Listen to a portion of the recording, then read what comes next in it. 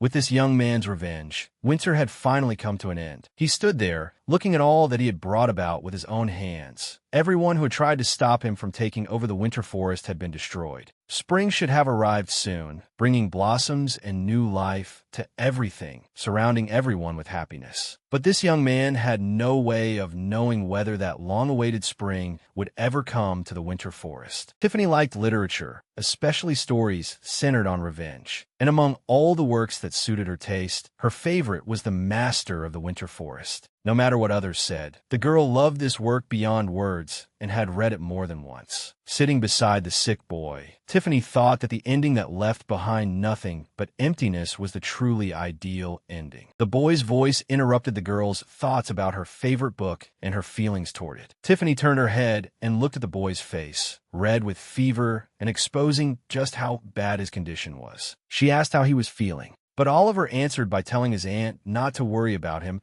and to go enjoy today's festival walk instead, which brought a smile to her face. The girl adjusted the damp cloth on his forehead and told him not to worry about her and to get some more sleep to recover his strength. Inwardly, Tiffany thought that if she admitted she really did want to go to the festival, the boy would surely be hurt. As she watched him slowly drift back to sleep, she remembered that this child would one day become the protagonist of the novel The Master of the Winter Forest. As she washed clothes on the way, Tiffany once again sank into memory. Now she was playing the role of a minor side character in her favorite work, Oliver's aunt, Elizabeth Roddy. That's right, Tiffany had, in every sense, completely taken over this beautiful young girl's body. About a month earlier, in her original world, she had been dead drunk on her way home from some party. And because she failed to follow basic safety rules while crossing the street, she was hit by a speeding car. When she woke up, Tiffany found herself already in another world, occupying this girl's body. She discovered that, aside from her own memories, this new body still retained Elizabeth's memories as well. But the most serious problem was that she found herself inside a novel full of revenge, a story with no place to belong and no hope to speak of. Tiffany once again recalled the contents of her favorite book, only to realize that she had unexpectedly become one of the people involved in its events. Oliver was an illegitimate child who did not know who his father was, and after losing his mother early, he lived with his Aunt Elizabeth. One day, a man appeared at their door claiming to be Oliver's uncle. He told them that the boy belonged to the Richardson ducal family of the Winter Forest and then took him away. However, what awaited Oliver in the Winter Forest was nothing but the hateful stares of his relatives. They clearly had no desire to share the privileges of noble life with this child. The schemes and calculations of those hostile relatives made the boy pay a terrible price. He lost his aunt, he lost the blood relatives connected to him, and he even lost the uncle who had tried to protect him with his last drop of blood. After his own life also came under threat, Oliver hid his identity and lived under another name, waiting for the right time for revenge. He grew into adulthood, became a war hero, and then returned to the Winter Forest to punish everyone who had once plotted against him and killed the people he loved. Tiffany had no desire to personally take part in the development of this novel's plot, even if she was now inside her favorite work. After all, she was the first character to suffer because she had once treated that boy terribly. Elizabeth had shown absolutely no kindness in raising or treating the boy. She was always yelling at him, calling him useless, accusing him of being a burden, and even driving him out to earn money. And at that time, the little boy could only snap back that the truly useless person here was his aunt, and that he was already feeding himself. The girl who had awakened inside Elizabeth's body forced her brain to recall every detail. That incompetent Elizabeth had even sold Oliver to the uncle who came to take him away. After getting the money, unable to suppress her own greed, she began circling around the Duke, and that, too, was exploited by Oliver's malicious relatives, bringing about the pitiful woman's end. Thinking that she might have come to this world only to die once again, and that this had already happened once in her original world, Tiffany could not help but shiver. She almost wanted to bang her head against the wall, thinking that this was the price she was paying for her taste in reading. Her friends in that world had often told her to relax and start reading something lighter and more cheerful than revenge stories. But now it was already too late to change anything. Even so, that did nothing to weaken the girl's desire to keep living, even if it was inside a novel. She remembered that Oliver went to the Winter Forest at the age of 10. The ducal family had acknowledged his existence, which meant the girl could not and should not stop the boy from returning to his home. The memories in this body told her that Oliver was 9 now, which meant she still had time to change things. Even if she could not change the whole novel, she could at least change Elizabeth's fate. First, the girl decided to change the boy's opinion of his aunt, and she used her greatest trump card, her skill at cooking. Oliver usually earned food by doing all kinds of work for the villagers, and his payment was often no more than an apple or a piece of bread. But such things were barely enough to keep a child alive. Thinking back on it, Tiffany's eyes filled with tears because this child was only 9 years old and should have been eating proper meals. On the day she resolved to change things, Tiffany was caught up in cooking and gloomy thoughts when the creak of the door suddenly interrupted her. It was Oliver, back from his usual labor, hungry and exhausted. Wearing a gentle expression and a smile, Tiffany greeted him, said he was probably very hungry, then lifted the pot in her hands and told him she had made vegetable stew, inviting him to eat with her. But the boy showed no interest at all. He merely said that his aunt seemed to have gone crazy while he was gone, and that she should please act as she usually did. Tiffany thought that, considering how long the boy had lived with his tyrannical aunt, such a reaction was hardly surprising. Oliver's mother had died about 5 years ago. At first, Elizabeth had thought that taking in this nephew would only annoy her. But as the boy gradually grew older, things changed. He had begun to become visibly more handsome by the day, because their family, including Elizabeth's late sister, had all been blessed with exceptional looks. Elizabeth, however, had always been insecure about what she considered her own plain appearance. Even though she was actually very pretty, Oliver's increasingly striking looks stirred up her old complexes. So she began taking out all her anger on her nephew. That explained why the boy had closed himself off. With an aunt like that, he really had been living in hell. Tiffany knew there was no way a single dinner could improve her relationship with her nephew, but she had already made up her mind to do just that. She showed him kindness in everything. She invited him out for walks, cooked tasty food for him, and even entered his room in the mornings to wish him good morning. Sometimes these futile efforts, the boy always tried to avoid her or find ways to shut himself away, left her so despairing that she wanted to cry. That was the month Tiffany spent in the body of a side character from her favorite novel, Winter Forest. As she thought back on everything that had happened over the past month, the girl did not even realize that she had drifted off to sleep beneath an ever-growing weight of exhaustion. Tiffany walked to the boy's bedside to check on him. She felt his temperature and thought that perhaps only after Oliver became ill had his attitude toward her begun to change. With bitterness, the girl realized that if the child's body had fallen sick, then his soul must already have been exhausted as well. In his sleep, the boy suddenly cried out, "Mom," which only confirmed Tiffany's thoughts further. Oliver was still just a little child, one who needed a mother's love and care. In her heart, she fiercely cursed Elizabeth, blaming her for being so cold and heartless toward the boy, so utterly lacking in humanity. The child began coughing violently in his sleep, which only deepened her intense pity for him. Looking at the suffering boy before her, Tiffany's eyes grew wet, and she told him to endure just a little longer because she would go get medicine right away. As she stepped out into the street and headed toward the forest, Tiffany realized one fact. She did not have a single coin on her. Still, she knew about various useful plants. She could gather them, sell them to the apothecary, and then use the money to buy medicine for Oliver. Before long, her basket was filled with all kinds of herbs. After estimating how much she had gathered, the girl thought that perhaps there might even be some money left over, enough to buy food for herself and the boy and eat properly for a while. If she worked a little harder and spent carefully, she might even be able to buy Oliver some toys. After all, this boy had almost no warm and happy memories, and he had never had any toys. In her heart, the girl prayed to Almighty God, hoping he would let this boy encounter nothing but happiness in the future. But her prayer was soon interrupted by a rapidly approaching sound, making her turn her head. But she had no time to make out anything clearly. Something swept past the girl like a hurricane, taking everything in its path with it. All Tiffany could do was sit there on the ground beside her overturned herb basket, watching the carriage gradually disappear into the distance, a scene that almost replayed what had happened to her in her other world. My first reaction was to rub my head where it hurt from the impact. Only then did Tiffany notice that her dress was now torn, and she had no idea whether it could still be mended. But she had no time to mourn the dress, nor could she spare any attention for the bruises. So the girl picked up her basket, gathered the herbs scattered all over the ground, and continued on her way. After reaching the village, she immediately noticed that people had already fully prepared for today's festival. The only thing Tiffany feared was running into some of Elizabeth's old acquaintances. She knew very well that with her acting ability, there was no way she could play the insufferable personality of the character she had possessed. So she decided to finish her business as quickly as possible and go straight home.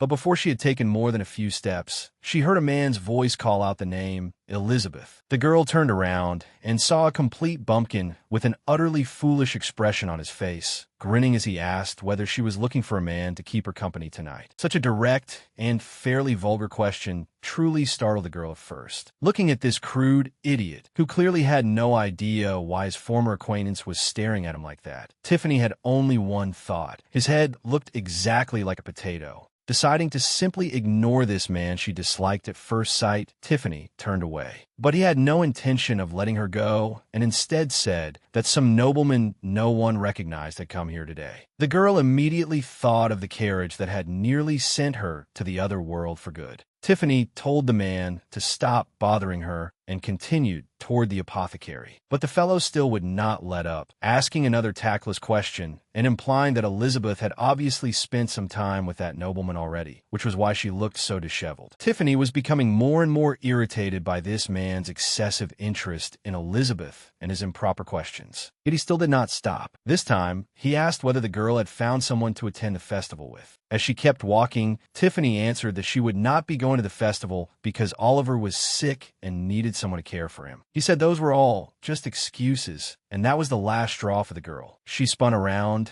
and, in an extremely impolite tone, told him to stay away from her, then demanded to know whether he really had to pester her to the point of rudeness. Startled by such an attitude from someone who had once been fairly compliant, the man stammered out that no, he didn't. After silently cursing this annoying character from her favorite novel as a fairy tale level idiot, Tiffany continued onward. However, the man quickly recovered from the girl's retort and decided to leave her with one last remark. He told her to stop pretending to be so proper and lower her standard a little if she ever wanted to get married. Tiffany could not simply let that go, so she turned around and walked back toward this increasingly intolerable conversation partner. With a smile on her face, she said that, judging from the fact that he had tried to court her, his standards were clearly far too high as well, and if he wanted to marry, he would probably have to lower them drastically. The man had never in his wildest dreams expected such a response, and he froze on the spot. Unable to think of any comeback, Tiffany's opponent could only retreat in haste, muttering something under his breath. Although she had won the war of words, the whole affair still left the girl seething as she continued forward. But she did not get far, because in her emotional state she failed to notice and ran straight into a passerby. So once again, the girl ended up sitting on the ground, except this time she was rubbing the nose she had hurt in the collision and cursing this thoroughly wretched day. Suddenly, an open hand appeared before her, along with the question of whether the young lady was all right. The first thing that pleased her, strangely enough, was this stranger's voice, which she liked very much. Only then did she notice the shoes on the feet of the stranger she had collided with. They were very expensive shoes, more than enough to show that their owner was no ordinary person. But Tiffany had no need to get involved with someone like that. Then the man knelt on one knee and apologized for the discourtesy and carelessness he had shown this beautiful lady in his haste. Doing her best not to look at him, Tiffany quickly got to her feet and said that nothing bad had happened, because she too was in a great hurry. And when the man pointed out that her dress had been damaged and tried to look in her eyes, the girl lifted a hand slightly to shield herself and answered that it was not his fault at all. In the end, she only said that she had many urgent matters to deal with and had to go, and then Tiffany hurried away from the site of this second accidental encounter. The man she had bumped into remained standing in the middle of the street, greatly surprised by the strange behavior of the girl he had met by chance. Not long afterward, the girl was already on her way home, and what filled her basket now was no longer herbs, but medicine and some food. A red-haired girl's voice asking what she was carrying in her hands drew Tiffany's attention. She turned around and saw one of Elizabeth's friends, named Laura. She answered that Oliver was sick, so she had gone to the apothecary to buy medicine and had picked up some food to bring home as well. Those words clearly shocked the other girl, who knew Elizabeth's personality well, because Elizabeth would never have taken care of that boy. But that was apparently not the only thing Laura found impossible to understand, because she also asked why Elizabeth was here, which only left Tiffany confused. Seeing the girl's reaction, Laura explained that she had just tried to strike up a conversation with some nobleman, but after asking where Elizabeth's house was, he had immediately left. Tiffany listened closely as Laura went on, saying that she had naively assumed Elizabeth had already succeeded in seducing that handsome man in military uniform. This information left Tiffany deeply puzzled. She could not understand what kind of man would be looking for her house, let alone why he was a soldier. Then, all at once, she remembered that Oliver's uncle was supposed to appear during the spring festival, but that was meant to happen when the boy was 10 years old. And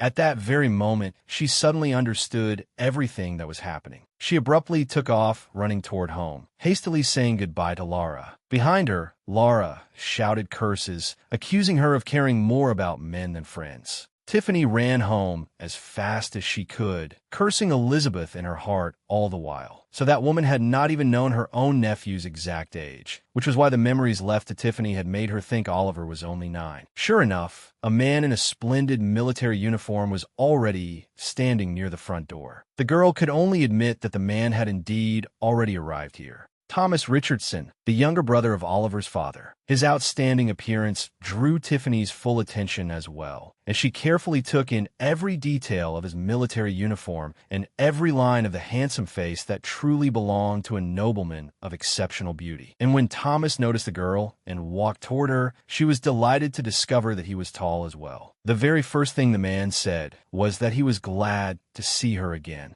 which left the girl confused, because she had no memory at all of either herself or Elizabeth ever meeting this man. But Thomas quickly dispelled her embarrassment by reminding her of the collision in the street less than an hour earlier, which only made the girl even more surprised and more flustered. Then the man formally introduced himself as Colonel Thomas Richardson of the Royal Army and asked whether she was the mistress of this house. After Tiffany answered yes, she asked why he had come here, and the man in turn asked whether she knew someone named George Richardson. Tiffany, of course, knew this man from the novel, because he was Oliver's father, but he was not someone Elizabeth ought to know. So the girl answered that she did not know who the man was talking about, and that he had likely come to the wrong place. Somewhat disappointed, Thomas said that if the people living here were not the Roddy family, then it seemed he had indeed made a mistake. The girl, who knew the plot of the book very well and also knew how stubborn this man could be, had no choice but to confirm that her surname truly was Roddy. After that, she politely suggested that they continue the conversation inside. As they walked into the house, Tiffany rapidly replayed the plot of the novel in her mind and once again remembered that the man behind her was Thomas Richardson. On the first day of the May festival, he came to this village for the purpose of taking his nephew to the winter forest. When he reached this house, he found Oliver at home, sick and entirely alone, because Aunt Elizabeth had stayed out enjoying the festival until late at night. This made the colonel furious. He accused Elizabeth of being completely irresponsible and declared that he would take Oliver away. Elizabeth argued back that this man had no right to criticize her, because they had dumped an illegitimate child on her to raise and made her suffer for it. She should have been enjoying her youth, but instead she had wasted her time living like a single mother. So the man had no right to appear out of nowhere and announce that he would take the boy away. If he wanted his actions to make sense, then he had to compensate her for all the hardship she had endured over the years. The man agreed to Elizabeth's demand and paid all the expenses of the years Oliver had spent by her side. At the same time, he made one thing perfectly clear. From the moment the girl accepted that money, she lost the right to interfere in her nephew's life ever again. As a result, Elizabeth was satisfied with the deal, but the boy suffered a severe emotional wound because all the hope he had placed in his aunt completely collapsed. Tiffany decided that now that she had become Elizabeth, such a thing would never happen again. She spoke up to apologize to the man for keeping him waiting, and Thomas replied that it was nothing and everything was fine. The girl brewed some herbal tea, and the colonel liked the taste so much that he said so directly. Tiffany laid out a plan for the conversation in her mind. She could not reveal that she knew the plot of the book, nor could she let the man think she was trying to throw the boy away. She began by saying that this truly was the first time she had heard the name George, and that the Roddy family came from a remote area and had no connection at all to the Richardson family. At this, Thomas asked whether she had ever written George a letter about 5 years ago telling him that he had an illegitimate son. Tiffany quietly concluded that Elizabeth's late sister really had managed to send that letter before her death. She voiced the question in her heart and asked the man whether deciding to respond to the letter only after 5 years was not rather late. Thomas explained that he was only George's half-brother and that their family had known nothing about the child's existence because his older brother had kept it hidden from everyone. It was only after George died, while sorting through his belongings, that he discovered the letter informing him that he had a son. However, apart from the surname Roddy, the letter contained no further information, which was why it had taken him so long to find this place. For that, he also apologized to the girl. Tiffany said she understood such circumstances and that there was no need for him to apologize, because Thomas was not the one who had caused all of this. And when the man asked where the child was now, the girl pointed toward the stairs and said that he was upstairs sleeping. Then came another natural question. His name was no secret, and Tiffany said that his name was Oliver. Looking at the man before her, the girl recalled the plot from the book. Oliver had always liked his Uncle Thomas very much, because Thomas had cared for him like a father and served as his guide through life. And from Tiffany's personal observation, he was also extremely handsome. After thinking for a moment, Thomas asked who Oliver's girlfriend was, and was quickly given the answer, his aunt. Then the man naturally went on to ask where the boy's mother was. Sadly, Tiffany told him that Oliver's mother had died of an infectious disease 5 years ago. During this conversation, Thomas obtained the answers to all of his questions, and after piecing together all the clues at last,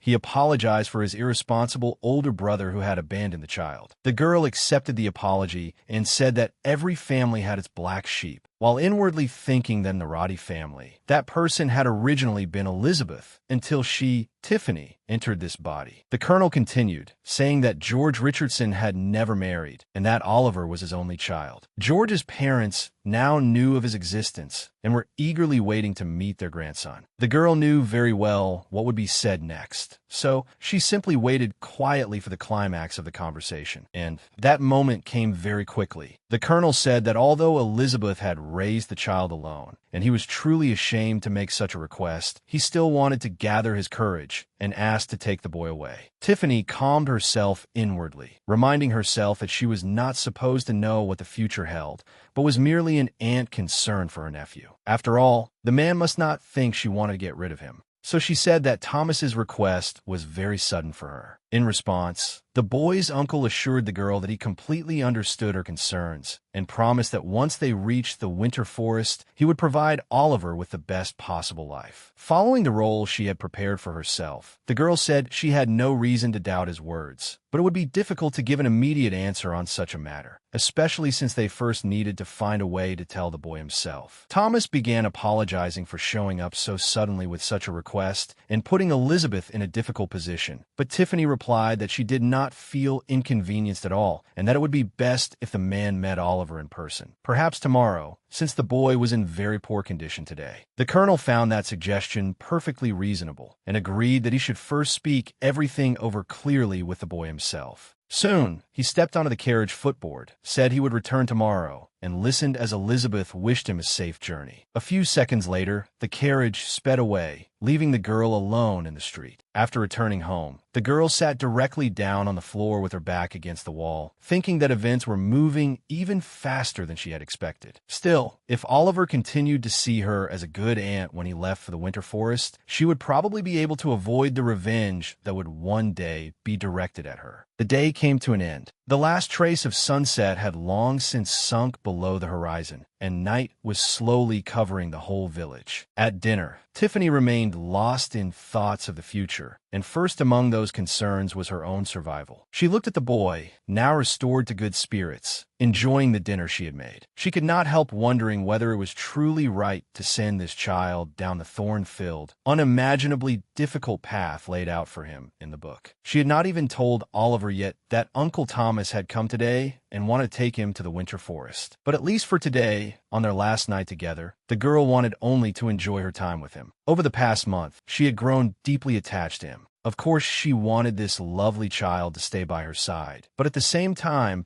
she understood that she could give him nothing, and that the Richardson family would never give up Oliver no matter what, even if she had to make an enemy of the entire duchy. Besides, she had only begun treating him with care and love a month ago, whereas for the 5 years before that, Oliver had lived under his aunt's oppression. At that moment, the boy noticed his aunt's unusual mood and behavior and asked why she was barely eating anything. Only then did Tiffany force herself to rally and answer in as light a tone as possible that everything was fine and he did not need to worry. Remembering once again that this was their last night together, the girl gently patted the boy's cheek and spoke to him fondly, while Oliver immediately replied that he was not a little child anymore. The next day, Thomas Richardson returned to the Roddy house as promised. He stood there looking at the small red-haired boy, while Oliver stood cautiously studying the unfamiliar man in military uniform before him. Tiffany continued playing the role she had created for herself and told Oliver that this was his uncle. However, the boy's reaction was completely beyond the girl's expectations. He simply stood there in silence, without so much as a greeting. When his aunt urged him to mind his manners, Oliver answered bluntly that he did not look anything like this guy, so there was no way they could be related. Knowing inwardly that this was actually true, Tiffany could only say that no, they did not look alike at all, but they were indeed blood relatives. Yet the boy was stubborn and nearly shouted that he and his aunt were family, while this person was a completely different matter. Tiffany was startled to discover that things were not unfolding the way they had in the novel. Meanwhile, Thomas tried to explain to the boy that Oliver resembled his father, and that his father was Thomas's brother. Thomas himself had inherited their father's looks, while his brother took after their mother more, which was why the two of them looked nothing alike. Oliver listened to all of this with deep suspicion, but said nothing. Then, to completely dispel the boy's doubts, the colonel took a locket containing his older brother's portrait from his pocket and handed it to Oliver. The first person to silently admire Oliver's father's beauty, however, was Tiffany. She did not find it strange at all that her sister Elizabeth had been captivated by such a man.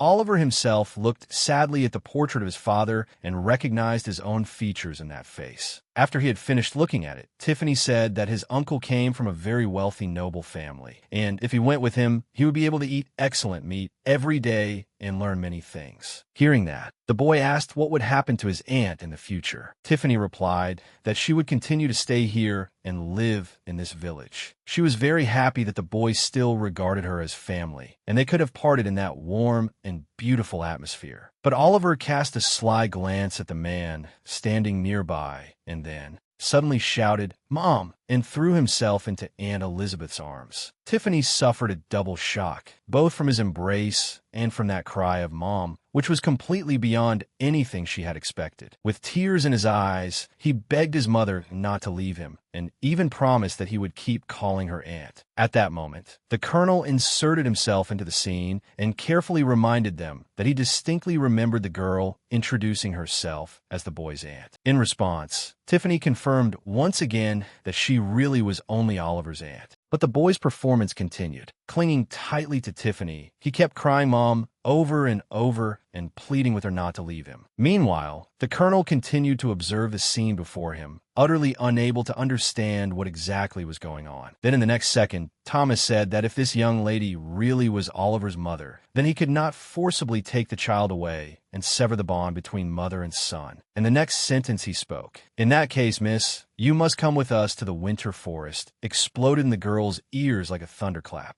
She knew perfectly well that her life was in grave danger, because if she stayed in the winter forest, only death awaited her. So she spoke up and said that she was better suited to remain in this village and live a quiet, peaceful life. But then Oliver cut in and reminded Elizabeth that she herself had once said she had always dreamed of living in a palace like a princess, wearing gold rings set with jewels on every finger and eating veal steaks for lunch every day. To this, Tiffany could only refute Oliver's words, saying that she had always been a supporter of simple living and was already accustomed to plain and light meals. Then she sat down and said very seriously that everyone was born longing for a wealthy life, but she had spent her entire life in this village. She had many friends here and did not want to move somewhere else. Right after that, the boy continued acting his part, crying and shouting that she was handing him over to this suspicious guy just to get rid of him so that afterward she could go get married. And that description of the colonel as this suspicious guy clearly shocked the man greatly. To reinforce his claim, the boy also shot Thomas an intensely distrustful look. But Thomas quickly recovered his composure and declared that if the young lady intended to marry in the future, then the best option would be to find a husband in the winter forest. Oliver immediately picked up his words and said that the man's proposal was excellent and suited both his aunt and himself very well. At this point, Tiffany's eyes began to fill with tears. To avoid that journey, which for her was no different from a death sentence, she said that she would surely be out of place there and might even be looked down on. After all, she was merely the sister of the woman who had borne a child to their deceased son. But the boy turned that around and said that things were completely different from what Elizabeth thought, because the person who had truly raised this child was her, while one parent had concealed the child's existence and the other was already dead. The boy's clever speech left the girl completely stunned, and for a moment she did not know what to say. Thomas broke the awkward silence by saying that the Richardson family was fully capable of taking care of one more person. He said that whether a girl's wish was for a quiet, peaceful life or a princess-like life in a palace, both could be realized. Finally, he ended with a slightly exaggerated tone. In the winter forest, anything was possible. Tiffany stood there in a daze after hearing those words. At this point, she could no longer find any reason to argue back. The carriage was already prepared to depart, yet Tiffany still could not believe that she was really about to set out for the winter forest, where, according to the book's plot, unavoidable death awaited Elizabeth. The girl quickly packed her meager belongings. Suddenly, a familiar female voice sounded behind her, loudly calling Elizabeth's name. The girl turned around and saw Laura running toward her, panting as she asked whether the rumor was true, that Elizabeth was going to live with nobles and would become a rich lady in the future. After running closer, Laura added that everything had turned out exactly as Elizabeth had once said. Sooner or later, she would marry a nobleman. Hearing those words, Tiffany panicked at once. She was terrified that Thomas might misunderstand something if he heard of the relationship between her and Thomas in the way Laura was imagining it. At that moment, the colonel announced that everything was ready and they could leave. He walked up to the two girls and, under Lara's shocked gaze, invited Elizabeth into the carriage, addressing her as Miss Roddy. Laura concluded inwardly that she must have done something wrong somewhere, and that from today on, she too had to dream bigger, just like Elizabeth. Watching the girl's departing figure, she shouted that her own fiancé would never be worse than Elizabeth's, and that she too would enter noble society sooner or later. There was nothing Tiffany could do except blush, while Thomas only added fuel to the fire by asking what exactly was wrong with Miss Roddy's friend. The girl quickly said that there was nothing wrong at all and practically jumped straight into the carriage. Only then did she belatedly realize that Thomas had actually extended his hand to help her up, and she had completely ignored it. While she was overwhelmed with embarrassment over that, and the colonel was still looking at his outstretched hand, Oliver had already begun urging the man, asking what his uncle was still doing there, and saying that they should set off. Tiffany reacted strongly to the boy's words and immediately said that he ought to call Thomas uncle, not address him so casually. According to the book, Oliver had desperately longed for love in the winter forest, so he was always trying to show his best side to all his relatives. But now Tiffany discovered that the child was displaying a completely different side, which meant he needed to be properly taught. So in a calmer tone, she told the boy that he should not address his uncle like that. But the boy simply ignored her words and looked out the carriage window as it began moving. And just like that, the village gates were left behind. Sitting in the carriage, Tiffany thought that after enduring so many hardships, she had finally left the village after all. Suddenly, A familiar male figure appeared outside the carriage window. The girl said nothing to that potato-headed man. She merely thought to herself that he had no right to stare at her like that. Of course, the future made her deeply uneasy, but there was no turning back for her now. Her battle for survival in this revenge-filled story had only just begun. Riding in a carriage was not easy for the girl. It jolted from time to time over the stone road, and she felt miserable. Tiffany was amazed that Thomas could remain so calm with such ease the entire time. Just as she was letting her travel sickness send her thoughts spiraling, the colonel's voice interrupted her. He asked whether Elizabeth was really Oliver's mother. In response, the girl answered with obvious emotion, "Of course not, because in that case, she would have had to give birth to him at 16. After all, she was only 27 now. And if that were true, then this man's brother really would have been a complete libertine." The girl's sharp answer left the colonel, who was accustomed to upper-class manners, slightly taken aback.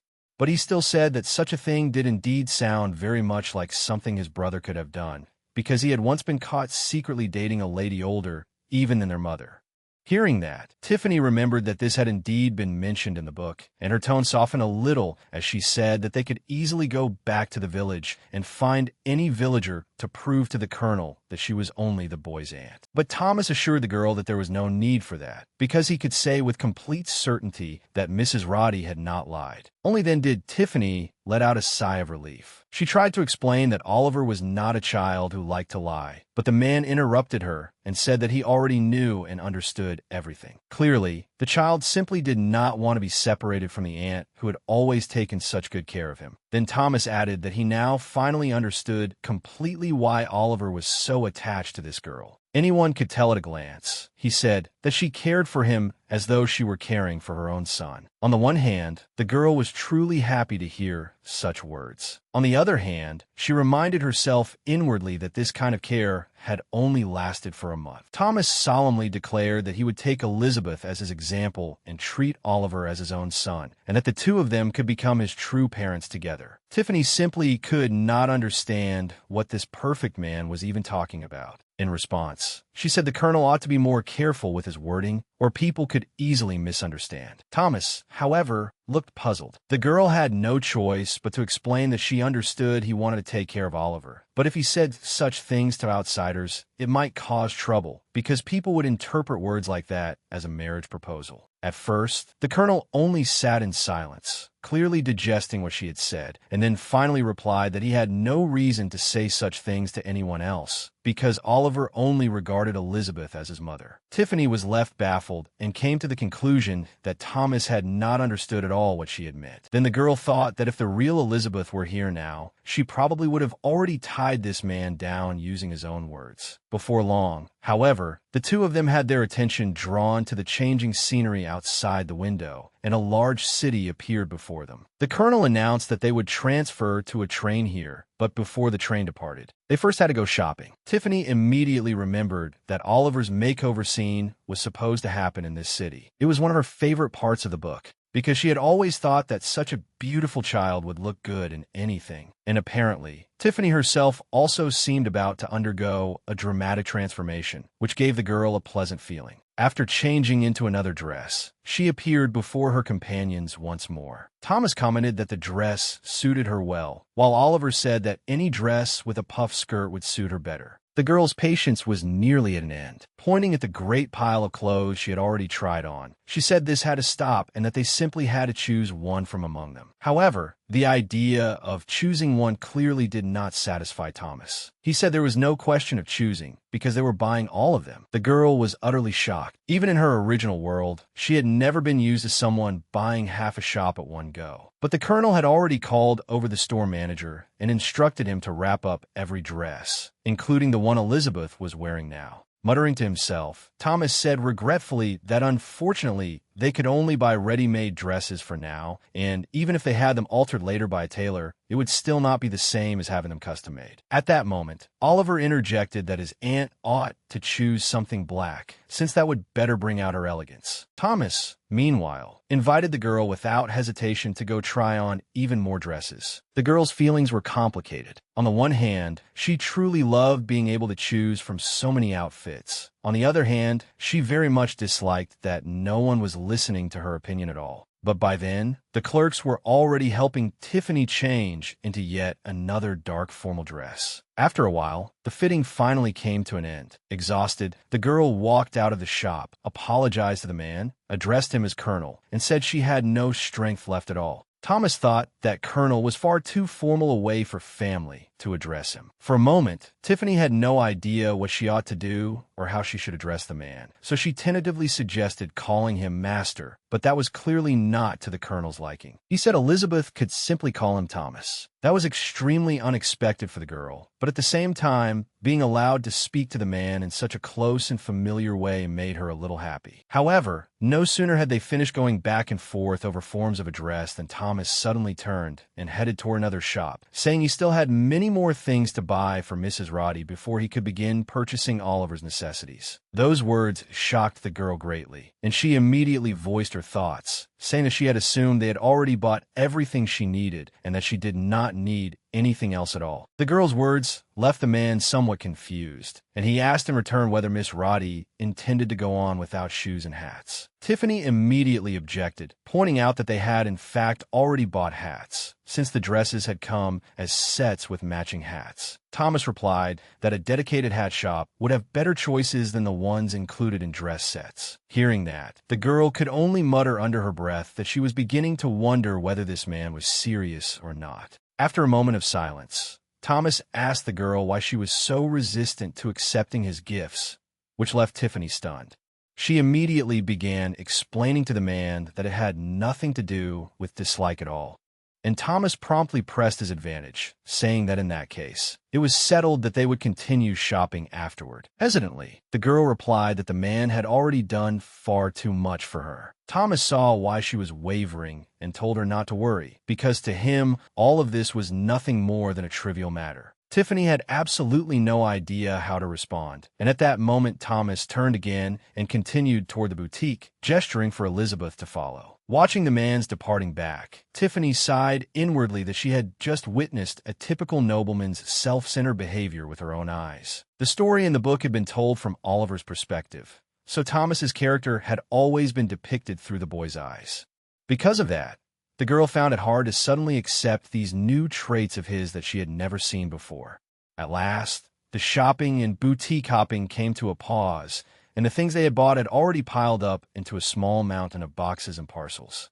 Yet the Colonel was not moved by the sight in the slightest. He merely said that because this was not the capital, there was hardly anything worth choosing from, though he hoped these things would at least be enough for the girl to use for the time being. Glancing at his pocket watch, Thomas said that now it was time to choose things for Oliver, and once again his two companions were left stunned. At that point, they had already arrived at a menswear shop, where Oliver was trying on one outfit after another. Tiffany was absolutely delighted, because she was actually able to personally take part in her favorite scene from the novel. She almost wanted the boy to try on every piece of clothing in the shop. She pointed here, then there, swearing that dark green would definitely suit him, and kept asking whether he liked a certain fabric and what he thought of a certain outfit. But the boy replied without any enthusiasm that he would choose his own clothes. After saying that, Oliver turned to the clerks and asked them to show him a gray jacket. But restless as ever, Tiffany immediately stopped him and said that she would help him make a normal choice right now. The next moment, she rushed over to a suit with a red vest embroidered in gold thread and enthusiastically suggested that he try on that excessively ornate outfit, which, in the girl's eyes, was simply gorgeous. However, the boy clearly did not agree with that choice, and neither did the Colonel, who gave a polite little cough somewhere behind them. Oliver carefully chose his words and said that the outfit was certainly bold, but he probably would not feel very comfortable wearing it. Thomas added that Elizabeth's choice was very original. That description suited the boy perfectly, so he happily agreed that yes, the outfit was indeed very original, but that he personally preferred a more classic style. Tiffany could not help wondering why her taste seemed so strange. Was that why she was not allowed to choose dresses for herself? Meanwhile, Oliver had picked out an outfit of his own and changed into it with the clerk's help. Thus the day drew to a close, and after buying everything they needed, the three travelers headed to an inn.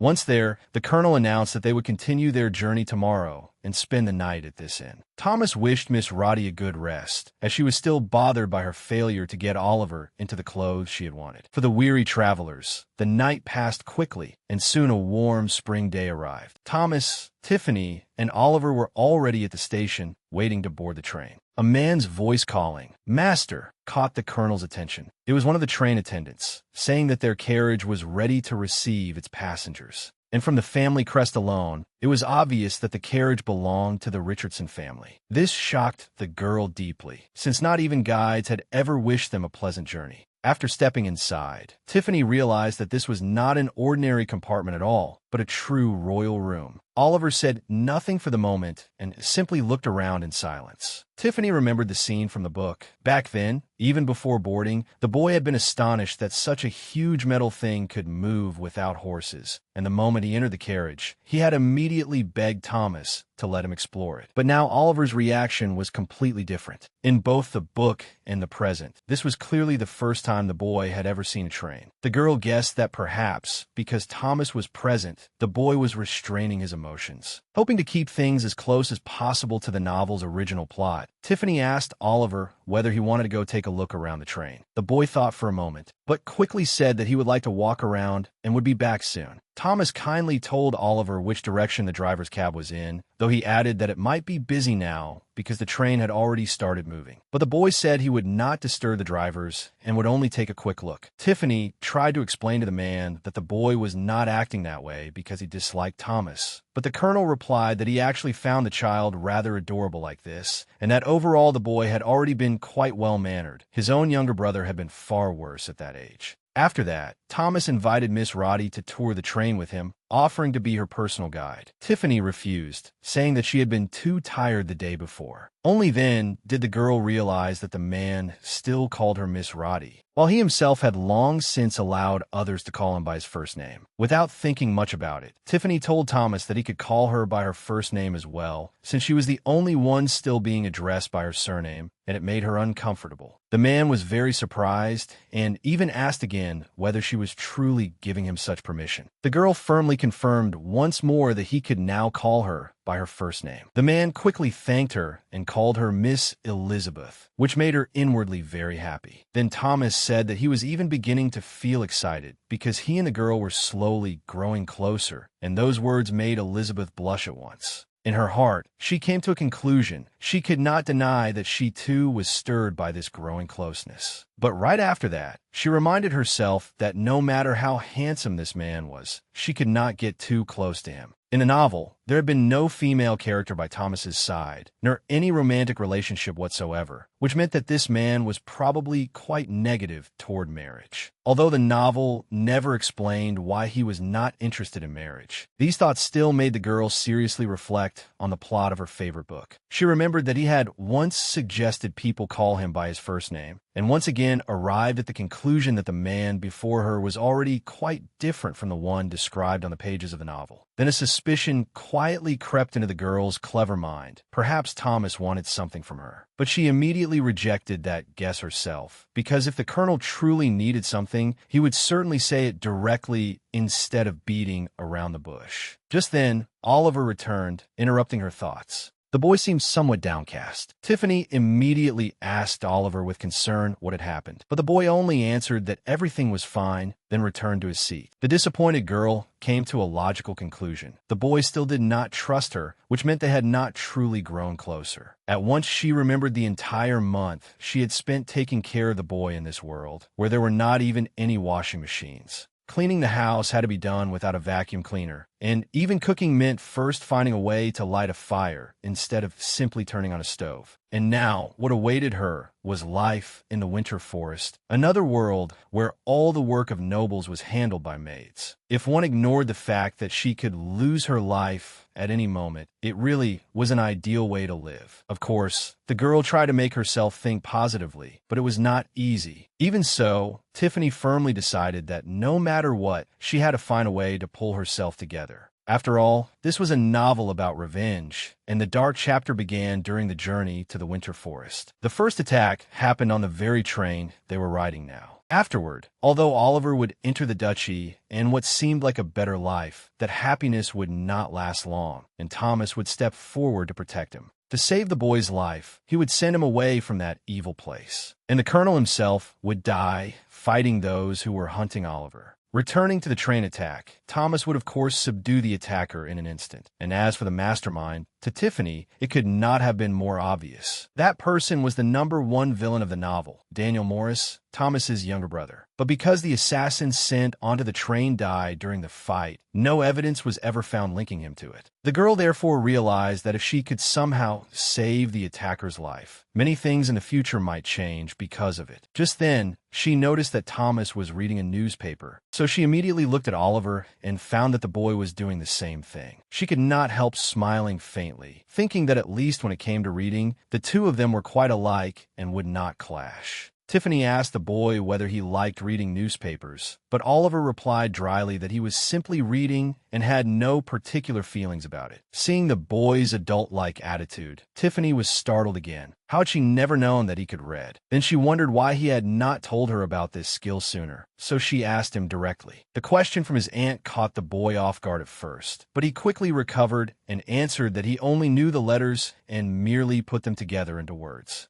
According to the book's plot, Oliver was only supposed to begin learning to read and write after arriving in the winter forest. Tiffany asked the boy to read a passage aloud so she could judge his level, but Oliver only kept turning the newspaper around in his hands, which irritated Tiffany because she could tell he was deliberately stalling for time. But the very next second, he actually began reading aloud, and the content was about the truth behind George Richardson's death. Tiffany was utterly bewildered. She had not been prepared at all to see such a sensitive topic involving the boy's father in the newspaper. She told the boy to stop fooling around and read something normal, but the boy said that this was truly what it said. The girl still could not believe that a newspaper would print such gossip, so she asked Oliver for the paper. But as she read further and further, Tiffany gradually became certain that the newspaper not only contained exactly what Oliver had just read aloud, but was also filled with even more rumors about the Richardson family. Even Colonel Thomas himself had not been spared, and the newspaper staff had even questioned his noble birth. The contents infuriated the girl. She began complaining that children should never read this sort of thing and demanded to know why such a paper was in their compartment. Thomas explained that this publication indeed had a terrible reputation. However, many nobles still read it, so they had no choice but to purchase it and make it available for guests in places frequented by high society. But Tiffany could not stop herself and continued berating it as a disgusting source of information that should never be seen by a child. Thomas apologized, saying he had not thought there was any problem with the newspaper since everyone read it, and promised that it would not happen again. Meanwhile, Tiffany produced a children's fairy tale book from somewhere and handed it to the boy, saying that this was the sort of thing children ought to read. Such reading material obviously did not appeal at all to Oliver's precocious nature, and Tiffany could practically guess what he was thinking, that the book was not interesting to him in the slightest. Realizing the boy was probably only pretending to read, she said that she would quiz him on its contents later. In response, Oliver could only say that he would read it. As for the newspaper that Tiffany had snatched from the boy's hands, it lay crumpled beside her. She could not deny that she actually wanted very much to keep reading all those rumors to the end. So the girl's hand unconsciously reached toward the printed sheets. The next moment, Tiffany was reading with great interest. The article said that the Duchess of the Winter Forest dream was doomed to remain unfulfilled. Count George, the eldest son of the Richardson family, had been very popular with women, and everyone had dreamed of marrying him, but he had died in an accident. The family's new heir had become his younger brother Thomas, but Thomas was not an ideal choice. Tiffany remembered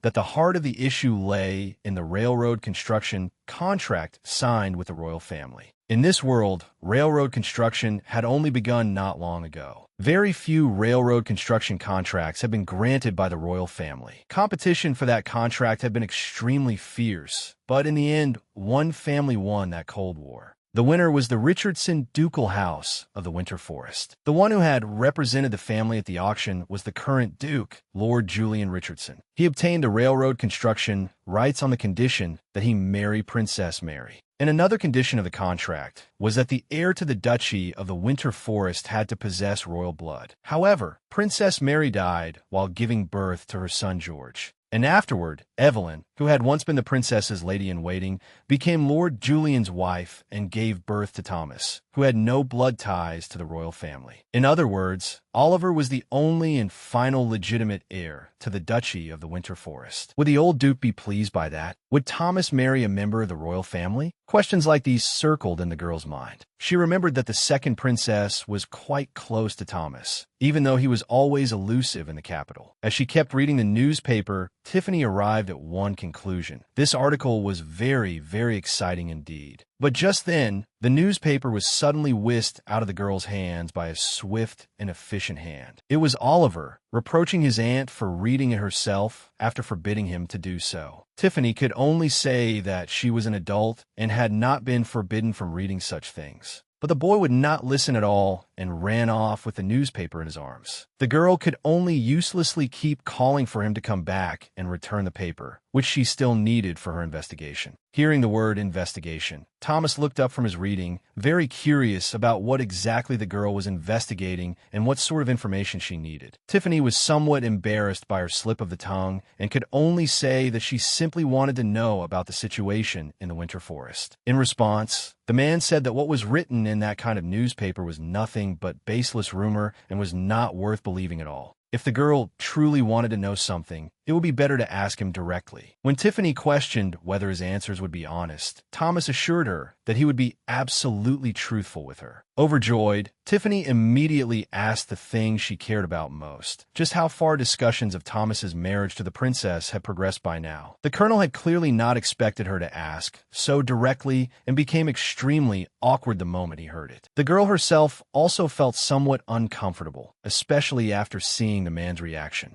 When the man asked in return, "Did the newspaper really say that?" Tiffany nodded firmly. After steadying himself a little, Thomas replied that the news was completely false and had merely been spread by an unreliable source. But the girl did not let it go. She said that because of the railroad construction contract, this man had to marry anyway. To that, the man also gave a negative answer, saying that he now already had Oliver. The girl still insisted on her own view, believing that if Thomas married the princess, it would instead help him get rid of all those unnecessary rumors. According to the newspaper, the current duke was already very old, and even if he changed duchesses, it would be impossible for him to have any new children. And his son Thomas had no intention of marrying and inheriting the ducal title. Therefore, once Thomas openly rejected the marriage, the old duke would have to find another suitable man to marry the princess. And the nearest unmarried man, as well as the first candidate, was Daniel Morris. At that point, Daniel would say that since Thomas refused to marry and George was already dead, the title of Duke of the Winter Forest ought to pass to him, to Daniel, and many people would place their hopes in such an outcome. But when Oliver came to the Winter Forest, everything changed.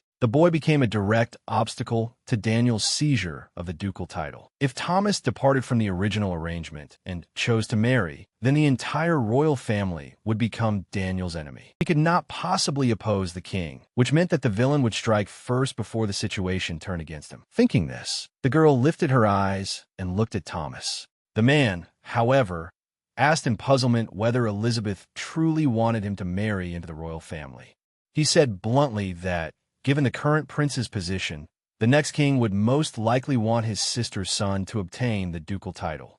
And Tiffany, recalling the plot of the book, could only arrive sadly at the conclusion that no one could guarantee Oliver would be happy because of that. Then she thought again that they were going to the Winter Forest, not for any title, but to meet family. Thomas listened silently to what the girl said, but her final words still made it impossible for him to hide his surprise, and the expression was written clearly on his face. Tiffany secretly thought that the colonel's helpless expression was actually quite charming. But for her, it did not matter whether Oliver became a next duke. What mattered most was that the boy could grow up in a peaceful environment. Thomas suddenly said that Miss Elizabeth was a good aunt, and that he was afraid he could never do as much for the boy as she had. Tiffany bashfully accepted the thanks, because she remembered that the colonel had once sacrificed his own life for this boy. She said directly that Mr. Thomas would surely become a wonderful uncle to the boy. The words clearly moved the man, and he also expressed his gratitude for the girl's opinion of him. After those words were spoken, that awkward sort of silence settled into the air, and for a moment no one knew what to say or do next. At just that moment, Oliver returned and found them like that.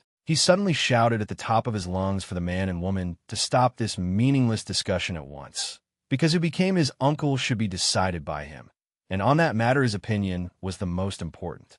Tiffany began telling the boy to be polite, but Oliver could not calm down at all and even directly accused Thomas of flirting with his aunt, which left the man mortified. The girl tried to smooth things over, saying there was no flirting at all, but the boy stubbornly held to his own view and told the girl she was lying, because he had heard clearly that they were talking about marriage. Was that not enough to show that they had already started getting close? Tiffany had truly had enough of these accusations built on misunderstandings from eavesdropping, so she simply knocked the boy on the head and said, first, eavesdropping was wrong. Second, who married whom was none of his business. The girl, whose emotions had already been fully ignited, added that Oliver ought to be happy that his aunt was doing well instead of standing there complaining nonstop. Besides, she and Mr. Thomas had actually been talking about him, Oliver, not about each other. Seeing his aunt's reaction, the boy began to realize that perhaps he had made a mistake somewhere in his reasoning, and he muttered something that sounded like an apology. Tiffany, however, fully adopted the stance of a stern aunt and changed the subject, asking the boy whether he had finished that book. To that, Oliver had nothing to say, because he really had not finished it. So the girl told Oliver to sit down and read the book aloud to her. No matter how unwilling the boy felt, in the end he could only pick up the book and sit down. With a less than pleased expression, Oliver opened the book and began reading the fairy tale. Tiffany was surprised by how good Elizabeth's nephew was at reading. The only explanation the girl could find for the boy's reading talent was that he was, after all, the protagonist of this novel, so naturally he ought to be good at everything.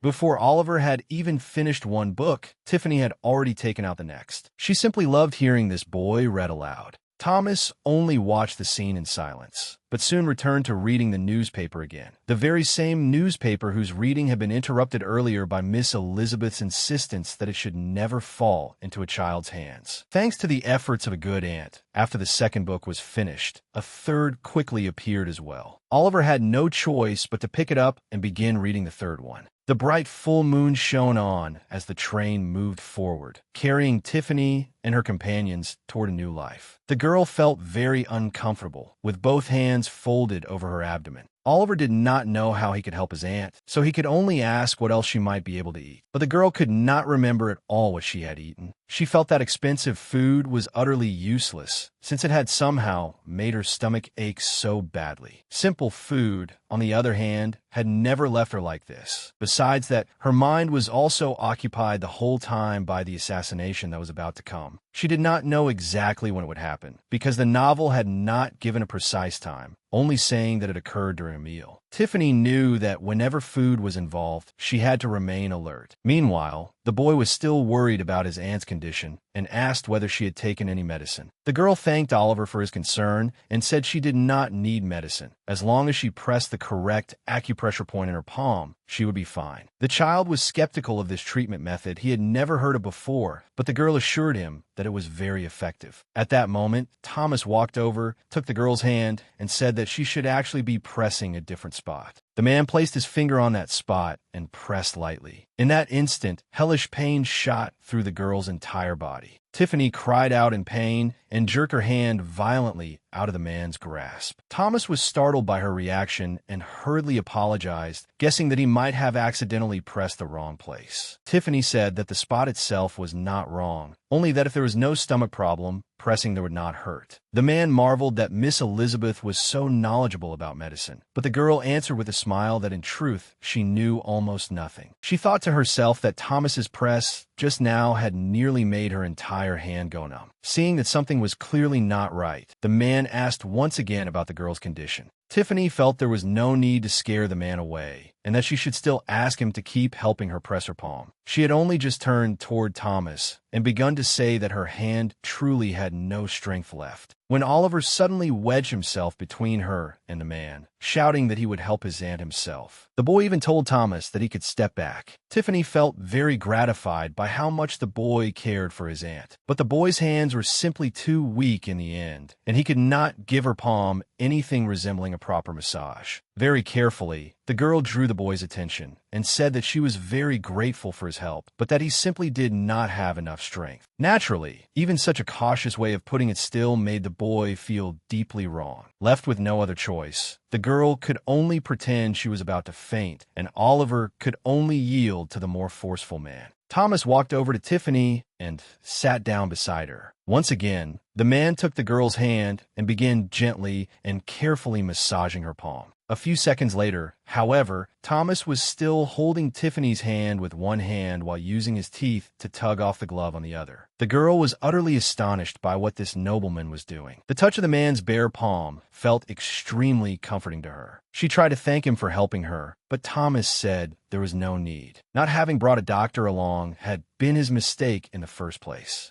Meanwhile, Oliver stood quietly off to the side with his arms folded, looking aggrieved. Just then, everyone's attention in the compartment was drawn by a knock at the door. Without even lifting his head, Thomas kept his eyes on the girl's hand and simply gave permission for the person to enter. It was an attendant, asking when the colonel would like dinner prepared and served. Thomas was surprised at how quickly time had passed. He turned to Tiffany and asked whether she would be able to eat a full dinner. Thanking him for his concern, the girl replied that she certainly could not manage a full meal and could only take something liquid, like broth. Without even turning his head toward the attendant, Thomas continued massaging her palm and said that dinner could be served, and that a bowl of broth should also be prepared and brought for Miss Elizabeth. The attendant said everything would be done as requested and that the meal would be brought as soon as possible, then withdrew. And Thomas, as if nothing at all had happened, continued massaging the girl's palm. Tiffany glanced sideways at the colonel and thought to herself that Thomas, a true nobleman, had not even looked at the attendant once.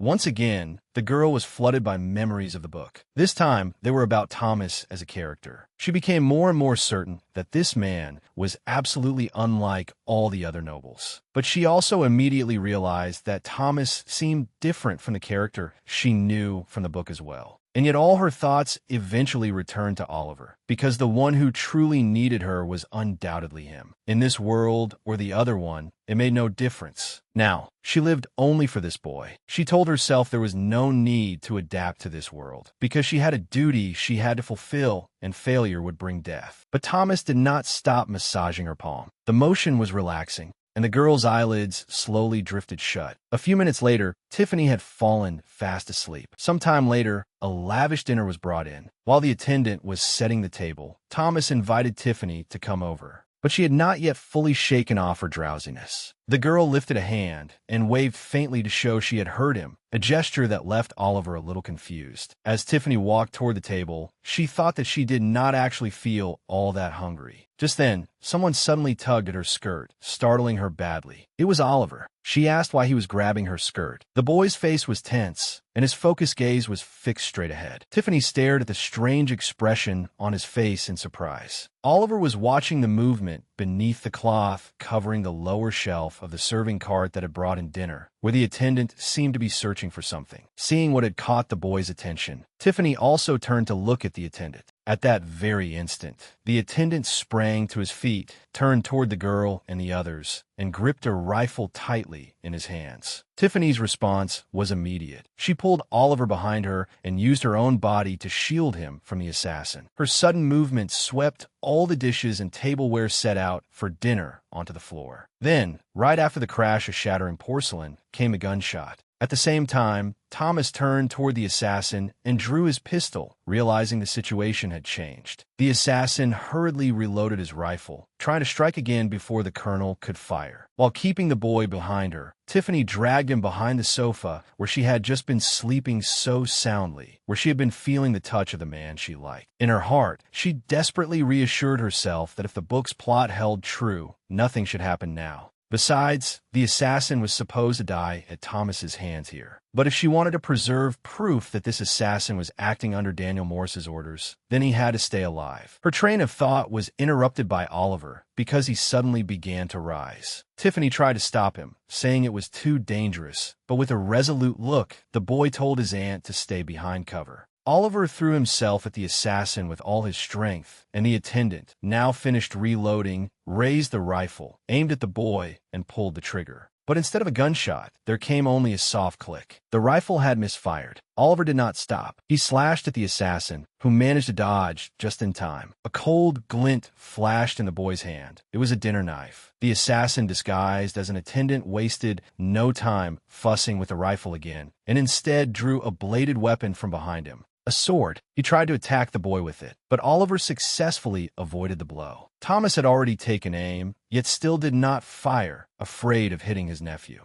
Still sitting on the floor, Tiffany had no idea when on earth the child had gotten hold of that knife. The assassin cursed him as a useless little bastard and raised his arm again to strike. And this time the attack landed. Oliver lost consciousness and collapsed to the floor, the weapon dropping from his hand. It had been the weapon he held when he charged forward to protect his aunt. Tiffany did not care about her own life at all. Screaming, she lunged toward the boy. She checked whether he was still alive and cradled his head in her hands, while the assassin raised his sword high, preparing to bring it down on her and end her life. Realizing she was about to die, Tiffany lifted her hand to shield herself. But at that moment, a gunshot rang out. The attendant's swing was interrupted, blood spraying from his arm, and his weapon flew from his hand. Though it did not come down in a full downward strike, it still followed part of its original path. In the end, the assassin's sword still hit its target, piercing through Tiffany's hand. Thomas, who had finally shot the assassin, only then had his attention pulled toward the girl by her scream of pain. Clutching her injured hand in a spasm-tight grip, Tiffany winced in agony. She looked at Oliver, sitting beside her, and only then realized he had not been struck by the blade at all, but had been knocked unconscious by the hilt. So, she said that hadn't she already told him it was dangerous? The boy looked dazed, unable to understand what had happened, and kept repeating the same question. Why had his aunt done that? Tiffany only looked at the boy. He was clearly deeply moved by what his aunt had done. Thomas, meanwhile, stood silently to one side, watching this scene filled with affection. He, too, was very worried about the girl's injury. The assassin, however, used a brief pause to attempt an escape. Covering his wounded hand, he bolted out of the compartment at full speed, immediately drawing Thomas's attention. The attendant shoved aside everyone in his path without mercy and fled in a miserable scramble. Thomas immediately gave chase, gradually closing the distance. Choosing his moment, the colonel stopped and fired. Just then, he heard Elizabeth's voice shouting for Thomas not to kill the attendant, because they had to capture him alive to find out who had hired him. Thomas turned back and shouted angrily that the girl had no business being here and that she should return to the compartment at once. But Tiffany shouted that it did not matter and reminded the colonel that the assassin was still trying to escape. Without even turning his head, Thomas simply lifted the hand holding the pistol and fired again, this time hitting the assassin in the leg. The girl was deeply shocked, both because Thomas could hit a target without even looking, and because he had clearly not taken her words about not killing the intruder to heart at all.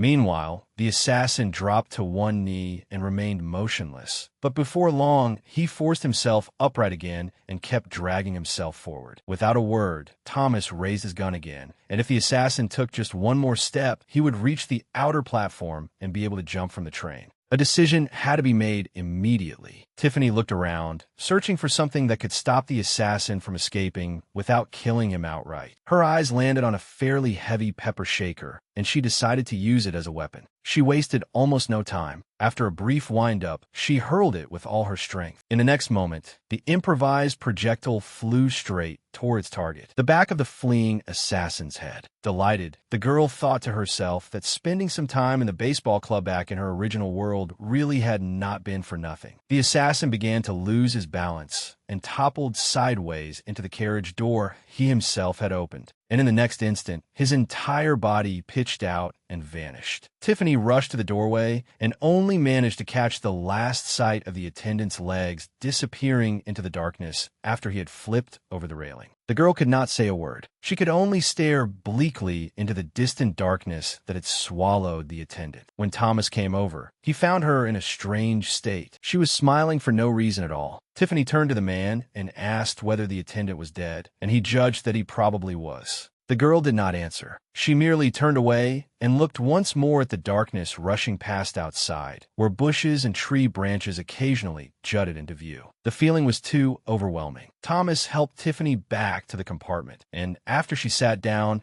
she buried her head in her hands, unable to calm the thoughts in her mind. There was only one thought in the girl's head. Today, she had become a killer. She desperately tried to justify herself, thinking that according to the novel's plot, this man had been fated to die anyway. Oliver watched his aunt anxiously and also stared at the hand that had been bandaged over the wound. Then suddenly the boy said that Elizabeth would be better off returning to their village. Those words instantly pulled the girl out of her dark thoughts. She asked where exactly he thought he was sending her, and Oliver repeated that his aunt should go back to the village because she had never wanted to go to the winter forest in the first place. Thomas, who quite obviously did not like the suggestion, also reacted to the boy's words, while Tiffany asked Oliver what he intended to do afterward. The boy answered that he would continue on because his aunt herself had said that he should go see his grandparents. The boy's words were not easy for Tiffany to take in at once, so she asked why, then, he had caused such a scene back at home and made her come along with him. The boy replied lightly that he had changed his mind now, but the girl immediately shot back that she had changed her mind too. She wanted to go to the winter forest. The boy had never expected the same tactic he once used to be turned back against him. And Tiffany went on, putting on an exaggerated act as she declared that she liked riding on such a luxurious train and wearing expensive clothes. And after all, who knew whether she would ever again have a chance in this life to live so lavishly? Seeing everything veer in the exact opposite direction of what he wanted, the boy grew furious, and in the end could only shout that his aunt had just been injured, and yet all she could think about were dresses and a luxurious life. To that, Tiffany immediately retorted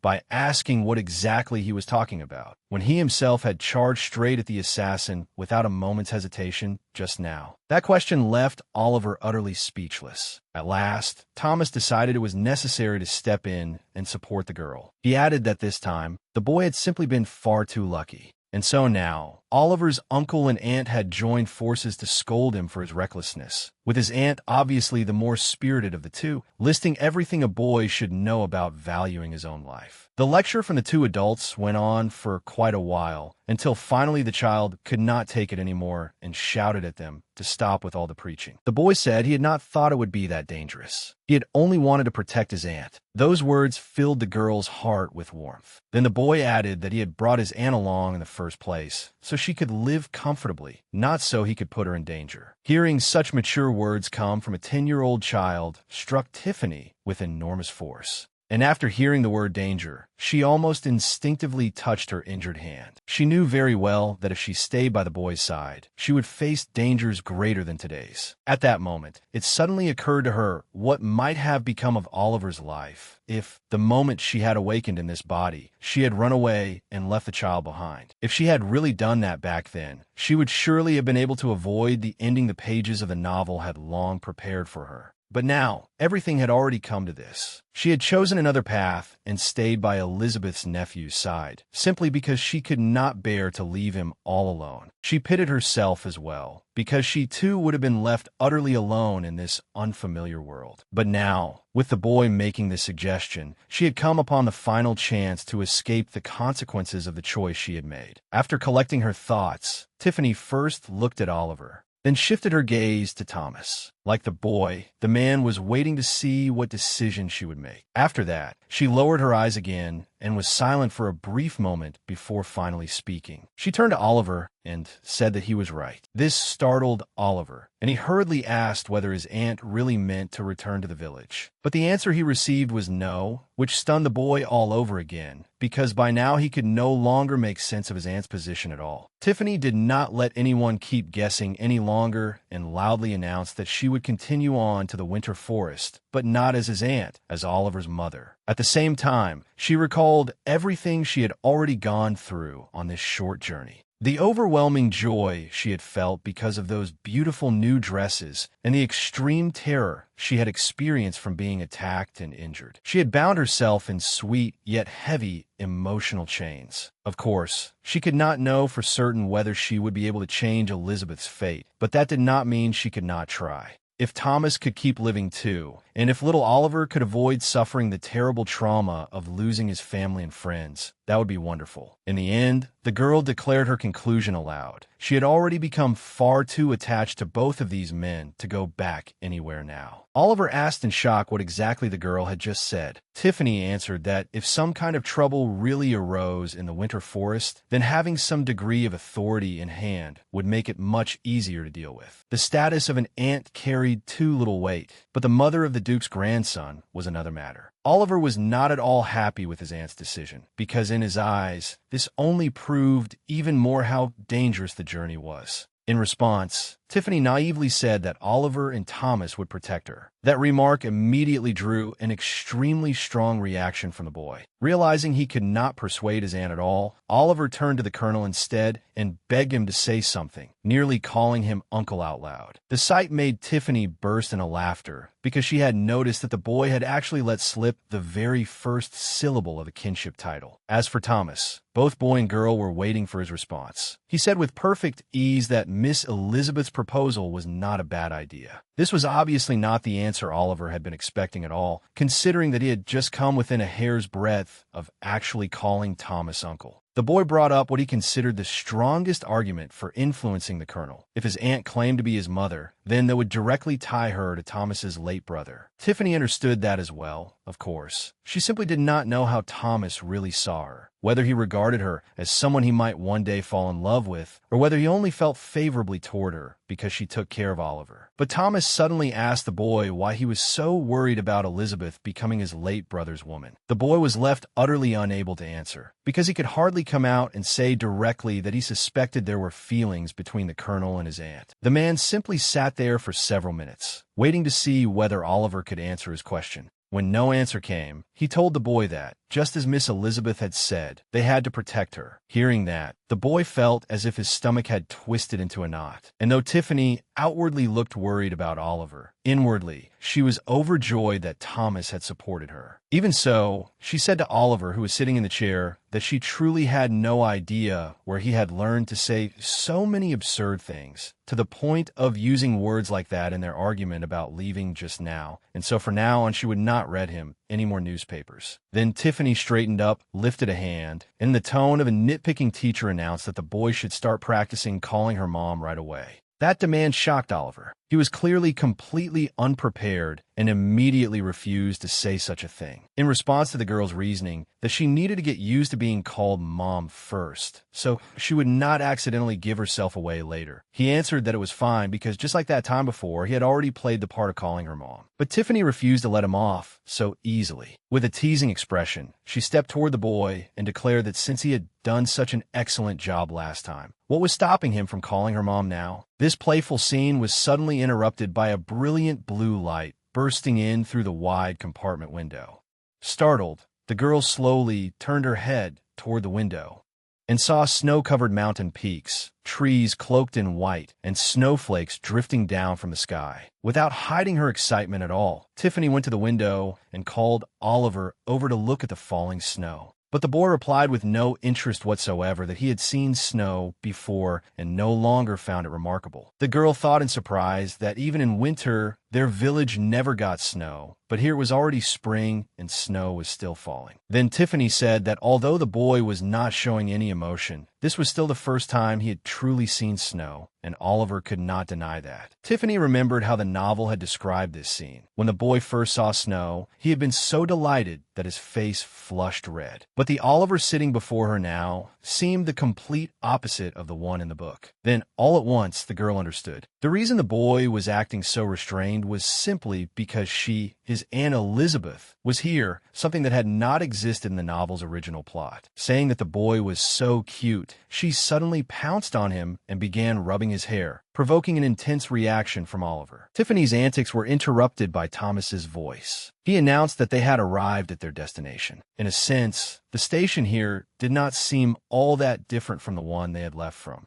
And yet there was still a difference. Everything around them was blanketed in snow and suffused with a pale blue glow. Tiffany had not even been there a few minutes before she let out a tremendous sneeze and concluded that the weather here clearly did not welcome her at all. And she found herself wondering whether she could really survive in this foreign land. The girl was sinking into these gloomy thoughts when Thomas's call pulled her back to reality. The man asked Miss Elizabeth to follow him. Tiffany walked over to him, wondering how they were supposed to get to the estate with so much luggage. In response, Thomas explained that before departing, he had already sent a telegram, and the carriage coming to meet them should arrive at any moment. While mentally noting that this world apparently even had telegrams, the girl could not help thinking of mobile phones and the internet in her original world. Meanwhile, the colonel had already started forward and again signaled for his companions to follow. From the outside, the train station here was far grander than the one they had departed from. Thomas suddenly stopped and said that, contrary to his expectations, the carriage to meet them had already arrived. Sure enough, just outside the main entrance stood a luxurious carriage, beside which a man was waving at the colonel. He shouted for the young duke to come over, but the colonel did not recognize his face. However, once they drew closer, the man was recognized. It was the family's head coachman. He told them that the Duke and Duchess had been eagerly awaiting their arrival. In response, Thomas remarked that they had arrived on time, so the ducal couple had no particular reason to seem so impatient. At that moment, the man who had come to meet the travelers noticed Oliver standing in the back and immediately asked who the boy was, pointing out that he looked strikingly like his late father, George. But then, realizing his own rudeness, the man quickly apologized and introduced himself as Jimmy, head coachman of the Richardson family. The boy merely said, without much enthusiasm, that he was pleased to meet him. Meanwhile, Tiffany thought to herself that this person seemed very kind and cheerful and had likely served the family for a very long time. The girl also pointed out that she had absolutely no memory of the groom in the book. Then again, she would never have paid special attention to such an insignificant minor character in the first place. At the same time, Jimmy turned his attention to Tiffany and asked who the pretty young lady accompanying the boy and the colonel was. Since first impressions were extremely important, Tiffany put on her most gracious and open demeanor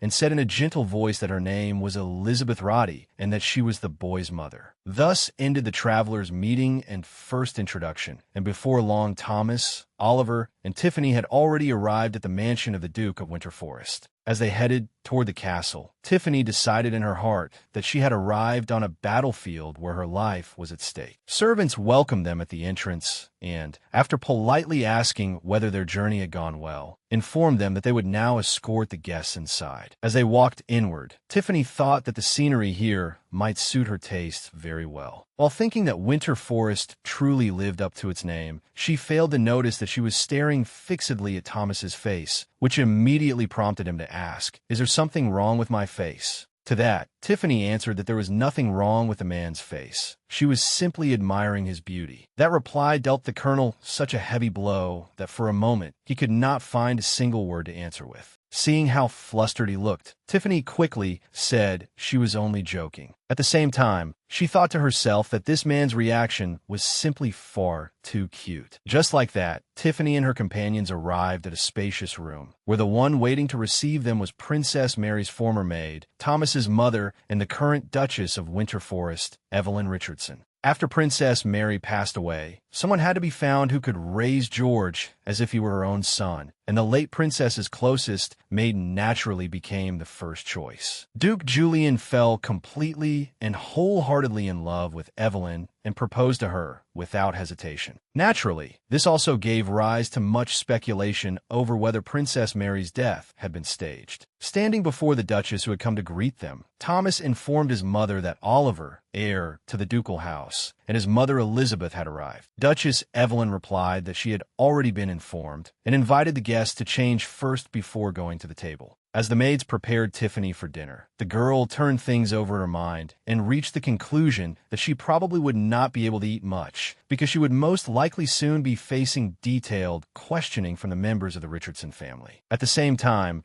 she also had to take the Duchess's preferences into consideration, especially since the woman had devoted far more of her time to George. For some reason, Evelyn had left her own son Thomas to be raised by a wet nurse. Thinking of all this, along with the tension brought on by the difficult conversation to come, Tiffany's hands would not stop trembling. She prayed to Almighty God, hoping she could endure all these trials and bring this sudden story to a satisfactory end. Soon, all preparations were complete, and this newly formed family gathered around the dining table together for the first time. The Duchess spoke first, praising how difficult it must have been for Elizabeth to raise a child alone, and then said she would like to hear about the girl's family background. Tiffany first thanked her for her concern, then spoke of how her parents had passed away early, and ended her brief account by saying that now Oliver was the only family she had left. The Duchess was deeply moved by the girl's experience and immediately expressed sympathy for her present circumstances. However, Tiffany cheerfully reassured her, saying that as a mother, she was fully capable of bearing those responsibilities. At the same time,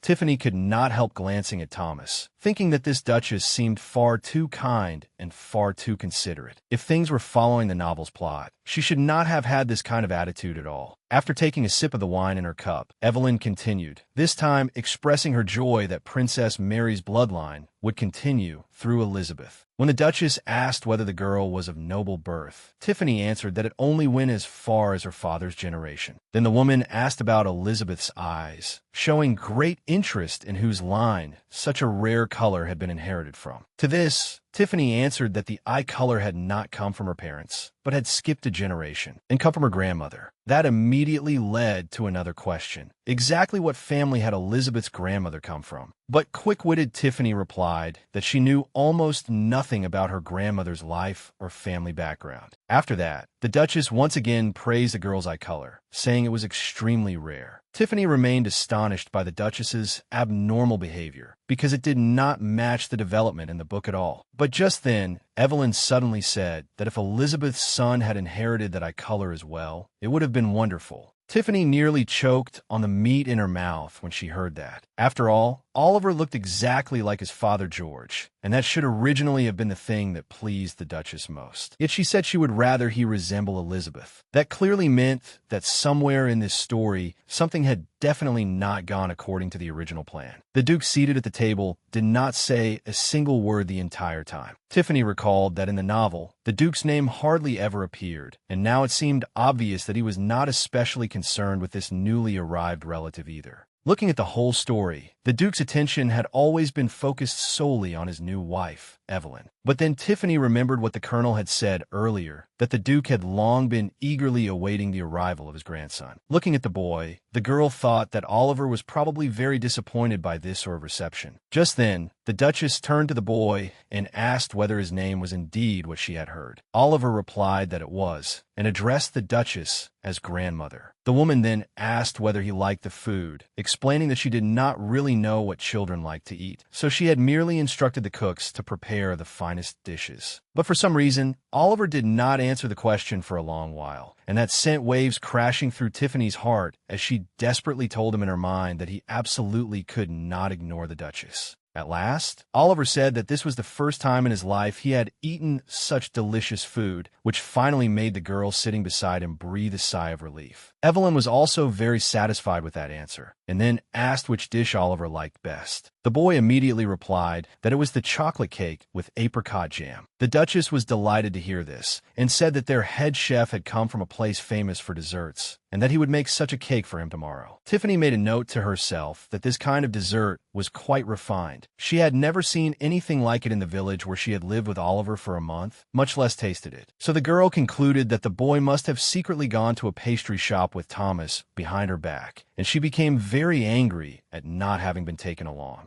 But her thoughts about sweets were abruptly cut off by the Duchess's next words. Evelyn turned to her own son and asked when he intended to return to active service. At the same time, Anyone paying even a little attention could see how restless the woman's hands were, which surprised Tiffany quite a bit. At the same time, Thomas answered his mother's question by explaining that he had accumulated quite a few leave days, so he had decided to stay in his hometown for a while longer. What the Duchess said next nearly left the girl stunned on the spot. Evelyn said that in that case, he could accompany Elizabeth and her son to the capital. She explained that Oliver had royal blood in his veins, and therefore they had a duty to introduce him to the royal family. Tiffany, however, was still thinking that according to the book, things were absolutely not supposed to develop this way. The subject of presenting Oliver to the royal family was originally not supposed to come up until he had gained his uncle as his backer. But then the Duchess said something else that nearly made the girl flare up on the spot. The woman said that if they were going to the capital, then suitable clothes had to be chosen. At that very moment, Tiffany immediately remembered all the dreadful fittings she had gone through before when choosing outfits with Thomas and Oliver accompanying her. So the girl quickly said that she already had more than enough clothes, all of which had been kindly given to her by the colonel. Hearing her address Thomas that way, the Duchess was rather surprised and asked who had told the girl to call her son that. Caught off guard by the question, Tiffany said in some confusion that it had been her own choice, and that because she had received the man's permission, she could address him in a less formal manner. To that, Evelyn said that was exactly as it should be, because now they were already a complete family. Next, the Duchess turned to her son and reproached him, saying that although he had bought clothes, he had not given such a beautiful lady even a single piece of jewelry. With some displeasure, she added that this was not how she had raised him, and that she was very disappointed in him. Tiffany, caught in the middle of this situation, was mortified and tried to ease the atmosphere a little, but the Duchess suddenly said that none of that mattered, because no matter what, they had to choose an appearance for Elizabeth that matched the status of their family, and she herself would personally select the jewelry. The girl was so shocked by these words that she nearly lost her senses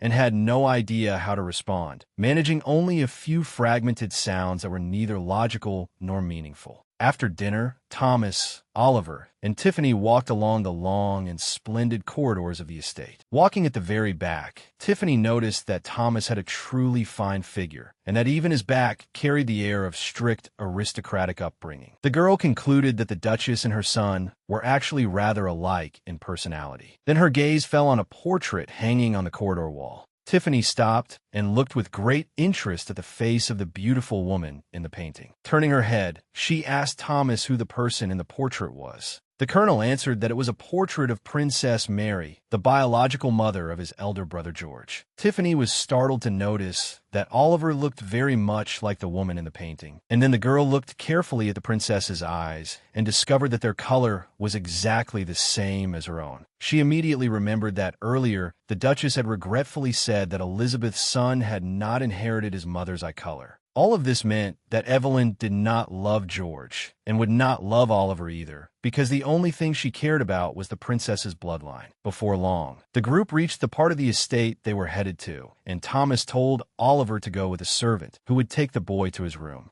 Then, when the colonel was alone with Elizabeth, he pointed to one of the doors and said that Miss Roddy could use that room. This made the girl breathe a great sigh of relief, as she had long been hoping to finally relax in peace and quiet. However, her attention was suddenly drawn to another scene. Thomas did not return to his own room, but instead sat down on a sofa in the common sitting room. He raised his hand and made a rather commanding gesture toward a servant standing nearby, and at that very moment a maid was already hurrying toward him carrying a teapot and cups. As the girl set out the tea service, her nervousness was impossible to miss. To Tiffany, the maid's reaction when she was near Thomas was both surprising and thought-provoking. But the colonel did not let her continue down that train of thought. He directly asked her to sit and drink tea with him, then immediately added that he was not staying here for no reason, but because he wanted to discuss something very important with her, the matter of the jewelry his mother had mentioned at dinner. Not fully understanding what the colonel meant yet, the girl tentatively suggested that perhaps she ought to decline the Duchess's proposal. However, Thomas said that was not the issue at all, but rather that he truly should have prepared accessories for Elizabeth in advance, because he remembered that back in the village, she had once told Oliver that she wanted to own lots of jewelry. Hearing this, the girl nearly dropped the teacup in her hand. She hurriedly explained to the man that everything was fine and that she had only been joking and that she would gratefully accept the Duchess's gift. But the colonel said there was no question that his mother would give the girl something very valuable. Yet that did not lessen his own responsibility to prepare everyday jewelry for Elizabeth. Tiffany tried to persuade Thomas that the Duchess's gift would already be enough for her, but the man remained firm, saying that for a woman from their duchy to have only one set of jewelry was simply ridiculous. After saying that, he even assured the girl that he would definitely do his utmost to choose the finest jewelry for her in every color. On hearing this, the girl practically sprang up from her seat and quickly said that if the man gave her even just one set, together with the Duchess's gift, that would already be far too much. However, Thomas once again responded with a gesture of disagreement and repeated that for the girl to have only 2 sets of jewelry was simply absurd. Deeply shocked, Tiffany sat down again and blankly asked the colonel exactly how much jewelry he thought she needed. After seriously calculating in his mind, Thomas said that if she changed jewelry at least 3 times a day, then the girl ought to have at least 1,000 sets. Faced with such a statement, Tiffany's reaction was so intense that it was written plainly all over her face, and words were completely unnecessary. The man added that so much jewelry could also be regarded as reserve funds for emergencies. Thinking that selling off gifts did not seem very proper, Tiffany asked outright why she would need such a reserve, but that question clearly caught her conversation partner off guard. Seeing that he did not answer, the girl said that she simply did not need that much jewelry, nor did she intend to sell any gifts. The fact that she intended to keep his gift greatly surprised the colonel. Tiffany immediately asked why that was so surprising to him, and the man answered that he was simply very happy that Elizabeth intended to keep his gift.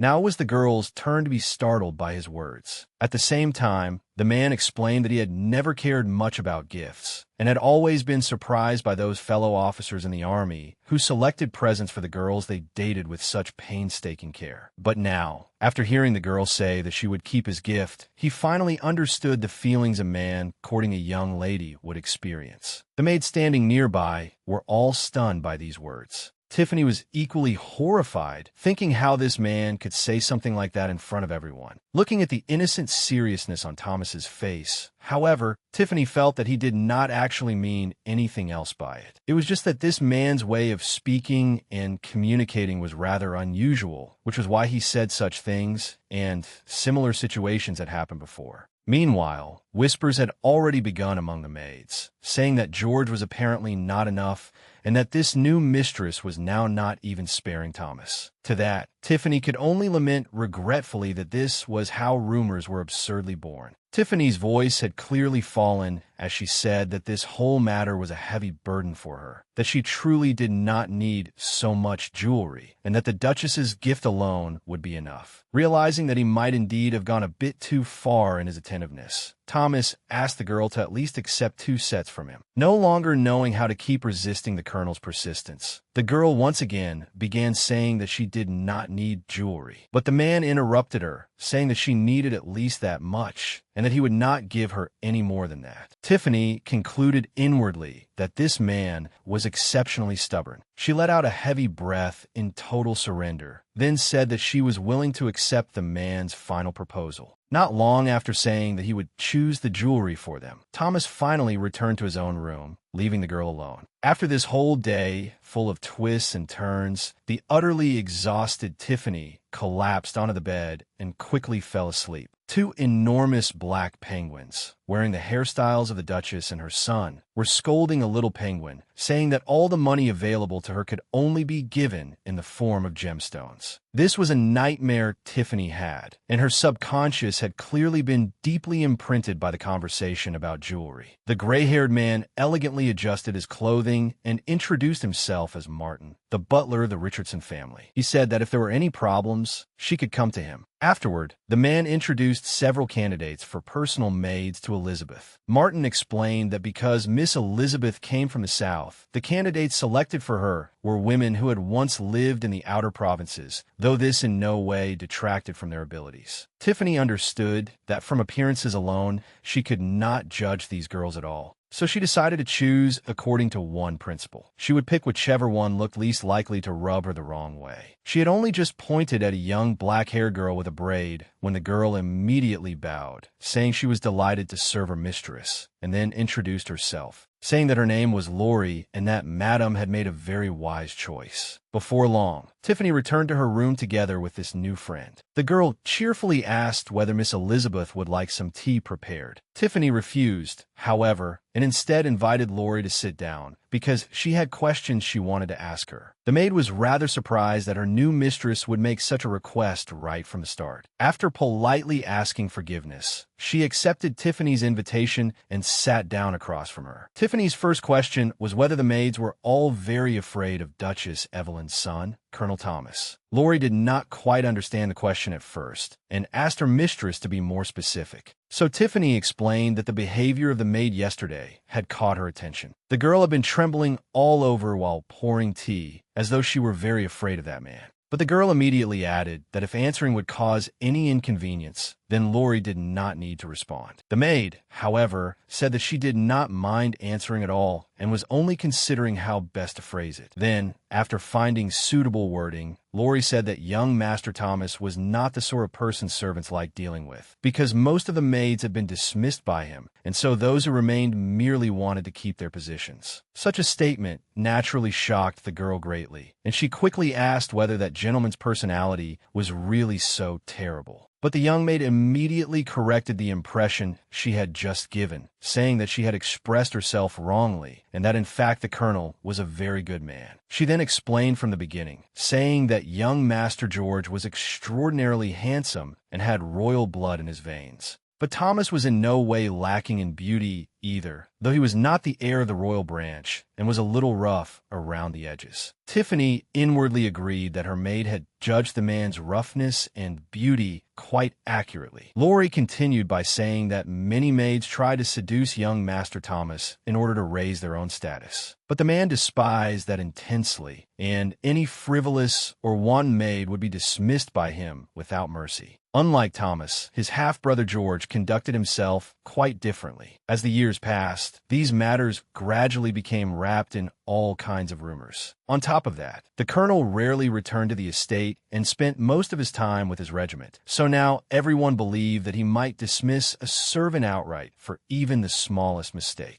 At this point, Tiffany finally understood why the maids trembled in fear in front of Thomas, and Thomas himself truly was rather strict. The girl reproached herself for ever having doubted Thomas's character, since she had never truly believed he would mistreat servants. At that moment, Tiffany thought of a new question. How could such a young girl know so much about things that had happened so many years ago? To this, Lori explained that her mother worked in the estate's kitchen, so she herself had lived here since she was very young and had heard and learned all the rumors and stories. She then added that her age would absolutely not hinder her in carrying out her duties in serving her mistress. By the end, the girl proudly said that the reason she had been chosen as a candidate was precisely because, despite her young age, she was very clever and quick-witted. Tiffany made a note to herself that the girl was quite likable and said directly that it seemed she really had not chosen the wrong maid after all. Lori gave a happy squeal and said that Lady Elizabeth could rely on her anytime. Life at the Winter Forest estate continued as usual, and Oliver's education began, with music taught first. His literature teacher praised the boy's excellent understanding even of the most complex works. The gray-haired history teacher had also already excitedly noticed that Oliver seemed to have already understood the subject from the start. The foreign language teacher likewise spoke of the child's astonishing mental abilities.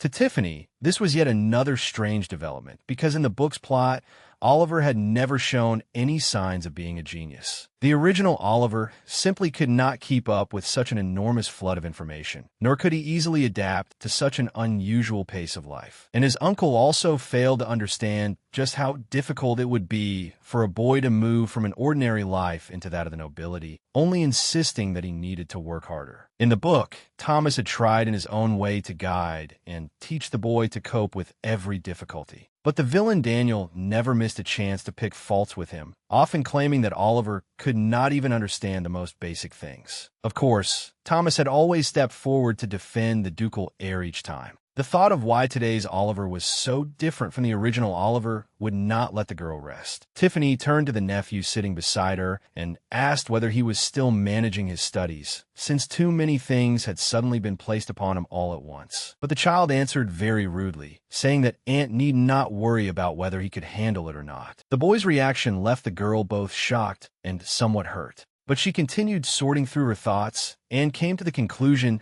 that the only thing still consistent with the original story was that Oliver first lived in the village with his aunt and only afterward came with Thomas to the Duchy of Winter Forest. As for everything else, there was no trace left now of the real Oliver from the novel.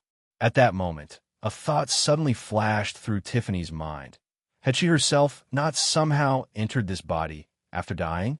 If that was the case, then perhaps the person inside Elizabeth's nephew's body now was not Oliver either, but someone else? But if so, then his behavior became even harder to understand. If this person knew where he was, then why would he stay by the side of this useless aunt, and even take the initiative to distance himself from Thomas, his strongest ally? Tiffany had no idea how to verify this guess, because directly asking would be unbelievably foolish. And just then, the girl realized that the personalities of other characters in the novel, such as the Duchess and Thomas, were also different from the original. So perhaps she had reached her conclusion too hastily, and everything now happening was merely a change in the plot caused by her altering Elizabeth's behavior. After thinking for a while longer, Tiffany decided to set those thoughts aside for the moment, because the main storyline had not changed too much, which meant she had to focus her attention on the actions of the main villain, Daniel. Just then, Oliver suddenly turned to her and asked what Aunt was doing. Tiffany calmly replied that she was knitting something. After all, Oliver had been busy studying and had lessons every day.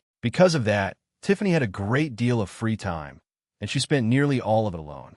Elizabeth in the novel had loved reading philosophy books, but that truly was not to Tiffany's taste.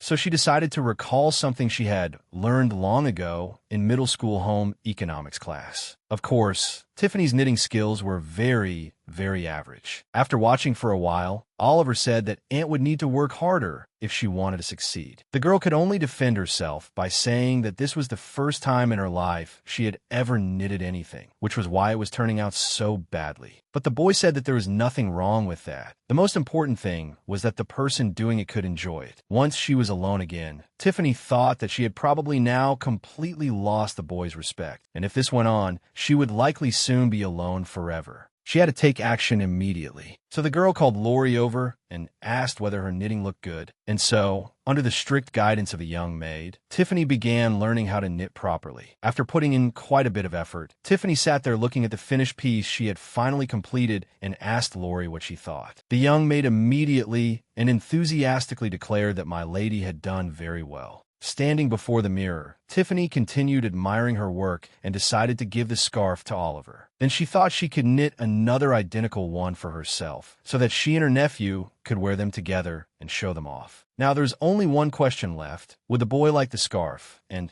would he mind that Aunt had one exactly the same? Still, those doubts did not last long, for Tiffany had already sat down to begin knitting the second scarf. But just then there was a knock at the door. A maid entered and reported that the Duchess was looking for Miss Elizabeth. Hearing the news, the girl felt both surprised and uneasy, but she did not keep the Duchess waiting and immediately went to see her. The diamonds in the jewelry refracted brilliant multicolored light, as though the gemstones themselves carried a light source within them. Tiffany froze on the spot and could only listen as the Duchess said that she hoped the girl would accept her gift. Martin immediately added that the beauty of this diamond and of the jewels of the Duchy of Winter Forest was renowned throughout the entire kingdom. Tiffany looked at Evelyn in alarm, hardly able to believe that she was receiving such an expensive gift, and tried to say something. But Evelyn calmly stated that there was no need to worry. She only needed to accept it. Immediately afterward, the Duchess ordered the servants to help Elizabeth put the jewelry on, and the command was carried out at once. Tiffany soon felt the heavy weight of the gemstones resting around her neck. At the same time, Evelyn examined how the jewelry looked on the girl and declared that everything looked excellent. Tiffany, however, was thinking that if she went out wearing jewelry like this, she would definitely attract everyone's attention, and that was absolutely unacceptable because she did not want to stand out at all. The girl actually had no desire whatsoever to accept this gift. However, based on her experience with the members of the Richardson family, she had long since come to one conclusion. No matter what you said to them, they would not listen. After returning to her room, Tiffany hugged the box containing the jewelry and paced nervously back and forth, thinking about what to do. Her first thought was that under no circumstances could she allow this piece of jewelry to be stolen. But then she realized that she was beginning to become exactly like the real Elizabeth. So she forced aside her thoughts about the jewelry and went back to knitting. Yet the moment she thought that if she lost the jewelry, she could never afford to pay for it, the thought kept resurfacing and left the girl anxious and uneasy. Sometime later, Thomas, who had been away from the estate for several days, returned, though Tiffany did not know why he had left. Even so, the girl admitted to herself that she was truly happy to see the man. He looked extremely tired, with beads of sweat slowly sliding down his face.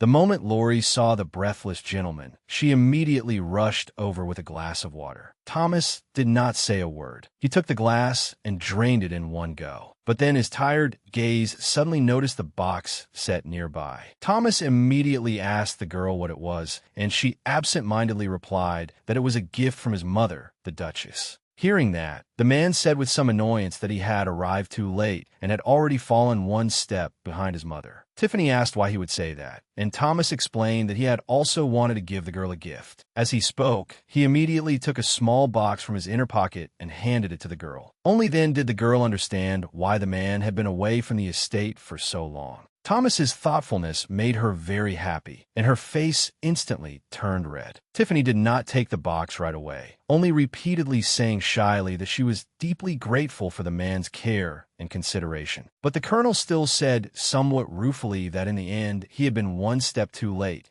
because people always remembered the first gift. In response, Tiffany answered that who gave theirs first did not matter at all, since this was not an engagement ring. The man more or less agreed, even smiling faintly as he said that there was indeed no wedding ring in the box. In the end, the girl accepted the box, and the man asked her to please still accept this humble gift. She understood that the man had rushed back only so he could be the first to present her with this gift he had bought especially for her, so the girl very much wanted to know what was inside. However, before she could open the box and see it clearly, the front door was suddenly pushed open.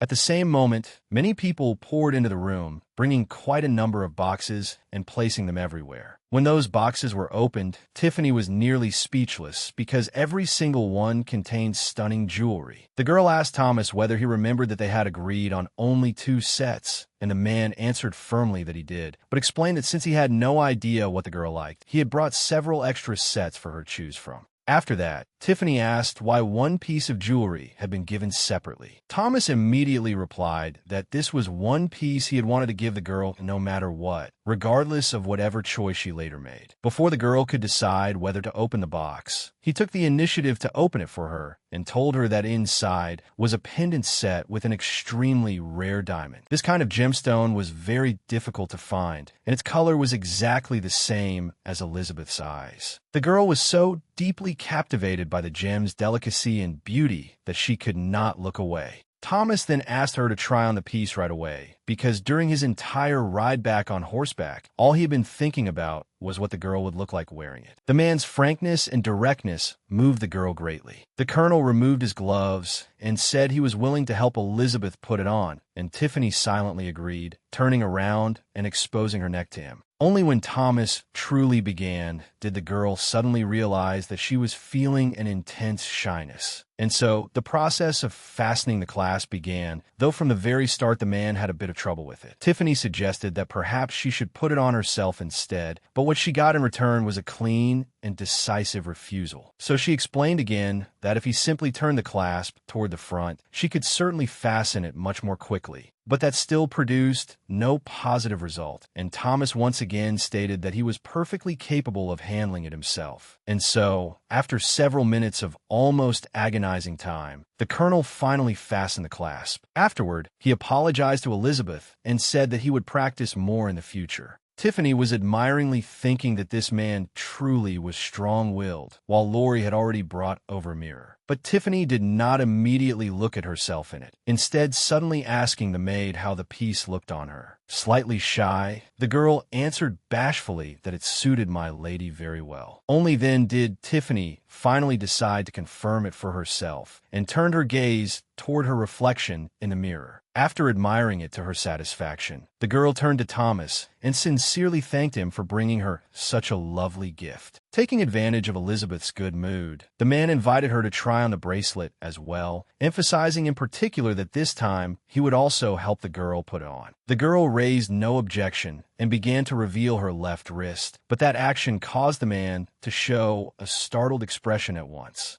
The Colonel's reaction struck Tiffany as very strange, so she asked what was wrong. Thomas then drew her attention to the scar on her hand left behind after the train attack. While the girl said with a fair amount of pride that she was already used to such scrapes, at the same time recalling in her mind all the times she had fallen and gotten hurt in the baseball club before. As he put the bracelet on her, the Colonel apologized for not having been able to protect her properly on the train, to which Tiffany replied that the incident was not the man's fault at all. Then Thomas said that from now on, the girl would forever be under his complete protection. It was only when Lori cried out that this sounded exactly like a confession that Tiffany remembered she was not alone in the room with the man. She immediately began explaining at high speed that what the man really ought to do was simply take care of her until her injury had fully healed, nothing more. After that, the girl noticed the time and remembered how exhausted the man had looked after his journey and all but pushed him out the door. But Thomas said in surprise and solemnly swore that he felt perfectly fine and was not tired in the least. With no other choice, Tiffany could only begin talking about how tired she herself was, even saying she felt a little dizzy, and of course the tactic worked. The courteous gentleman then said that in that case, the girl ought to get a good rest, and he returned to his own room. But just then, Tiffany suddenly felt that letting Thomas leave just like that without giving him anything in return did not seem quite right. After looking around, she called out to stop the man and asked him to turn back. Then Tiffany handed Thomas the scarf she had recently finished knitting and asked him to accept this humble gift from her. The girl's gesture completely stunned the Colonel, leaving him at a loss for words for a moment. He silently took the scarf from the girl's hands, while she thought that since she had given the scarf to the man, she ought to knit another one, so that she, Oliver, and Thomas could all wear matching scarves. It would certainly look adorable. However, after a few minutes had passed, Thomas's silence began to make the girl uneasy. She even wondered whether scarves perhaps were no longer in fashion. The Colonel carefully brushed his hand over the fibers of the new garment. After a while, having remained silent from the moment he received the gift until now, he finally asked one question. Was he really allowed to keep this scarf? And he was immediately given the girl's affirmative reply. Thomas sincerely expressed his thanks and pressed the gift to his chest,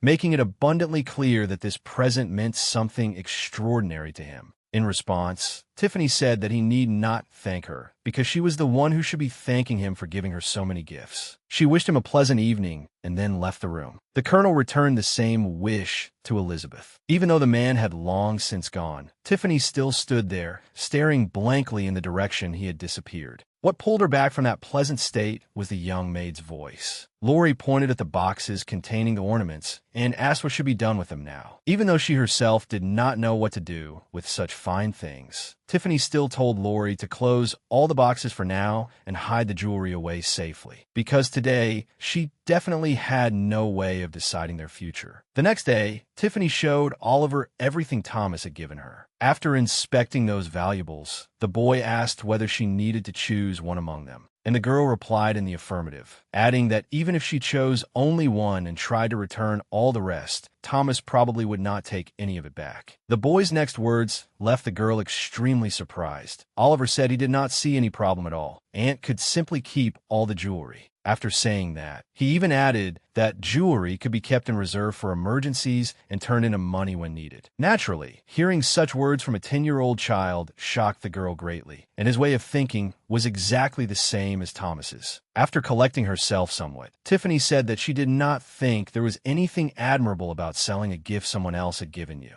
She even gave an example, saying that if she decided to sell a gift Oliver had given her, then of course the boy would feel uncomfortable as well. After saying that, the girl added, almost as if talking to herself, that she knew perfectly well how strange her way of thinking was. Then Tiffany sat down beside the boy and said that the reason Thomas was willing to spend so much money on her was only because she was Oliver's family. If she accepted all his gifts now, then it would feel as though she were indirectly selling the boy. In response, the boy asked whether she was serious about what she had just said, and Tiffany, of course, very seriously confirmed her words, because greed had always ruined people. The girl also reminded herself inwardly that once everything was over, she would still need to find her own path in this world. Therefore, she truly should not become too accustomed to such a luxurious life, because once she returned to her own home, she would probably no longer be able to adapt to ordinary living. Oliver silently watched her thought process, which was fully exposed through the constantly changing expressions on his aunt's face. Just then, there was a knock at the door, and a man's voice from outside said that he had come to take the young master to his next lesson. Tiffany felt a little sad that Oliver was leaving her again.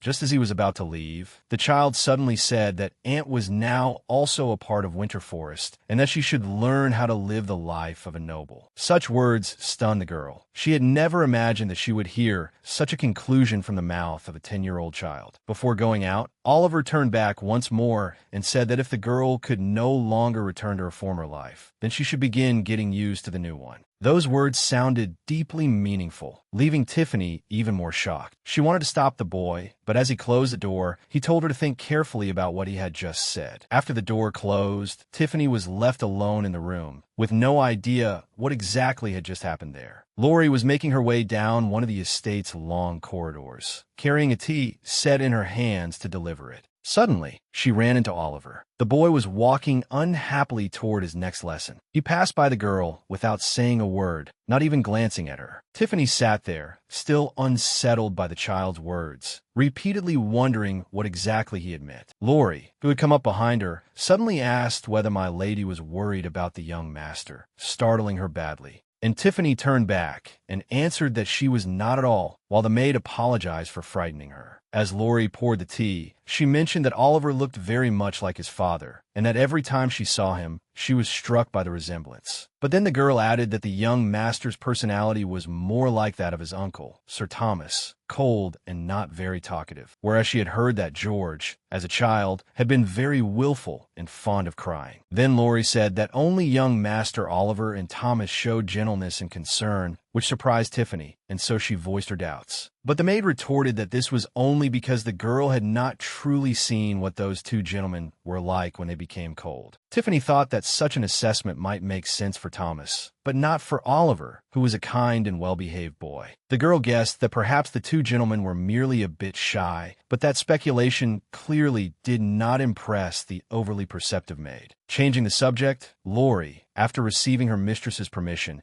asked whether there was some sort of romantic relationship between her and Thomas, which of course Tiffany found quite amusing. However, without thinking much of it, the girl replied that there was no relationship whatsoever between her and the Duchess's son, nor had there ever been, because first and foremost she was the wife of his deceased elder brother. In response, Lori said that she meant a relationship on a personal level, because that colonel was very gentle with Elizabeth. But Tiffany had her own view of the matter. She believed Thomas was merely fulfilling his responsibility toward his nephew, nothing more. Somewhat wistfully, she pointed out that even the Duke, who was distant and indifferent toward nearly everyone, would still cherish the woman he loved dearly in a special way. Lori went on to explain why she thought there was something between her mistress and Thomas, ending with a guess that perhaps one of them was suffering from unrequited love, to which Tiffany replied that Thomas was simply exceptionally dutiful, that was all. Immediately afterward, the girl seized the chance to ask the maid to help explain things clearly to anyone who might misunderstand and think there was some relationship between her and the Duchess's son. And Lori, of course, agreed to help her mistress. Tiffany was already certain that incorrect rumors had probably spread throughout the entire estate long ago.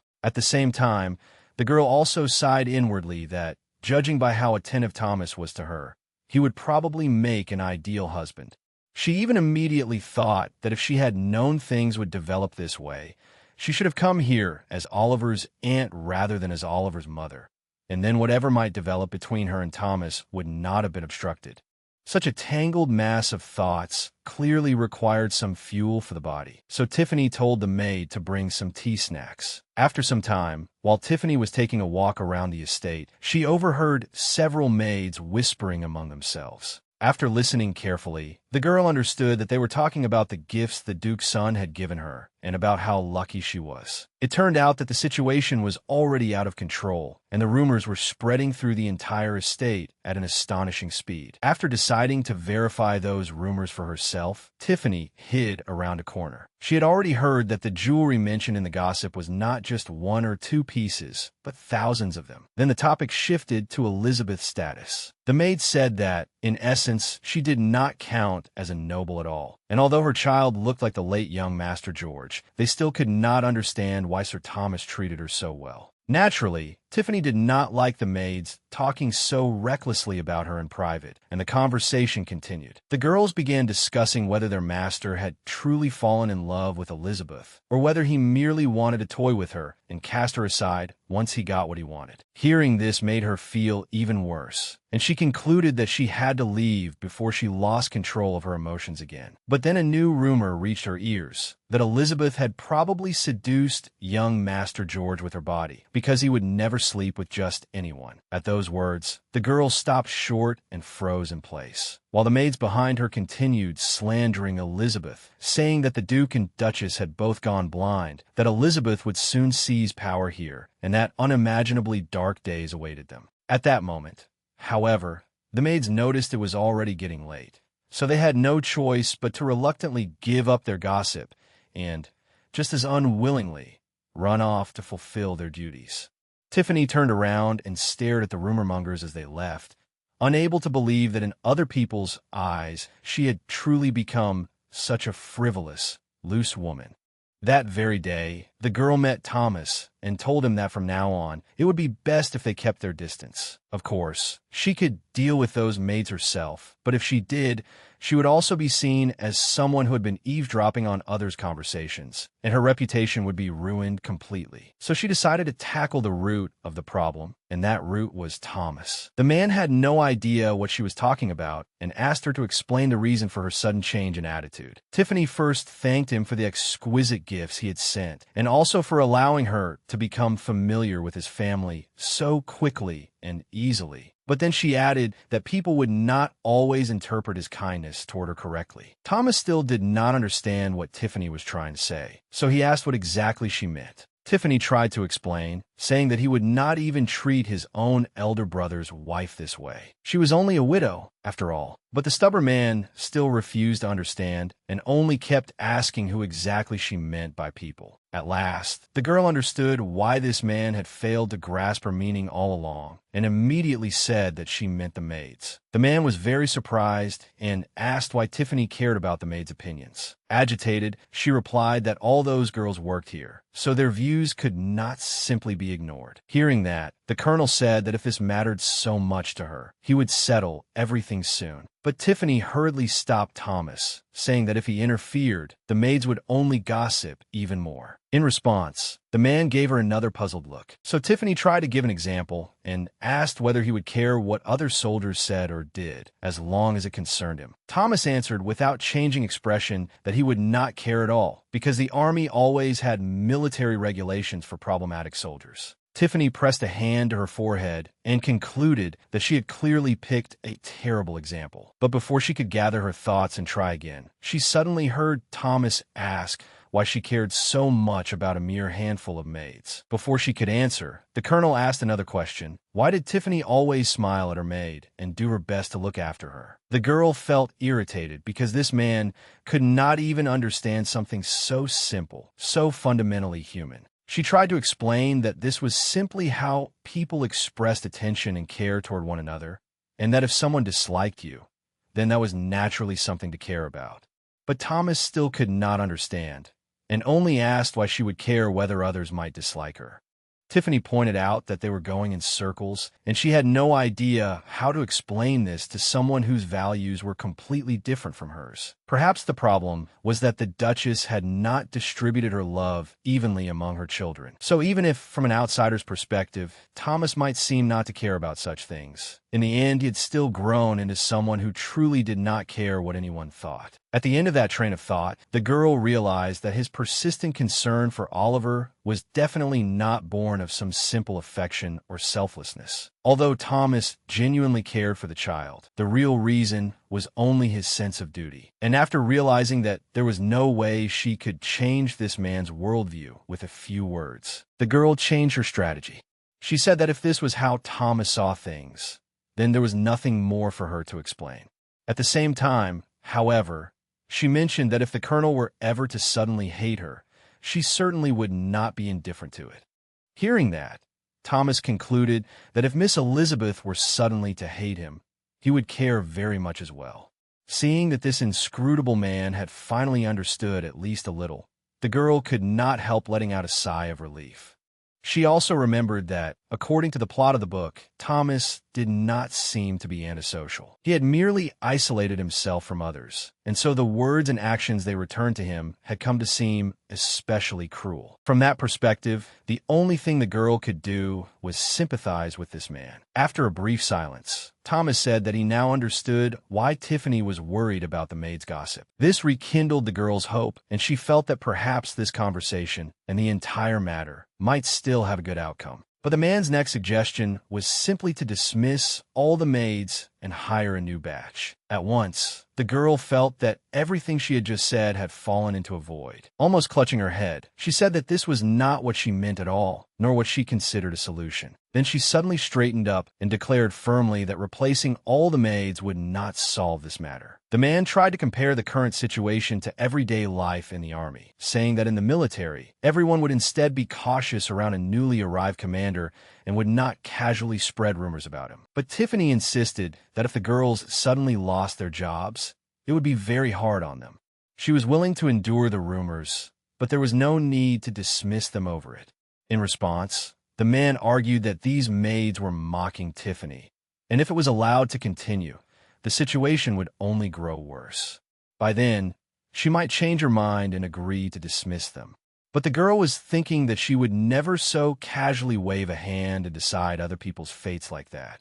Then the man suddenly began laying out his own reasoning, saying that in principle, these maids had all worked here for a long time, and there was no particularly strong reason to replace them with newcomers. Thomas then said that in that case, they should handle it in the usual way, which the girl did not understand at first. So Thomas explained that they only needed to return to the earliest stage of their relationship. That way, no one would need to be dismissed. Hearing that, the girl was pleased and thought it might truly be a way forward. But after quickly analyzing the situation, she realized that it would not change the final outcome. Thomas, meanwhile, seemed to have decided the conversation was over and invited Tiffany to dine with him. Naturally, Tiffany was thinking to herself that it would be best if this man simply left now and let her be alone, but out of courtesy, she could not refuse. After all the conversation and dinner were over, Tiffany sat back wearily on a bench by the path. But before she could enjoy even a moment of peace, two maids appeared on the path, whispering about something. When one of them noticed the lady sitting nearby, she nudged the other with her elbow and cut her off mid-sentence. Seeing this, Tiffany smiled faintly and immediately concluded that she herself had been the subject of their conversation. At the same time, the maids were hesitating over which one of them should step forward, while Tiffany pretended she had heard nothing at all. In the end, while her companion was still frozen in hesitation, one of them suddenly shoved her forward. The girl had no choice but to greet Tiffany stiffly and try to catch her attention. The maid put on a respectful expression and suddenly said that, on behalf of all the servants, she wished to thank Milady for her wisdom. She explained that she had heard certain details from the butler, namely that after hearing the maids had been gossiping, the Duchess had demanded that every one of them be dismissed with no letters of recommendation, so that they would never again be able to work in any noble household. If they were driven out of Winter Forest, they would never find work again, because the Duchess never changed her decisions. But they had also heard from the butler that Tiffany had spoken with the Duchess, so they were no longer in danger of being dismissed, and they were deeply grateful to her. Stunned by these words, Tiffany sat there, unable to say anything for quite some time. And the maids continued, saying that they had truly misunderstood Tiffany before, because even after hearing those things they had said, she had still stepped forward to plead for them. Then they apologized for their earlier words, promised never to do such a thing again, and said that the other maids had also asked them to convey their thanks and apologies. Tiffany had absolutely no idea how to respond to any of this, so all she could say somewhat awkwardly was that it was all right and the girls need not worry. The two maids had even knelt before her, calling Tiffany the best mistress and practically venerating her like a saint. Tiffany thought that she did not deserve such praise at all. She had certainly tried to resolve the matter of their dismissal, but not in the way the maids now imagined. After they left, Tiffany walked slowly through the estate corridors, wondering why the butler had told them those things. It certainly could not have been the Duchess's own words, because if it had been, she would definitely have informed Tiffany in advance. The girl racked her brain over who else could have influenced the butler, and the answer was almost obvious. Apart from Thomas, there could be no one else, and no one else could have done it. This conclusion shocked Tiffany greatly, because she had never imagined Thomas would do such a thing. Feeling an immense sense of relief, the girl entered her room. Laurie was already there waiting for her and greeted her, but the young maid almost pounced on her right at the door, urgently asking whether the rumors outside were true, whether her mistress had once been seriously injured while saving the lives of the Colonel and Oliver. This question shocked Tiffany even more than the maid's sudden apology earlier, and when she asked where such news had come from, Laurie said that there was a rumor in the estate that the reason Mr. Thomas treated Tiffany so well was because she had once saved his life. With utterly sincere admiration, the girl said that Tiffany had fought an armed assassin all by herself, and that her mistress was simply an incredible woman. Tiffany could only silently listen to her maid's praise while wondering who exactly was spreading this rumor. Tiffany remembered the incident on the train very clearly. She had merely thrown a pepper bottle at the assassin and tried to capture him alive. Yet in the version now circulating, she had practically become an action hero. Tiffany told Laurie that the story had been exaggerated and recounted what had really happened. But even the true version still made the young girl sincerely admire her. Laurie said that if it had been her, she would never have been so brave in such a situation and would only have cowered in a corner. Tiffany thanked Laurie for her words, but added that such distorted rumors still embarrassed her greatly. Laurie objected that there was nothing so bad about it, since the story itself had not been invented out of thin air, and at this point there was no point in trying to correct the rumors anyway, because the matter had already spread throughout the entire estate, and there was hardly a single servant who had not heard about it. Tiffany quickly confirmed this for herself. Whenever she moved about the estate, she was constantly met with admiring looks and words of praise, and all at once became the most noticed person in the residence. Thomas, when he met her on the way, said that now no one dared say a single bad word about Tiffany anymore. However, the girl's reaction was very intense. She said that making it sound as though she had saved a man in a war was far too much, since the war part had not been invented by him. Thomas could only remark that it was astonishing how rumors changed as they spread. While thanking him, Tiffany also asked the Colonel not to do this again in the future, because she did not want to become the center of everyone's attention. In response, the man agreed, saying there was indeed no need to keep fanning the flames and letting the rumors grow bigger and bigger. He asked Tiffany whether her worries were over now, and he immediately received his answer. Everything was fine now. The girl thought to herself that this man, who usually cared so little about others, was showing her this kind of concern. That made her very happy, and Tiffany decided to re-examine her attitude toward Thomas. But peaceful days did not last long, because Thomas soon gave Tiffany another gift. And the maids who witnessed it became convinced that this was repayment for saving his life. He also regularly came to her room under the pretext of checking whether she was living comfortably and whether she lacked anything, which naturally provoked corresponding reactions from the maids. and Thomas did not forget to invite Tiffany out for walks either. Even Oliver noticed this excessive male attention and expressed his dissatisfaction with it. Tiffany noticed with a trace of pleasure that once the servant's guard had dropped even a little, Thomas began coming to see her more often. One day, Tiffany and Thomas were having breakfast together. The thought that lingered stubbornly in her mind was whether this man was showing her special favor. Deciding not to keep guessing blindly, Tiffany asked Thomas to allow her to ask a frank question. After receiving his permission, the girl asked the colonel why he was so kind to her. The man set his cup down on the table and replied that he had absolutely no idea what Tiffany meant. Tiffany explained that he gave her gifts, handled trouble for her, invited her out, and sometimes even said strange things. But when the man asked exactly what strange things he had said, the girl did not answer directly and only said that it would take too long to explain. So the man stated that taking care of Tiffany's needs was simply a duty he ought to fulfill as a nobleman. Tiffany had never expected to hear such an answer. She thought that she should first understand how Thomas treated other noble ladies before she could know what his words really meant. Then she felt that perhaps she had been overthinking it because she did not actually know how aristocratic men were supposed to treat women. Blushing, the girl said that she understood. All at once, Tiffany felt ridiculous and strange. She had overthought this man's attitude toward her so much, when in fact she herself had unconsciously been hoping Thomas would treat her in some special way. The colonel said that the girl simply was not yet used to the way nobles interacted with one another, but that he sincerely hoped Tiffany would soon feel at ease in his company. The girl merely smiled in return, but inwardly came to the conclusion that everything she had once thought might mean something more had actually been nothing more than part of aristocratic etiquette. Tiffany also saw the positive side of it. Fortunately, she understood all this now, rather than only after she had completely fallen in love with him. Out loud, she answered the man that she would do her best to relax around him. But as she looked at the colonel's face, Tiffany still could not help feeling that she remained deeply attracted to him. The following night was difficult for the girl. No matter what she did, she could not stop thinking about Thomas. Sadly, she admitted to herself that she had fallen in love with him, but this man would probably never return her feelings. Lost in these thoughts, Tiffany did not even notice that dawn had arrived, and she had failed to sleep the entire night. Lori had already entered the room, carrying washing items, and wished her mistress good morning. A little while later, as the maid helped arrange her clothes, Tiffany thought that from now on, it would probably be difficult for her to ignore her feelings for Thomas whenever she was with him.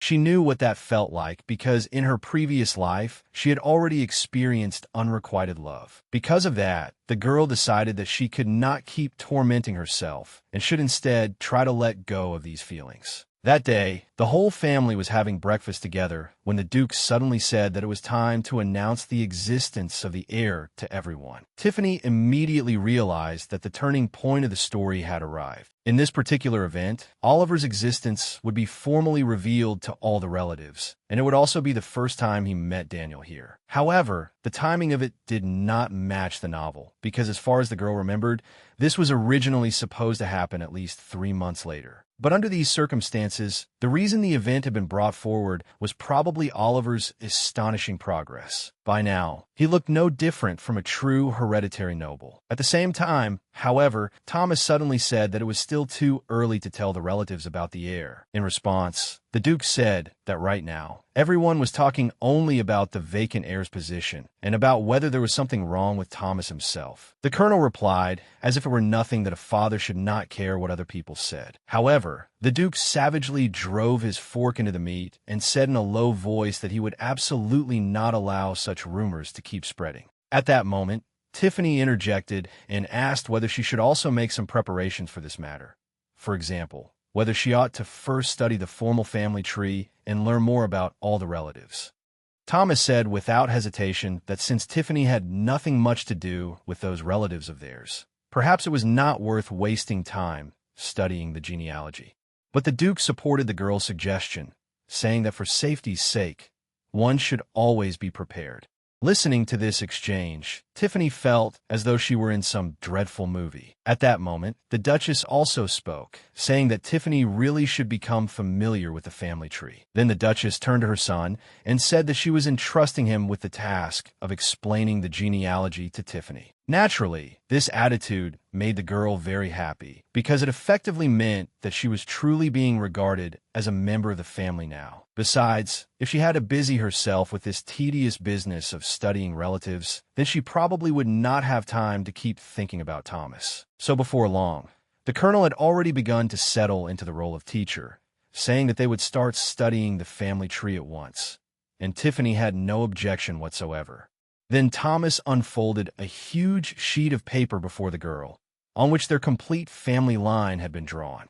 The girl looked over the records with great interest, taking notes as she went. She discovered that the family tree was not particularly lush, and that the survival rate of descendants was very low. Many had died young. At the same time, Thomas began to explain that his father, the Duke of Winterforest, had a younger brother named Dorian Morris, and that Dorian had a son named Daniel Morris, whose position stood second only to Thomas himself. The colonel also explained that Daniel was his closest blood relative, and that this branch of the family held considerable influence. They had always dreamed of ruling the duchy, but with Oliver's appearance, that dream was doomed to fail. Therefore, the assassin had most likely been sent by them. Tiffany thought that almost all the important characters from the novel she had met so far were different from their original portrayals, so perhaps the same kind of change might also happen with Daniel. But she immediately realized that if he really had sent someone to assassinate that little boy, then his nature probably would not be all that different. Tiffany decided it would be better to first understand Daniel more clearly, so she asked Thomas about her cousin's personality. The man answered that such a person was absolutely not someone a girl should take an interest in. The girl found it rather striking that she had merely asked a question, yet Thomas had suddenly become very gloomy. Clearly, he was quite displeased that Tiffany seemed interested in Daniel. So, she decided to continue this little test, and said that would it not be better to know more about the colonel's brother? Those words immediately drew the expected reaction. Thomas said that his brother was greedy and foolish, and that she would do best not to have anything to do with him at all. The girl was already beginning to be amused by this man's reaction to her attempt to learn about Daniel. She said that in that case, she would be on guard against his tricks, and immediately heard the reply, that it would be better to avoid meeting him altogether if possible. She listened with mixed feelings as Thomas instructed her never to speak to Daniel under any circumstances.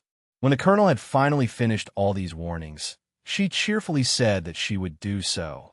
But Tiffany was thinking that whether she could avoid him or not would ultimately depend only on whether she wanted to. In the novel, after all, Daniel was a frequent guest at all kinds of banquets, and she would have to attend those occasions as well. Thomas then suggested that they continue studying the family tree. He then went on to explain how their family had risen to power and become the rulers of the Winter Forest.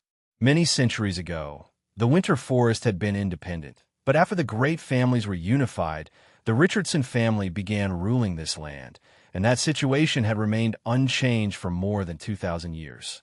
The story did not interest Tiffany very much. She sat gloomily by the table, propping up her head with one hand. When she heard the noon bell ring, she realized Oliver had been gone for quite a while, since the lesson should have ended long ago. Thomas explained that the Duke had probably taken the boy to the ancestral chamber, something he had originally intended to do before the introduction. Startled, Tiffany asked what was so special about that chamber, and the colonel explained that the family's ancient heirloom was kept there. It was priceless, so it had always been hidden from outsiders, and only the heir was allowed to enter when the time was right. Then Tiffany asked if that meant, if she understood correctly, that even the colonel himself did not know where the room was.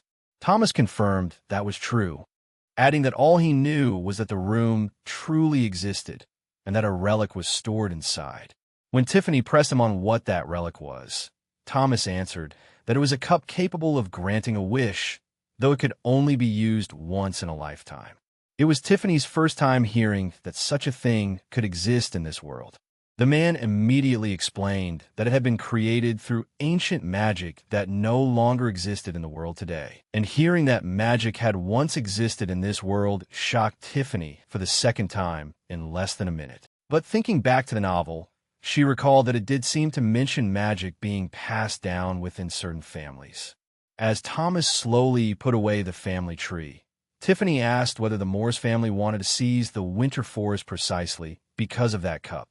The colonel replied that it was unlikely because everyone regarded the thing as a myth. He himself had once believed the same until his father told him the truth. As for those relatives, what they truly coveted was the diamond mine. That sounded perfectly reasonable, and Tiffany agreed with the conclusion. Then she asked whether she was qualified to know about the existence of the cup. The colonel answered that without a doubt she was, since she was now a member of their family as well. After thinking for a moment, Thomas said he guessed his mother probably knew about it too, though he was not entirely certain. Tiffany then decided to ask one more question. She wanted to know whether the Duke might already have made a wish. But Thomas could not answer because he did not know, and the Duke himself had never told him anything related to it. Her next question was whether making a wish was something worth keeping secret. The man answered yes, but added that in the end it was each person's own choice, since there had been people in their family who admitted after making a wish that they had used that opportunity. Thomas walked to the window and seriously considered what kind of wish his father might have made. At last, he said it was probably for the railway construction contract, since his father had once been extremely obsessed with that idea in his youth. But in the end, Thomas said that was only his personal speculation, because even on his deathbed, the Duke would never reveal such a thing, and the only person who might know the truth was Oliver. In response to Tiffany's confusion, the colonel explained that inside that room was a list of the wishes made by every heir who had entered the ancestral chamber. Tiffany asked with some concern why Oliver had been taken to that room at such a young age. Thomas answered that age did not matter here at all. Oliver possessed the right character. It was the quality a winter forest heir ought to have.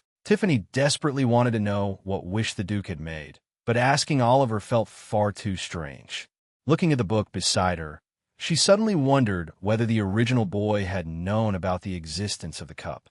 If he had known, then according to the plot of the book, what wish would he have made? In addition, Tiffany noticed that if Oliver had not appeared, then Thomas would originally have been the one with the chance to make a wish. So she turned to the man again and asked whether he too had a wish he would give his whole soul to fulfill. Thomas replied that he had no wish, and generally speaking, he did not believe in such things. Tiffany smiled and said that the colonel was the sort of person who could get whatever he wanted anyway. Thomas then corrected her, saying it would be more accurate to say that his wish had already been fulfilled and he no longer needed anything else that's specific. The answer took Tiffany completely by surprise, and she did not even know how to respond. That already fulfilled wish clearly belonged to a deeply private part of the man, somewhere Tiffany could not reach. A long time had already passed. After finishing with the family tree, she returned to her seat, but Oliver still had not appeared. Suddenly, the door flew open. Tiffany turned around, and her gaze immediately landed on Oliver's face as he entered the room. Without any preamble, Tiffany directly asked the exhausted-looking boy whether he had gone to the ancestral chamber today. Oliver was greatly startled and asked how she knew. Tiffany hesitated over whether to tell the truth, but if she said nothing, the child would probably think she had been spying on him. After making up her mind, she answered in a light tone that Thomas had told her everything. But inwardly, she was already blaming herself for bringing up the fact that she knew, afraid it might cause more rumors. To change the subject, Tiffany said he did not look very well and asked if he was all right. Oliver replied that he was fine. He simply had a lot to think about. So Tiffany told him that no matter what problem he was facing, he could talk to her. The boy said nothing, and Tiffany once again came to the conclusion that he did not trust her at all. She racked her brain, wondering what she could possibly say to make the child open up even a little. Looking at Oliver again, Tiffany said that most of what he was going through right now was not as frightening as it looked at first glance. Every situation had its own solution. If it could not be seen on the surface, then one had to search deeper.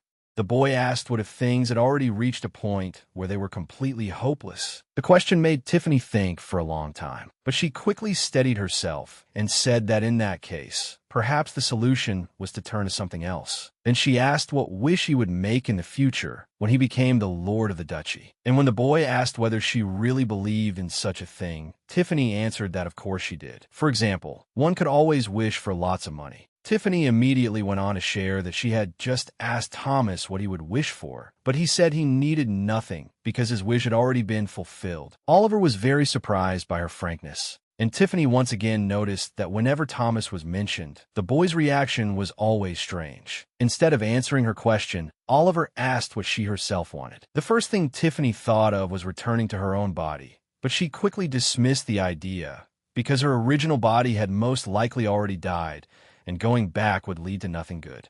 Next, she wondered whether she should use some sort of love magic on Thomas, but she gave up that thought too, because such things usually never ended well. Then it suddenly struck her that saying that wish aloud now would both be appropriate and also improve her relationship with the boy.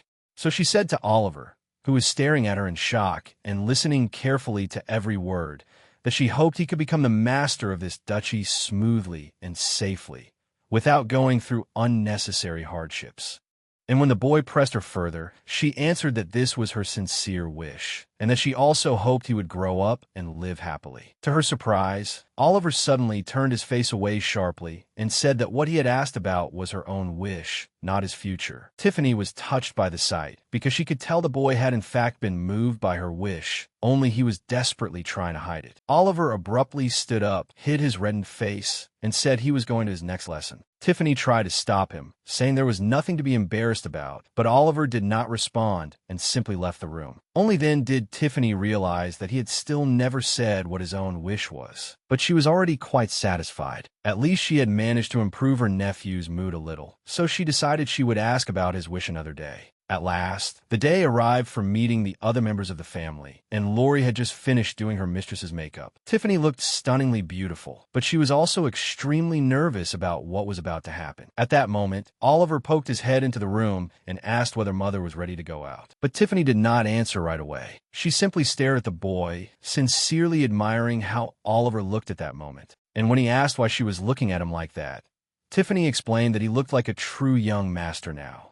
In response, Oliver returned the compliment about her appearance, not forgetting to call her mother, and then added that this dress definitely was not something she had chosen herself. When Tiffany, a little embarrassed, asked why he thought that, the boy replied that she could never have picked out something this good on her own. Struck by such brutally direct honesty, Tiffany said her taste was not that bad because she had chosen the jewelry herself. But Oliver immediately refuted her, saying first, it had been a gift from Mr. Thomas. Second, jewelry was chosen to match the dress. So from that he could conclude. At that point he nearly let something slip, as if he were about to speak on Tiffany's behalf, but caught himself in time and changed it to speaking on Mother's behalf, that in any case, those two things had obviously been matched by the same person. Even so, by the end he still said that no matter what, the dress truly suited her. Tiffany was stunned by the expression on Oliver's face, because perhaps for the first time in all this time, she had truly seen him smile. Then there came a knock at the door. Tiffany said she was ready and allowed the visitor to enter. It was the colonel, dressed in a crisp military uniform. He was dazzling, with military medals pinned to his chest. Tiffany could not suppress her admiration at all and said that a military uniform suited Thomas perfectly. Then she drew the man's attention to herself and asked how she looked, because it would be terrible if she appeared before the family looking like some country girl. But Thomas had only just begun to say that she looked unbelievably beautiful when Oliver immediately cut him off. Looking displeased, the boy said to Tiffany that he had already told her she looked pretty today, and he did not understand why she simply refused to believe him. To ease the mood, Tiffany thanked the boy for the compliment. Thomas then extended his hand and suggested that they should be leaving for the reception hall. Tiffany placed her hand in his, and the three of them stepped forward together. Standing beside Thomas, Tiffany suddenly realized that he seemed to carry the scent of winter itself. The colonel looked so cold and composed. On the way, Thomas noticed that Tiffany was wearing the gift he had given her, clearly referring to the jewelry. Tiffany nodded, but then asked whether the Duchess might be displeased by that. The question surprised the man, and he immediately asked why his mother would be upset. Tiffany explained that she felt the Duchess might be unhappy because she was not wearing the gift she had given her. But the colonel reassured Tiffany, saying his mother would never be angry over such a small matter and probably would not even notice. Tiffany, however, still had doubts, because this was her first formal appearance before everyone, and the first person to give her a gift had also been the Duchess. Thomas then said he did not understand. If that was the case, why had she ultimately chosen to wear his gift instead? Tiffany looked up at Thomas with wide eyes, thinking that the only things she had available to choose for were the Duchess's gift and Thomas's gift. And the reason she had made that choice was because it had come from the man she liked most. But aloud, Tiffany merely said that this jewelry matched today's outfit better. Thomas at once agreed, saying that the way she was dressed today really suited her. Then the man noticed how cold Tiffany's hand was and guessed that perhaps she felt chilly because her clothes were too thin. But Tiffany denied that, explaining that she was more like this because she was nervous, not because she was cold. Thomas was very surprised by the pressure Tiffany felt she was under. She could only explain again that everyone was here to look at her and Oliver, and if she made even the slightest mistake, it would immediately be used against them. Just like that, they arrived at the entrance to the reception hall. The next moment, the group was standing inside the enormous grand chamber. And at once they were met from all directions by the far from friendly stares of the relatives who had come to attend. Tiffany introduced herself first, saying her name was Elizabeth Roddy and that she was pleased to meet everyone. Then she led the boy forward and introduced him as her son Oliver, expressing her hope that the family would look kindly upon them. But after observing everyone's reactions, Tiffany fully understood that she had better not expect any warm welcome.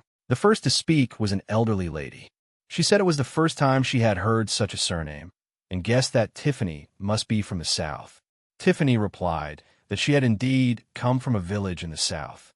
That immediately shocked the old woman, who bluntly said that the Roddy family did not even possess land of its own.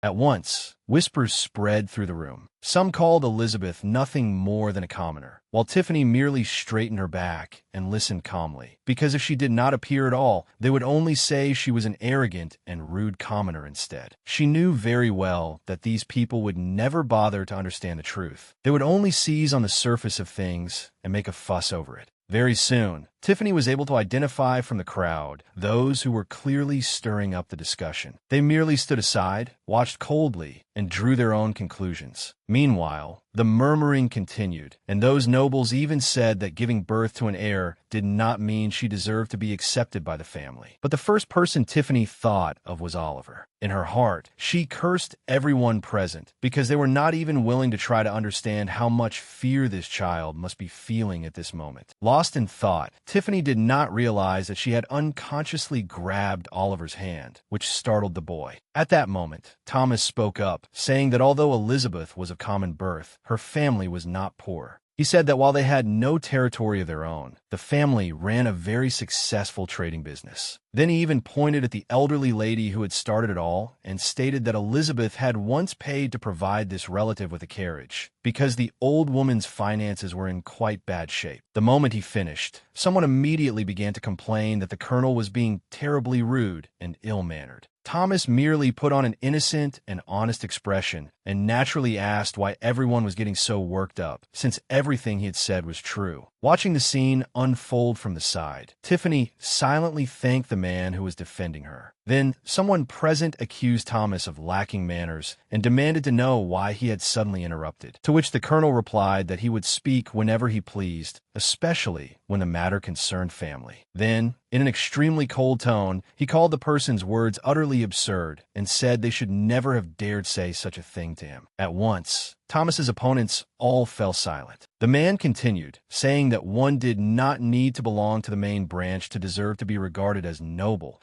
and that none of the people gathered here today had any right to question his family's decision. The people around them listened silently to the colonel. Not one of them dared to answer back. Tiffany was astonished. Thomas had only raised his voice a little, yet this entire group of nobles had immediately gone silent as mice. At the same time, she realized that from what she was seeing, the idea of respecting one's elders clearly did not apply here. Even after 2,000 years, the Richardson family still held absolute dominance in the winter forest. Meanwhile, Thomas kept speaking, comparing the words of those present to whistling in the wind, and saying that if anyone was dissatisfied, they were free to leave right now. Finally, the colonel said that no one should forget whose land they were standing on. Not a single person present dared to answer him. But at that moment, one of the guests suddenly began to clap and said it would be better to stop here. Turning to the elderly lady, he called her aunt and said he completely understood that she had merely been concerned for the fate of the winter forest. Tiffany thought to herself that in a situation like this, the only blood relative with the standing to step forward and speak could only be that person, the heir of the Morris family, Daniel, son of the Duke's younger brother Dorian. Daniel shifted his attention from his aunt to his cousin and told Thomas not to be too harsh. The colonel replied that he could not simply ignore attacks directed at his family. Tiffany stood there, watching these two men who were both kin and bitter enemies. And at that very moment, the Duke and Duchess entered the hall and greeted everyone present. The Duke thanked everyone for coming and said that today he would formally announce the next heir to the Duchy of Winter Forest. As he spoke, he turned and called Oliver to his side, and the boy immediately obeyed. The Duke placed a hand on the boy's shoulder and introduced him to the guests, saying this was George's son and the direct heir. The boy gave a slight bow and stated his name, saying that he was Oliver Roddy from a village in the south, and added that it seemed he did not need to thank everyone for coming today after all, because he had thought they were here to see him. Yet instead they had insulted his mother right in front of him, and the surname he bore now was precisely his mother's. Tiffany was utterly horrified when she heard Oliver say such things to a room full of people, but the boy did not stop. He continued, saying that even if he would soon become a Richardson, that did not mean he would cease to be a Roddy, so these relatives had better think carefully before they spoke. The moment he finished, angry shouting erupted from all sides, and every so often someone cursed the child as a little brat. Daniel added that Oliver had only recently become part of this family. That was nothing less than pouring oil on the fire. Everyone immediately chimed in, shouting at Oliver not to act as if he had already become the heir. The moment Tiffany heard those words, she was furious and rebuked them for treating a child this way. After that, the Duke himself finally intervened in the situation. In a loud, firm voice, he stopped the man who had just accused Oliver of being disrespectful. The Duke said it was a strange thing to say, because Oliver was already the heir to this duchy and naturally had the right to voice his opinion in his own home. The man had no answer to that. He could only lower his head and remain silent. After dealing with one dissatisfied person, the Duke turned his gaze to another, more calculating young man. He warned Daniel not to think of shifting any blame onto Oliver. After all, royal blood flowed in the boy's veins. And Daniel clenched his fists at the other man's arrogance and anger, saying that he fully understood the Duke's meaning. However, after asking permission, he still raised one question. When did the family intend to enter Oliver into the genealogy? After all, as the Duke had said, royal blood flowed in his body, and that blood came from the previous heir, his father George. Therefore, he had to change his surname and appear before the royal family. To which the Duke replied that all those arrangements would begin immediately after today's gathering ended. Hearing that, Daniel suddenly apologized for his earlier slip of the tongue and for the disrespect he had shown the Duke, which instantly put Tiffany on guard. Because entering Oliver into the family register meant fully acknowledging all his rights as heir, and Daniel had just personally pushed the Duke into doing exactly that. But according to the novel's plot, this man should not have been pleased by such an outcome, much less have helped bring it about himself. At the same time, Daniel noticed Tiffany's gaze on him and gave her an extremely gentle smile, and Tiffany could only return the smile. But inwardly, she kept thinking that such an important part of the story had suddenly veered completely away from the original novel. Even in such a tense atmosphere, the banquet continued, and naturally, the female guests also began trying every means they could to make things difficult for Elizabeth. They said it was hard to imagine that a woman with her looks, living in a village, would attract even a second glance from men. Though they did not say anything even harsher, Tiffany thought that whatever kind of life Elizabeth had lived in the past was none of these women's business. But the probing and needling did not stop. Another female guest asked whether a woman raising a child alone would not be looked down on for inviting scandal. Tiffany remained silent as ever. Then, at that moment, Thomas suddenly appeared at her side. Leaning down close to her, he asked whether she needed him to step in and teach these arrogant people a proper lesson. However, Tiffany, who already knew this man's style very well, quickly said no, and at the same time lightly smacked Thomas on the leg. In the next second,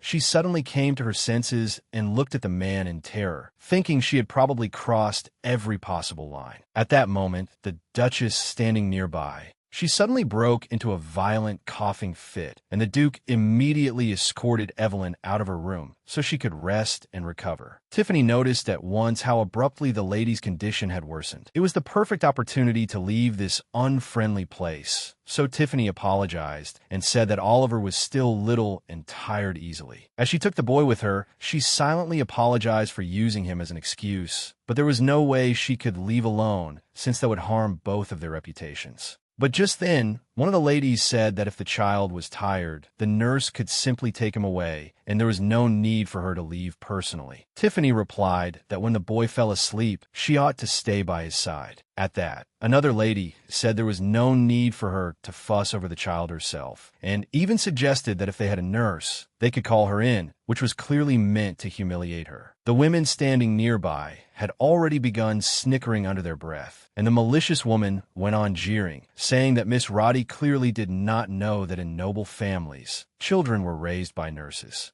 But then, one of the ladies in a blue dress, standing among the noble women, suddenly said that there were always exceptions, and that the Duchess herself had personally raised Oliver's father. The moment those words were spoken, the expressions on the surrounding women's faces changed at once, and they immediately began saying how outrageous it was to compare the Duchess to a nurse. Looking at these strange women, Tiffany could not understand at all what was wrong with them. Although the Duke and Duchess had already left, their son Thomas was still in the hall. The girl set her wine glass down hard enough that some of the liquid splashed onto the tablecloth, then said that she was grateful to everyone who had offered their advice in the conversation. But she immediately added that, in the matter of raising Oliver, she still intended to follow the Duchess's advice rather than the opinions those ladies had just offered, and if they had any objections, they were welcome to discuss them directly with Evelyn. It was an unconditional victory, because no one dared answer back. Of course, none of them would ever dare say such things to the Duchess's face.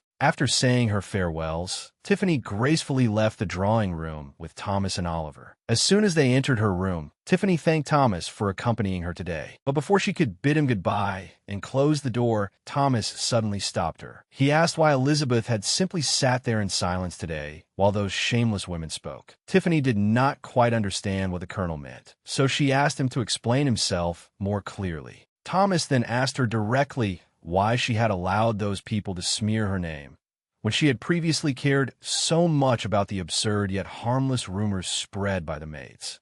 Tiffany did not panic. Instead, she recalled what the colonel had once said, that he did not care at all what others thought. But this time that was clearly not the case. She simply found it unbelievable that Thomas could be hurt by the way others viewed her.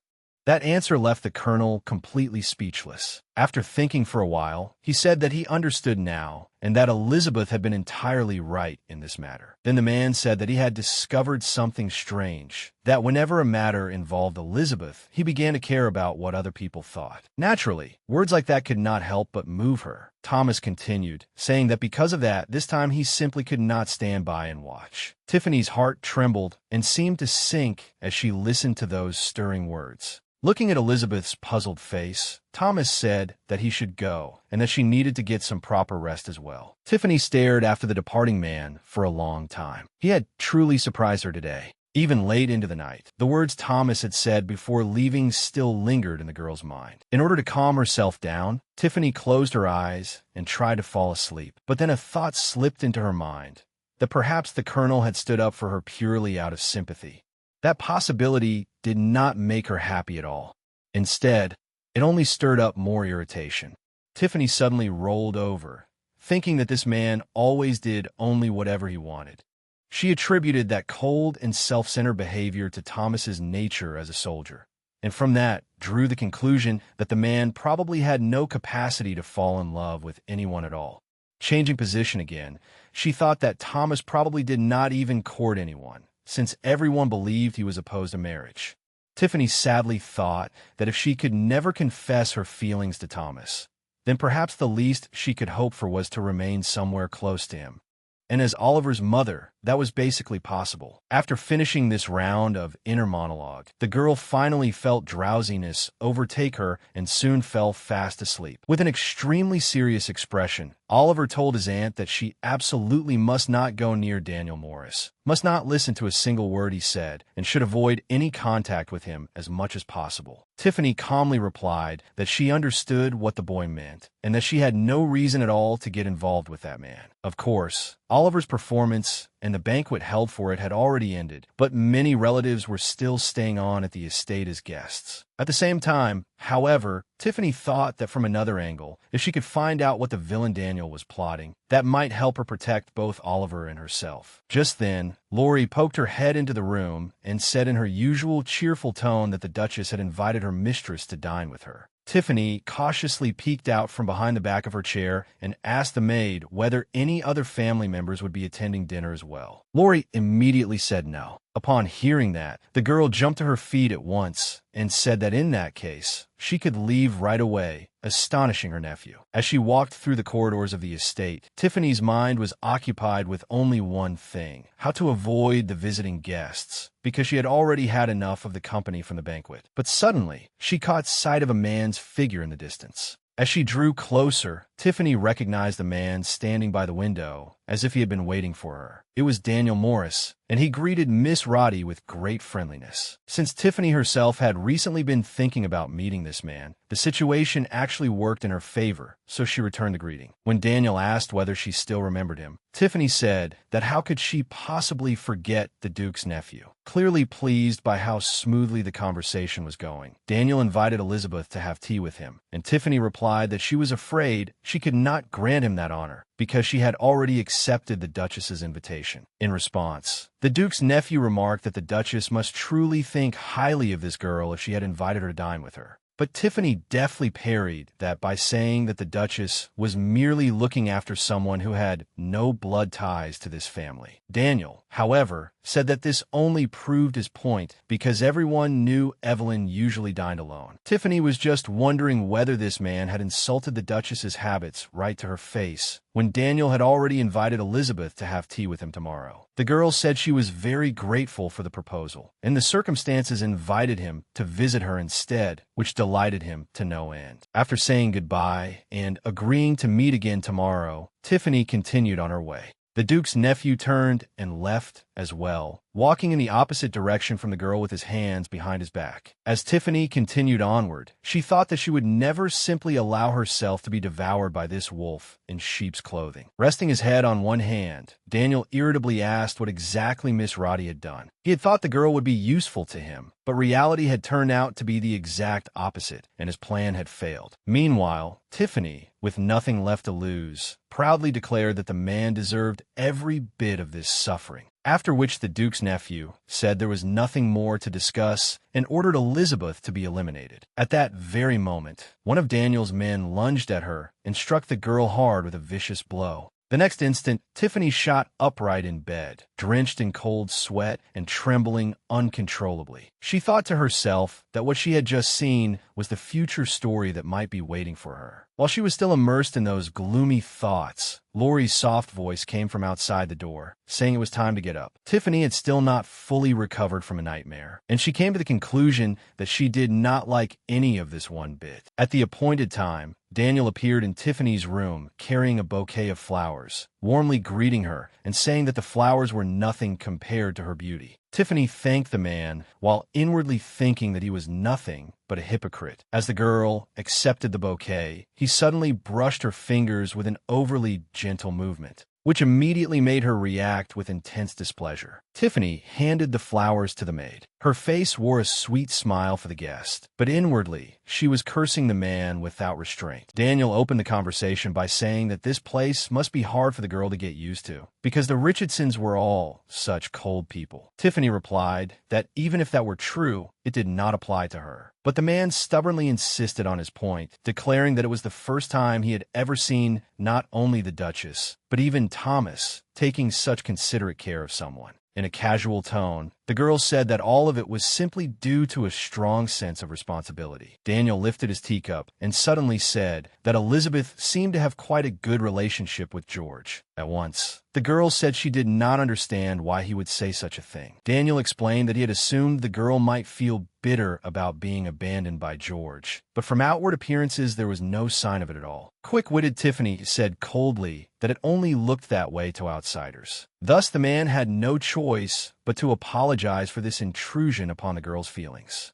Not without satisfaction, Tiffany noticed that in this lifetime she had already met many vile people like the man sitting across from her, and because of that she had long since learned how to deal with them. Suddenly, Daniel said that raising a child alone must surely be hard for the girl, and that if she ever needed help, he would be glad to offer it at any time. The girl replied that she was very grateful for his concern, while inwardly thinking that she would never seek him out. Then Tiffany made up her mind and asked whether the Duke's nephew truly disliked the Richardson family. To the girl's surprise, Daniel gave an affirmative answer, saying that the reason was their arrogance. And he specifically mentioned Thomas, saying that even if he took care of Elizabeth, he would still miss many things in the end. To the girl, that was an extremely ridiculous and undignified thing for a man to say. To change the subject, Tiffany brought up Daniel's popularity and asked whether he was already married. The man answered in the negative. The girl expressed surprise at that, then voiced her own guess, that perhaps people in the North married relatively late, since Thomas was also still unmarried. Daniel, however, only explained himself, saying that he simply had not yet met the right person. Tiffany noticed that, considering this man's age and Thomas's, for some reason no one in the duchy seemed to be pressuring two such desirable men over their long bachelorhood. Then a thought suddenly struck her. Perhaps Daniel was not looking for a wife because he wanted to become the heir, and one of the conditions for that was that he had to be connected to the royal family. If that was true, then this man's way of thinking had already reached the point of near obsession. While Tiffany was considering this, Daniel suddenly pointed out that when Elizabeth said Thomas's name, there was deep feeling in her voice. Only then did the girl abruptly realize that when speaking of the colonel, she had not used his title at all. But Tiffany quickly steadied herself and said that she was only a commoner, and that making that kind of mistake was very common.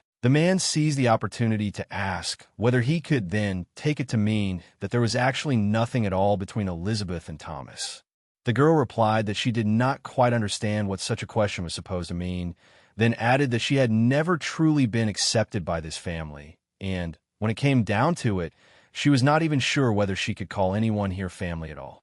Then Tiffany cried out in feigned despair that everyone here did nothing but blame her, simply because she had merely been lucky enough to meet the right person on her path through life.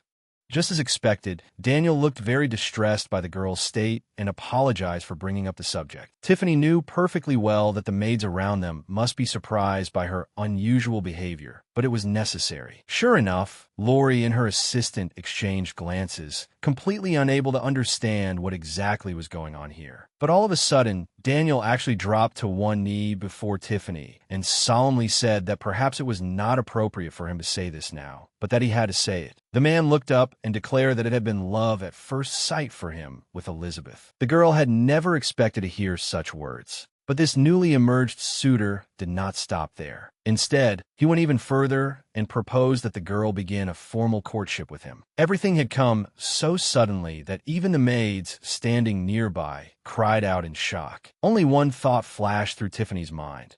What on earth was this deranged man saying? Meanwhile, the other man's advance continued. Daniel now said that he had even already thought about the wedding, but felt that if he said all of that on the same day, it would surely frighten the girl. Finally regaining her composure, Tiffany asked the Duke's nephew whether in the North, confessing one's feelings on the first day of acquaintance was really a common custom. Daniel answered that, speaking for himself, whenever he liked a girl, he preferred to act at once. At that moment, only one word remained in the girl's mind for this man's level of intelligence: madman. After fully recovering from those shocking remarks, Tiffany first asked the man to stand up, then plainly said that when he came here, he had known perfectly well that she had once had a relationship with George and had even borne a son. Daniel calmly replied that he did not see any problem with that, because his moral views were completely different from Thomas's. That statement left the girl momentarily stunned. Then she realized that if Daniel married Elizabeth, he would lose the chance to oversee the railway construction, because then he would no longer be connected to the royal family. But at that very moment, the girl remembered that the current agreement was valid for 50 years, and that it had been established 35 years earlier, at Duke Julian's wedding to Princess Mary. In other words, it would still remain in effect for another 15 years, and by then Daniel would only be 40. That meant he could completely forego acting now and instead kill Oliver 15 years later and take his place. While these thoughts flashed rapidly through the girl's mind, the man said that he understood Elizabeth's worries about her son and assured her that once he and she became close enough, he would raise Oliver as his own son and become a dependable support and protector to him. Those words completely confirmed the girl's guess from a moment ago. She finally understood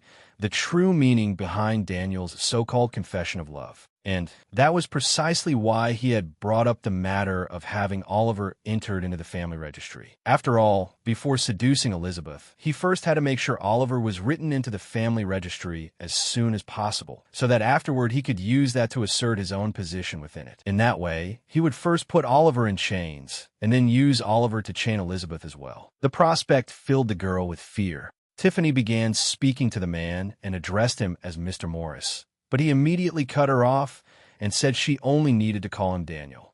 The girl repeated the form of address she had chosen and said that his confession was a burden to her because she had invited him here purely for the purpose of building ties with the Branch family. But Daniel had no intention of backing down. He asked the girl to at least consider him as a candidate and said that he thought himself rather charming. Tiffany thought indignantly that the emotional performance this scoundrel was putting on before her was truly impressive. And Daniel went on, saying that Elizabeth needed a reliable support, a strong man's shoulder. Tiffany countered that Thomas was in the house, and he would always help her. Hearing that, Daniel said that to an inexperienced girl, the colonel would indeed seem like some kind of hero. But in truth, that man was cold by nature, indifferent to everyone, and not someone who could be trusted. Tiffany admitted inwardly that Thomas's personality really was cold, but that cold-blooded man had once protected Oliver at the cost of his own life. Yet right then, Daniel suddenly grabbed the girl's hand. Tiffany cried out in fright, telling him not to touch her. But the forceful, rude man ignored her completely and instead said that they ought to narrow the distance between them step by step. Tiffany tried in vain to pull her hand free from Daniel's strong grip. At that point, the maid standing nearby also intervened in the struggle, shouting that such actions from her master would only make everything worse. Just as the tension reached its peak, the door was suddenly flung open. Tiffany turned around in terror. Thomas stood before her, with Laurie hiding behind him. The colonel stared fixedly at the man who was still gripping the woman and refusing to let go. Anyone could tell at a glance how much force both men were using. Thomas said that he had just witnessed a pitiful farce, then strode toward Daniel and casually picked up the fire poker standing beside the fireplace. With a sharp swing, he brought the iron poker down hard on the failed suitor's hand, and the man naturally had no choice but to release the girl's hand. With a cry of pain, Daniel crouched down and clutched his injured arm, after which the colonel invited the girl to come with him. The victim, sitting on the floor, accused his brother of having no manners and of disrupting their tea gathering. Thomas immediately replied that someone like Daniel, who had so rudely grabbed a girl, had no right whatsoever to lecture him about manners. Then he added that this was only a warning, and from now on his brother was not to go near Elizabeth again. He also said that he would never allow the other man to exploit her with his filthy schemes and such a feeble mind. Tiffany stood quietly behind her protector, not interfering in the conversation between the brothers. At the same time, Daniel pointed out that Thomas's behavior was somewhat unusual, since in the past he had almost always remained indifferent. But the colonel threw those same words back at him and added that he had understood from the very beginning what Daniel was hiding under the pretense of expressing affection. Yet the stubborn man still refused to give in, shouting that he had truly fallen in love with Miss Roddy. Thomas answered coldly that he did not care and that it did not erase his warning. The man once again repeated his most important demand: do not go near Elizabeth anymore. At the same time, he pointed out that if his brother had any objections to that, he was willing to accept a duel challenge from him at any time. By this point, Daniel had nothing left to say, because in a direct confrontation, he had no possibility of defeating his brother. But as he stood up, he said that the way Thomas looked at Elizabeth was exactly the same as the way the Duke looked at the Duchess. Then Daniel added that since the Colonel was accusing him of ulterior motives, he himself was hardly entirely innocent either. Thomas gave no reply at all. He merely tilted his head slightly, signaling for the other man to continue with his examples. But that never happened, because Daniel suddenly turned to Elizabeth and said that under the present circumstances, he could only leave her for now. Tiffany replied by wishing him luck, and with Thomas's broad back blocking the way, she could not even see the other man's face. Before leaving, Daniel declared to the girl that his offer still stood, and that if she changed her mind, he would accept her at any time. Neither Tiffany nor Thomas gave any response to those words. When the door closed behind Daniel, Tiffany, exhausted from the strain on her nerves, collapsed into a chair. Her lifesaver sat down in the empty seat by the table, and the servants immediately set fresh tableware before him. With a trace of humor, the girl said that her tea companion had suddenly been replaced just like that. Then Tiffany heard soft sobbing behind her. Before she could even understand what was happening, Lori rushed to her side, dropped to her knees, and apologized. Stunned by the maid's behavior, Tiffany asked what had happened. Wiping away her tears, Lori replied that Thomas had once asked her to inform him immediately whenever her mistress encountered Mr. Daniel. Hearing this, Tiffany cast a sidelong glance at the Colonel. The maid continued, saying that she had originally decided not to report every little thing, and that was why she had kept silent about yesterday's meeting. Now she believed that it was precisely her failure to act that had led to today's outcome. So Lori began to cry again and beg her mistress for forgiveness. Tiffany did not know how to calm the maid down, because she felt there was nothing worth crying over in the first place. Then it suddenly struck her that Lori was probably acting this way, because she was afraid Thomas would react badly to what had happened. She then turned to Thomas and asked him not to dismiss the maid, because none of this was her fault. It was all the result of Elizabeth's own stubbornness. To that, the Colonel replied in surprise that he had no intention of dismissing anyone. The moment Tiffany heard that, a wave of emotion close to anger surged up in her chest. She immediately remembered how this man had once said he would replace all the servants over mere rumors. Yet now, when faced with someone who had directly disobeyed his orders, he did not even seem to consider sending her away. After getting the man's answer, Tiffany told the maid that she had heard everything herself and that everything was fine. Meanwhile, Thomas had already started pressing for details about what exactly that unfortunate cousin had said to Elizabeth. But Tiffany was in no rush to reveal everything that had happened here, and only said lightly that Daniel had not said anything particularly special. The Colonel stubbornly replied that if it was nothing special, then it should not be difficult to say it out loud. Lowering her eyes, the girl said with slight embarrassment that Daniel had suggested she begin a romantic relationship with him. And Thomas immediately stated with certainty that there had to be more to that proposal. So Tiffany added that he had also proposed marriage, and that the Colonel was probably very disappointed in her now. Thomas did not understand why she would say that, so he asked why he would suddenly be disappointed in her. Tiffany explained that she had gone against his warning to stay away from Daniel, and had even invited him in for tea. But the man said that was not a reason for him to be disappointed in her. However, Tiffany heard another meaning in Thomas's words and felt that he simply did not think of her as a woman at all. The Colonel, meanwhile, said he did not understand what Tiffany was worrying about, because as far as he was concerned, the fault lay with Daniel, who had come looking for her of his own accord. Tiffany thanked Thomas for saying that. Then came the question of how she had answered Daniel's proposal, which made the girl freeze for a moment. But once she came to her senses, Tiffany immediately raised her voice and declared that, of course, she had rejected him at once. In fact, even before Thomas had appeared, she had already refused to start a relationship with Daniel. Then she added that she had also rejected his marriage proposal. The Colonel's expression changed at once. The furrow in his brow relaxed, and he said the girl had made exactly the right decision. Tiffany was just beginning to feel relieved that the interrogation was finally over. But that was not the case at all, because before the girl could even catch her breath, the man's next question followed right behind it. What he wanted to know was whether she had refused because the man proposing to her was Daniel, or because she had no intention of marrying at all. Tiffany composed herself and grew serious. Calling the man by name, she said that the only reason she had come here at all was because of Oliver. Hearing that, Thomas said that the two things did not conflict, then repeated his question, did Tiffany intend to marry or not? Tiffany turned her face away and asked why he was interested in that. Was he planning to propose to her himself? To that, Thomas shot back sarcastically, asking whether she wanted a political marriage. But the girl, who found nothing amusing in the remark, said that she was referring to what he had said the first time they met. But all of a sudden, Tiffany grew extremely nervous and shouted at Thomas to forget what she had just said. She did not want to marry anyone. After that, the man said in a disappointed voice that he understood what the girl meant. Tiffany did not miss the clearly dejected look on Thomas's face after she said those words. The girl suddenly recalled all the warnings Thomas and Oliver had given her before and came to one conclusion. The colonel had arrived just in time. Otherwise, no one could say how far things might have gone. Looking at the man with his bewildered expression, Tiffany felt relieved that Thomas was not angry with her at all. But her mind could not help imagining how Oliver would react to this. She took a sip of her drink and decided it would probably be best for her not to show herself in front of that child too much.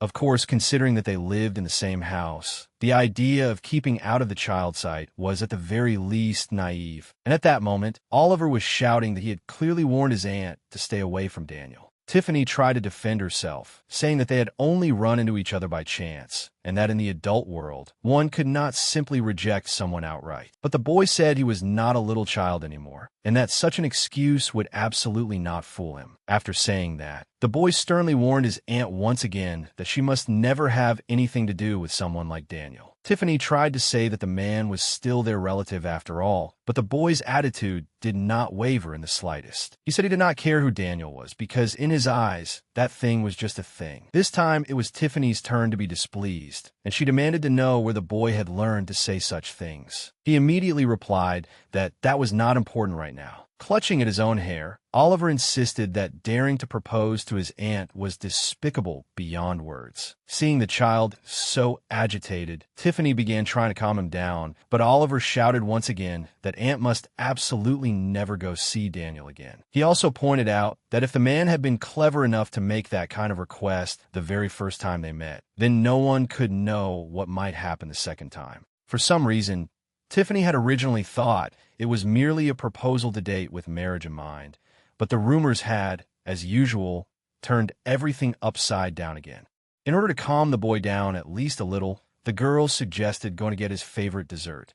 After the incident, Daniel left the estate almost immediately, and Tiffany was very pleased about that. Watching the carriage gradually disappear into the distance, the girl concluded that the rest of the relatives would probably also leave within the next couple of days, and then the estate would finally be quiet again. Suddenly, the lady's attention was drawn to Lori approaching from behind, pointing toward the woman standing at the entrance. The maid said that one of Oliver's teachers wanted to speak with Madam. Tiffany asked worriedly what this visit was about. To that, the woman apologized and said that she had to inform her that Oliver had recently been missing classes, and even when he was present in the classroom, his mind always seemed very far away. The woman also said that, overall, there was not much to complain about academically, but these absences and the boy's current attitude towards studying were making things troublesome. Tiffany wearily promised that she would have a proper talk with Oliver. Not long afterward, the girl began asking the boy why he had suddenly become like this. Oliver replied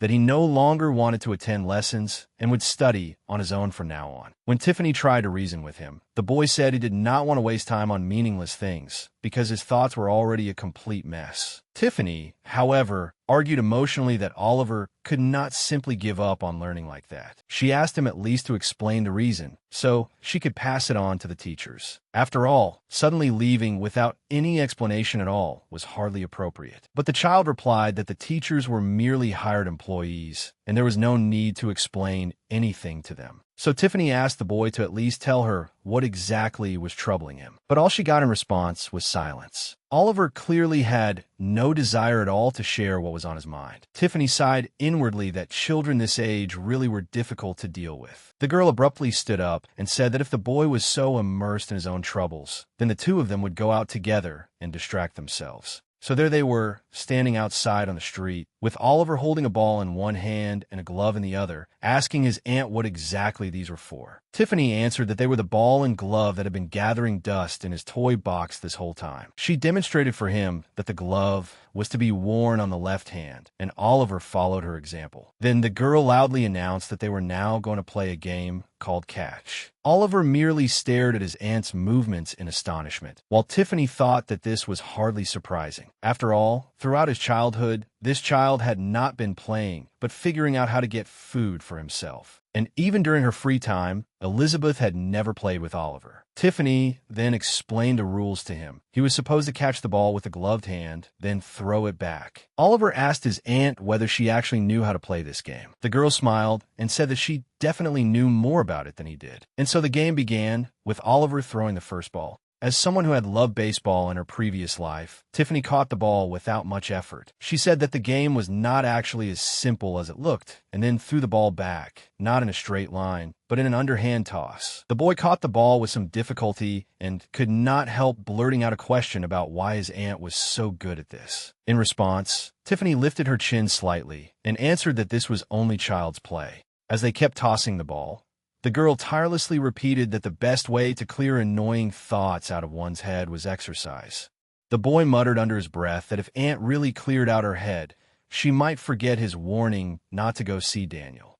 When the girl asked what he had just said, Oliver replied that it was nothing, and then threw the ball back to the child once more. Tiffany praised him for learning quickly. Then Oliver asked her why she always threw the ball upward from below, since would it not be easier to throw it straight? The girl immediately answered that it was simply a habit, but after a few seconds, she added that this throwing style was best for beginners, because the ball did not have too much speed or force, and besides, the clothes they were wearing now were not very suitable for this. Tiffany became more and more engrossed in explaining the different throwing methods used in the sport, and even suggested trying a bat next time. Just then, Thomas came up from behind her. He said that Elizabeth and Oliver seemed to be having a lot of fun here, and the remark startled Tiffany so much that she hurriedly turned around. Then he added that he wanted to try playing as well. The colonel asked to join them. Not completely understanding what the man meant, the girl asked whether she had heard him correctly. Did he want to join them? She immediately thought that the colonel probably lacked the determination to approach Oliver on his own because of the boy's coldness toward him. So she decided to try creating an opportunity for them to spend time together and invited Thomas to play with Oliver. But at that very moment, the boy put on a pitiful expression and said that he was already extremely tired. Then he walked up to Thomas and handed him the game equipment. Oliver himself retreated to the side, went over to a tree, and sat directly down on the ground. Tiffany was very surprised and thought that she ought to take him out to play games more often in the future, because he really looked far too weak. Meanwhile, Thomas had already put on the glove and taken a stance to begin the game. Once Tiffany accepted the fact that she now had no choice but to play with Thomas, she said happily that she would go first. The girl no longer held back, and after carefully setting her posture, she threw a pitch. But just as expected, the colonel caught the ball with considerable ease. When it was his turn to throw, Thomas said that he already understood the concept of the game and that it seemed rather interesting. When Tiffany asked him about it, the man said that it was his first time playing. The girl found that hard to believe because his movements were far too practiced. Then she asked what he had played with his brother when he was little. But instead of answering, the man asked in return why he would have had to play with his brother, and that left the girl completely stunned. But after thinking about it for a moment, Tiffany began to feel a little sorry for the man, because she realized that he genuinely did not know what a real childhood was supposed to be. Clearly, all he had done growing up at the estate was study one thing after another without end. And that was precisely why he had grown into the cold, distant man he was now, someone who often seemed difficult to communicate with. Then a thought flashed suddenly through the girl's mind. If she failed to give Oliver enough care, would he not end up growing into a second Thomas in the future? She thought that Thomas certainly had his own charm, but she would never let Oliver turn out like that. Tiffany threw another ball with all her strength, and this time a man only barely managed to lift his hand in time to catch it. Afterward, he first looked at the ball in his hand, then at the girl. The The colonel came to the conclusion that Elizabeth really was an excellent pitcher, and now he was even more convinced that the incident on the train involving the assassin and the pepper shaker had not been an accident. To that, Tiffany reacted strongly at once, saying that it had been nothing special and absolutely not worth bringing up again. Tiffany glanced sideways at Oliver and thought there was no need to let him know she had killed someone. Hopefully he had not heard anything. But the boy had indeed heard their conversation and immediately pressed them to explain what exactly they were talking about. Tiffany did not answer a single one of the child's questions. Instead, she hurriedly pushed Thomas in the direction of the estate and said that this was enough for today and that they should rest. Sometime later, Tiffany was invited to see the Duchess. With some sadness, the girl realized that ever since that banquet, Evelyn's health had remained poor, almost to the point that she was bedridden. Tiffany asked how the Duchess was feeling, and the woman immediately replied that everything was fine and that Elizabeth should not worry too much. Evelyn then apologized for calling Elizabeth over, which left the girl feeling quite at a loss. The Duchess did not let Tiffany continue guessing wildly, and instead got straight to the point. She had called her here to tell her that Elizabeth and Oliver should begin preparing for their trip to the capital. Tiffany realized that another turning point in the story was approaching. Evelyn continued, saying that the child needed to be introduced to the royal family because royal blood flowed in his veins, and she had already sent a letter ahead of time. And just today, she had finally received a reply from the capital. Moreover, since it would be Elizabeth's first time going to the capital, her son Thomas would accompany her and Oliver there. Before the girl could even reach the conclusion that only the three of them would be making the journey, the Duchess announced that she herself ought to have gone with them and presented them to the royal family, since among nobles, it was customary for an older woman to represent a younger woman in such situations. But after saying that, the Duke cut in, saying that in Evelyn's current condition, it would be impossible for her to travel with them. The Duchess tried to protest, but the Duke's attitude was extremely firm, and inwardly Tiffany agreed with the man's position. The girl tried to persuade her from another angle, saying that at her age, it would be more proper for the Duchess to remain with the younger generation instead. Then Tiffany added that everyone would understand the situation, especially with Thomas accompanying her. But the Duchess objected that, given their family's status, having only one man accompany them was far from sufficient. There absolutely had to be a woman with them as well. The most important reason was that this would be Elizabeth's first time going to the capital, and for a first visit, every courtesy and formality had to be observed properly in order to avoid unnecessary rumors and trouble later on. To that, the girl had no choice but to agree. In the end, the Duchess admitted that, considering her own physical condition, she had already asked someone else to accompany them in her place and present them to the royal family. This news surprised Tiffany greatly, and she immediately asked who that person was. The Duchess replied at once that it would be Princess Jessica, His Majesty's sister and Princess Mary's younger sister. This development left Tiffany completely dumbfounded, and she had no idea how to react. Evelyn added that such an arrangement was perfectly reasonable because Jessica was George's great-aunt to begin with. Realizing that this was treatment far too grand for her, Tiffany quickly said that she was nothing more than a commoner and not even George's official wife. But the Duchess replied that Jessica would not be accompanying a commoner, but the mother of the heir. What's more, the princess had already been informed of everything. Hearing that, Tiffany arrived at one conclusion. If she went alone, the commotion she caused would probably still not be as great as it would be with a member of the royal family accompanying her. After returning to her room and sitting down, the girl understood that no matter what, she was destined to become the center of everyone's attention. Then she remembered the plot of the book.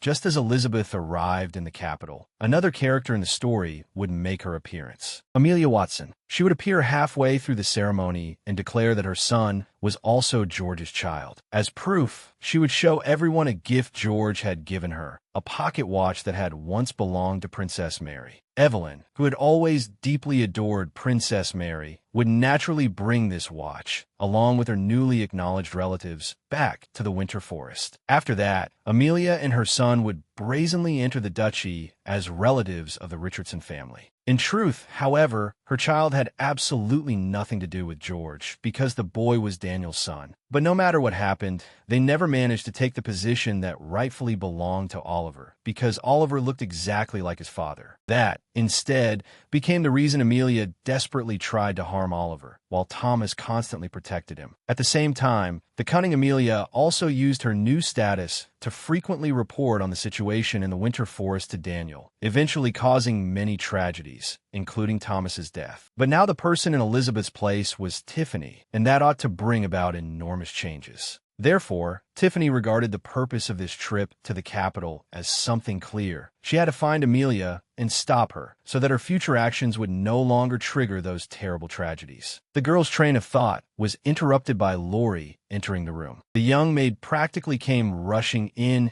and asked Elizabeth whether the rumor that she was going to the capital was true. Tiffany replied that rumors really did spread as fast as ever, and that yes, it was true. Laurie immediately asked to be allowed to accompany her, and Tiffany naturally agreed without hesitation. The maid's eyes lit up at once, and she said excitedly that she would finally get to ride a train for the first time. Tiffany told Laurie to pack a few things to bring along, so that she would not be bored to death on the journey. This astonished the maid, because in her eyes, the trip itself was already a complete grand adventure. Looking at the young maid so thrilled just by the thought of traveling together, Tiffany found it quite amusing. She watched the girl's sincere joy with a sense of feeling. To Laurie, riding a train was something extraordinary. But Tiffany's thoughts remained entangled in her own concerns, and she gradually came to a conclusion. Since she could not change anything by worrying, she might as well act directly. To distract herself, the girl asked the maid whether she had any playing cards. After receiving an affirmative answer, she told her to pack those as well. 2 months had already passed since the announcement that they would soon be heading to the capital. All the personal luggage for everyone traveling had already been packed, and Laurie was so overjoyed that she could hardly wait for the journey to begin. Tiffany walked over to the carriage and asked Oliver, who was standing beside her, whether he had brought everything he needed. The boy answered absent-mindedly that checking whether everything had been packed properly was not his responsibility. Meanwhile, the young maid was already cheerfully urging the young master and mistress to hurry and get into the carriage. Tiffany looked at Laurie with a gentle gaze and thanked her for being so attentive. Just then, the Duchess appeared outside, leaving everyone shocked. Tiffany walked forward and was about to say something, but then realized that she did not know what to say at all, nor how to properly bid Evelyn farewell. However, the Duchess herself rescued the moment. She suddenly took the girl's hands gently and wished Elizabeth to take good care of herself and have a safe journey. This unexpectedly warm gesture from the Duchess made Tiffany's heart tremble. Flustered, she could only respond to the blessing with a simple thank you.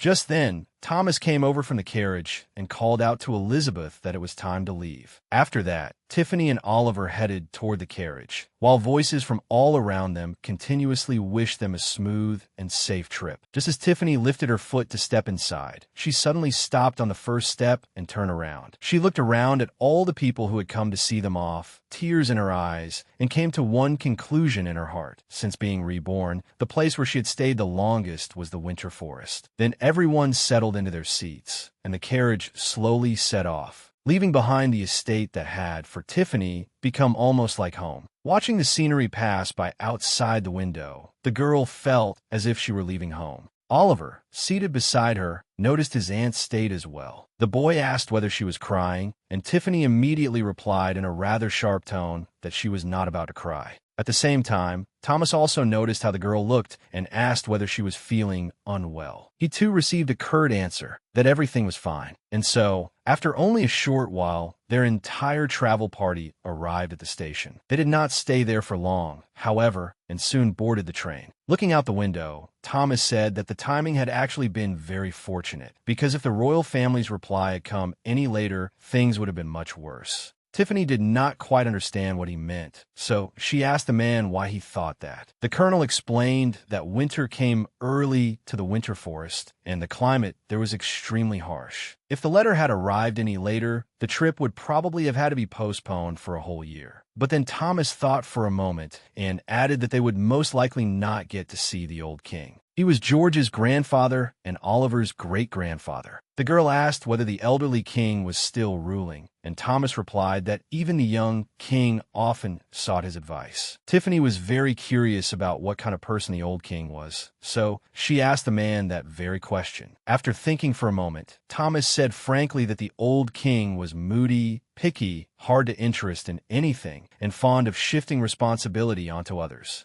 The man went on to add gloomy and prejudiced against others to his description of the old king's character. After hearing that, Tiffany immediately came to a clear conclusion. She absolutely did not want to meet him. The man, meanwhile, continued recounting the king's shocking behavior, saying that for a time, all the fragile objects and vases had to be removed from his office because his anger and temper would often reach the limit, and he would smash whatever was at hand. Thomas concluded by saying that as winter approached, the old king usually went farther south, so by the time they reached the capital, he should no longer be there. Tiffany could only hope that nothing unexpected would happen during that time, and that the old king would leave safely. Still, just in case, the girl asked Thomas what kind of people the old king liked. The colonel replied that the most famous example was Princess Mary. He held her in exceptional esteem because she reminded him of his late sister. Tiffany immediately said that in that case, he ought to like Oliver too, since Oliver looked so much like Mary's son.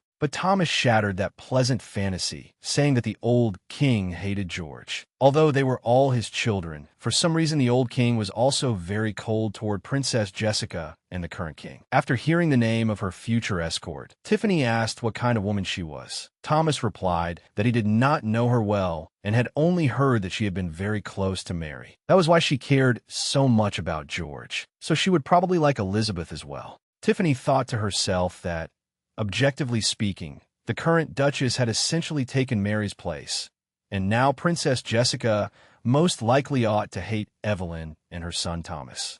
Looking at her hands, Tiffany remembered the gentle touch the Duchess had once given her. She thought that even if Princess Jessica harbored resentment, she had still agreed to help Evelyn. With those thoughts in mind, the train carried Tiffany and her companions away from the snow-covered lands of the Winter Forest Duchy. The journey to the capital lasted an entire week, and the travelers had no choice but to pass the time on the train. While the girl was nearly driven mad by boredom, looking at Oliver, Tiffany could not help wondering why the child looked as if he were contemplating some problem on a cosmic scale. She turned to the boy and asked if he was busy, which took Oliver quite by surprise. With a puzzled expression, Oliver asked what was wrong. Tiffany cheerfully replied that since he was not doing anything important, he should play with her. Oliver was not especially enthusiastic about the suggestion, but the persistent girl said that since her nephew was not going to invite her to have some fun, she would have to take matters into her own hands. Oliver asked without much interest what she wanted to play, and she immediately replied that she had already planned everything.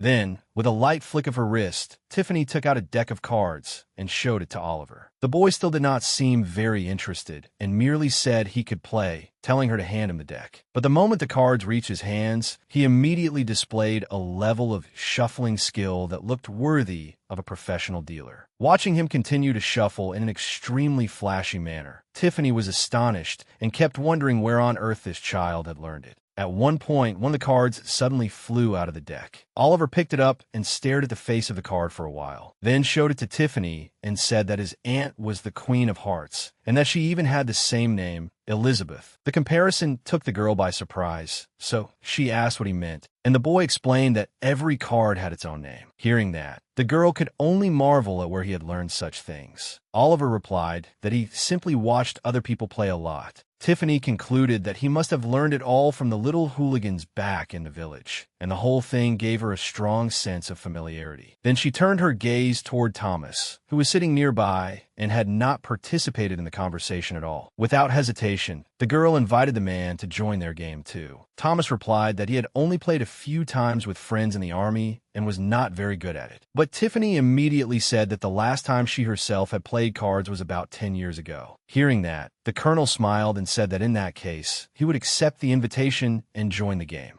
Once the three of them sat down at the table, they began discussing what to play first. Tiffany suggested the game where you drew the target card from your opponent's hand, and everyone agreed, so Oliver began dealing. Oliver drew first, and Tiffany held her breath as she waited. The boy quickly made his choice, pulled a card, and immediately declared that he had won, leaving Tiffany with only one conclusion. He was very good at this. Thomas drew next, and it turned out that he truly was terrible at this sort of card game because he picked the wrong card. That made Tiffany the winner, and she was delighted. The Colonel could only stare at the cards in his hand in confusion. Thomas admitted defeat, and Oliver bluntly said that Thomas was very bad at the game. Watching all this, Tiffany at first assumed Thomas was deliberately going easy on them, but then she realized that the Colonel really was genuinely awful at the game, so she immediately suggested switching to poker. And so a new round began. After the first hand ended, Tiffany declared that she had two pairs. Oliver said he had a straight flush, and the Colonel summed up in disappointment that he had nothing at all, so he lost again. The girl concluded inwardly that this man was absolutely dreadful at the card table, while Oliver outright said that changing the game had not altered the overall situation in the slightest. Obviously, his companions only invited him to card games because he was rich. Tiffany felt certain that the Colonel would not care much about winning or losing over a few coins. So for him, cards were less a form of entertainment, let alone something driven by greed for profit, and more just a reason to fit in with a group. Even leaving his skill aside, Thomas had a very particular attitude toward games of any kind. Suddenly, the boy spoke up to his playmates, drawing everyone's attention. Tiffany and Thomas both looked at Oliver with interest, and the boy said that since their game was too boring, they should add a wager to make it more interesting. Tiffany immediately sprang up and said gambling was not allowed. The boy instantly retorted that any self-respecting gentleman ought to know how to place a bet, and explained that betting cultivated faith in luck and taught people to evaluate and analyze situations clearly. In other words, it built character. Then, pointing at Thomas, he added that with a wager involved, it might even stir in this gentleman the desire to finally win for once. Oliver placed the first card on the table and proposed that the stakes should be this. The winner could ask any one question of another player in the game that interested them. But if the person being asked did not want to answer, then they would pay a ransom instead. When Tiffany asked what she was supposed to do if she had no money, Oliver said that in that case, she would simply have to answer honestly. Tiffany agreed very reluctantly, but said that if so, they first had to agree to exclude tricky questions. Oliver smiled and asked what kind of questions his aunt meant, and Tiffany immediately replied that he ought to know perfectly well himself. By then, the first wagered round had already ended, and Thomas and Tiffany revealed their cards and announced their hands. When it was Oliver's turn, he also laid down his cards and said he had the winning hand. Then he pointed at Thomas and said he had a question for him, shamelessly asking outright what kind of girls the man liked. The Colonel asked the boy what exactly he meant by that question, and Oliver explained that he meant what sort of girl Thomas considered ideal. Looking baffled, the man answered that he had never thought about that before. Oliver immediately added that this did not count as an answer, so he had to pay. The Colonel had no objection at all and immediately paid the boy in front of Tiffany, while Tiffany herself began to dislike the entire thing more and more. Then the next round ended, and once again, Oliver won. This time, the new question Thomas had to answer was whether there was someone he liked right now. Tiffany instantly focused all her attention because she truly liked this man and most of all wanted to hear what his answer would be. Deeply embarrassed, Thomas asked whether he really had to answer that question. Oliver replied without hesitation that of course he did. The Colonel fell into thought. But after thinking for a few seconds, the man gave no answer and instead simply handed the boy another sum of money. Tiffany was surprised by Thomas's reaction and felt that it clearly meant one thing. There really was someone he liked. To her, it was positively dizzying news because when a man already had another girl in his heart, it changed so many things. She immediately began speculating why the Colonel still had not married. Perhaps because a lost first love, love for a married woman, or an unrequited crush. Lost in thought, Tiffany did not notice at all that Oliver had already pulled her attention back to the card game. She asked what had happened, and the boy replied that the next round was already over and that he had won again. Now it was his aunt's turn to answer his question. Tiffany realized in horror that she had not only missed an entire round, she had somehow lost it too. She blamed herself for getting too caught up in her thoughts. then began trying to guess the question to come, which would obviously concern her feelings and relationships. Tiffany knew that she had no money and could only answer, and she would probably have to confess that her heart belonged to the man sitting across from her. Thomas's expression at once became especially intent, clearly prepared to hear the girl's answer. The girl had no idea what to do and could only feel the anger born of desperation surging inside her.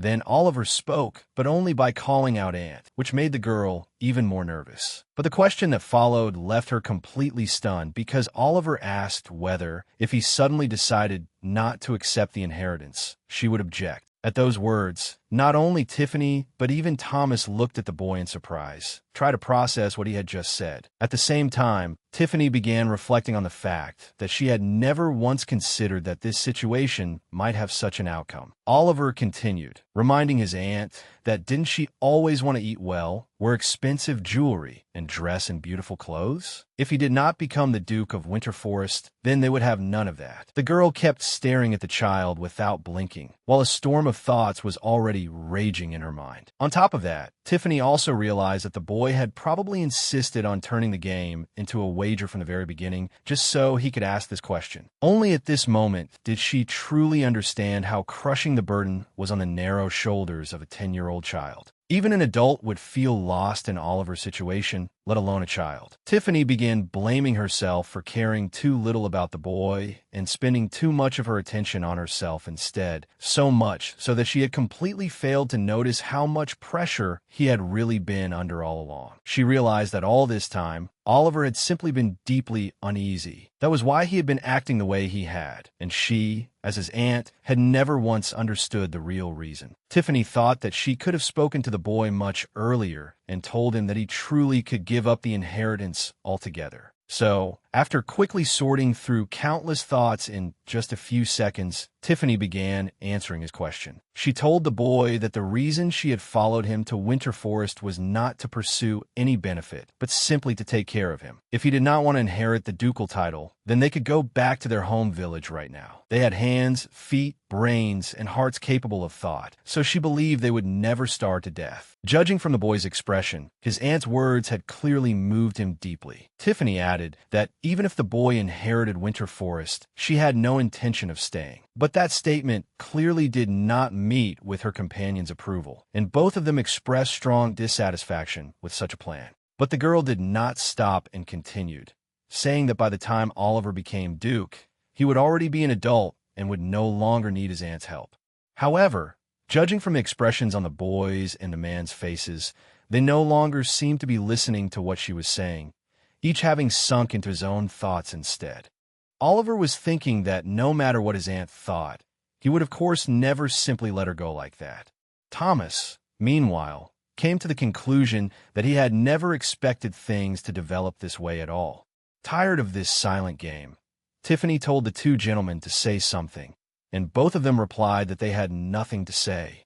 So the girl stood up and said that since all the questions had already been asked, this game should end here. But just as she tried to gather up the cards from the table, her motion was interrupted by a hand. It was the Colonel's hand. He said that now was not the time to end the game. Tiffany guessed aloud whether the man had actually grown fond of the game and asked if he wanted to keep playing, and Thomas replied that the game itself was indeed monotonous, but he liked playing it with Elizabeth. Hearing that, the girl's heart leaped with joy. But she quickly understood what was going on and guessed that the Colonel clearly wanted to ask a question as well. Thomas answered frankly that he did indeed have a question he wanted to ask the girl. Tiffany immediately brightened, readily agreed to play one more round, and began dealing. So the game began again, with an even tenser and fiercer atmosphere than before, but the result changed not at all. As usual, Oliver became the winner, and Thomas still came in last. Oliver looked casually at one of the cards in his winning hand and said that he had no more questions left, then immediately added that Thomas could simply pay him directly. That made his aunt extremely nervous, and she hurriedly tried to rein him in.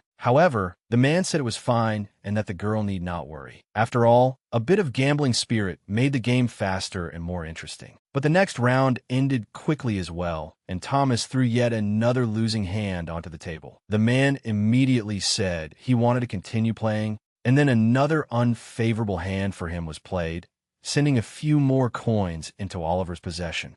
The stubborn colonel promptly demanded that the next round begin at once. Tiffany could not make sense of it at all, and could only wonder where this man had suddenly developed such a fierce addiction to cards. But then another round ended, and Oliver revealed one card from his winning hand, while making a gesture with his other hand to indicate that it was time to pay up, and at that very moment, several more coins once again became entirely his. Restless Thomas demanded that a new round begin immediately. The colonel's excessive fixation was already beginning to frighten the girl badly.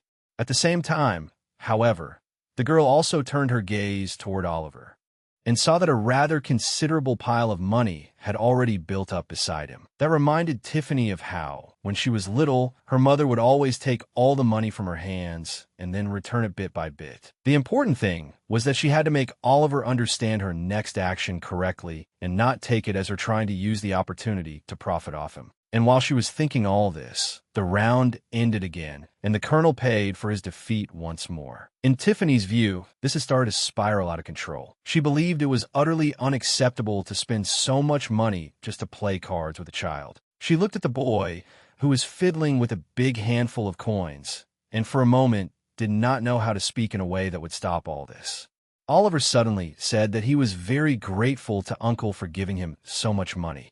That form of address startled Tiffany, because in the original story, the boy had always respectfully and frequently called Thomas Uncle. But now everything had changed, and Oliver's usual way of addressing Thomas was clearly Sir. The girl had always hoped the child would call Thomas Uncle, yet she had never imagined it would happen under these circumstances. And when Thomas paid his nephew yet again, the girl's patience finally reached its limit. She slammed a hand down on the table, stood up, and declared that this had to stop. At that, Oliver immediately replied that it made no difference to him, since he had already earned quite a lot of money. Thomas tried to object, but Tiffany rudely cut him off, saying that he was an adult and should have been the first to understand this. Then, with a kindly expression, she asked the man to just ask his question directly, while Oliver at once angrily demanded of the man whether he even knew why he had kept losing to him. That clearly emotional question caught Tiffany's attention, so she asked Oliver why he was always able to win. The boy immediately lowered his head and fell silent. Responding to the girl's proposal, Thomas said that he certainly appreciated her kindness, but he would not accept such leniency because it was not fair. Instead, the colonel proposed playing a few more rounds, while Tiffany said that when it came to gambling addiction, once trouble started, it was already too late. Then she began telling them about the painful example in her own family. Oliver's grandfather, who was also her father, had gambled away the family's entire fortune, and after losing everything, he got drunk, fell from a bridge, and died just like that. After hearing that heartbreaking story from the past, Thomas said he understood the girl's feelings and worries, and therefore agreed to end the game. Time passed quickly while playing cards, and outside the train windows, as the train sped toward the capital, night had already fully fallen. Oliver went to bed and soon fell fast asleep. Looking at the sleeping boy, Tiffany thought that like this, he looked just like a little angel. "Why aren't you asleep yet?" The question drew Tiffany's attention. She turned around and saw the colonel, already changed into other clothes, walking toward her. She said that she was only admiring the boy as he slept. Thomas agreed as well, saying that children really were adorable when they were asleep. Suddenly, the girl apologized for everything that had happened today, which left the colonel bewildered, so he asked Elizabeth what exactly she was apologizing for. And the girl explained that she felt Oliver had not behaved very well today, and Thomas had surely felt uncomfortable because of his actions and words. To that, the man said there was nothing to worry about, because he understood it all perfectly, and Oliver spoke to Elizabeth the same way too. Yet when the colonel said, "I'm glad that child is as close to me as he is to Elizabeth," Tiffany felt somewhat confused, because she knew Oliver did not actually trust her that much. Just then, the man interrupted her thoughts by asking whether this long journey was making her tired. Tiffany answered that simply sitting still during a trip did not make a person tired. Immediately afterward, scene from today's card game flashed before her eyes. In the most cheerful mood, Tiffany said that traveling with good companions was far more enjoyable. Thomas naturally agreed, while silently drawing some new conclusions of his own without saying them aloud. After that, the two of them continued talking about other things, and Tiffany asked how much longer it would take to reach the capital. Thomas answered that it would be about 3 more days. He immediately added that if the girl was bored, they could play poker again tomorrow. But he was promptly opposed, as Tiffany said that he ought to set an example for the child. And so, after 3 days of travel, the train finally arrived at the capital station. The travelers soon left the carriage and the station, and just a few minutes after the train stopped, the full splendor of the kingdom's capital unfolded before Tiffany's eyes. A carriage had long since been prepared, and the three continued on their way, still weary from the long journey. Inside the carriage, Tiffany looked at Oliver and Thomas with deep feeling, noticing how strikingly alike they were. Not only their personalities and behavior, but even the way they moved and carried themselves was very similar. Noticing the girl's intent gaze, Thomas immediately asked what was wrong, and Tiffany quickly replied that it was nothing. This part of the journey was not very long, and before long, the travelers had already gotten out of the carriage. The carriage had brought them to the outskirts of the capital, where there was a mansion belonging to the Richardson family. On the street, a remarkably kind-looking butler came forward to greet them, introduced himself as Martin, and said he was ready to serve this gentleman at his command. Unable to understand how the butler from the ducal estate had managed to arrive here before them, Tiffany was puzzled, and Thomas carefully explained that he was his twin brother. Only then did Tiffany notice that the names Martin and Marvin were not the same. It was also only at that moment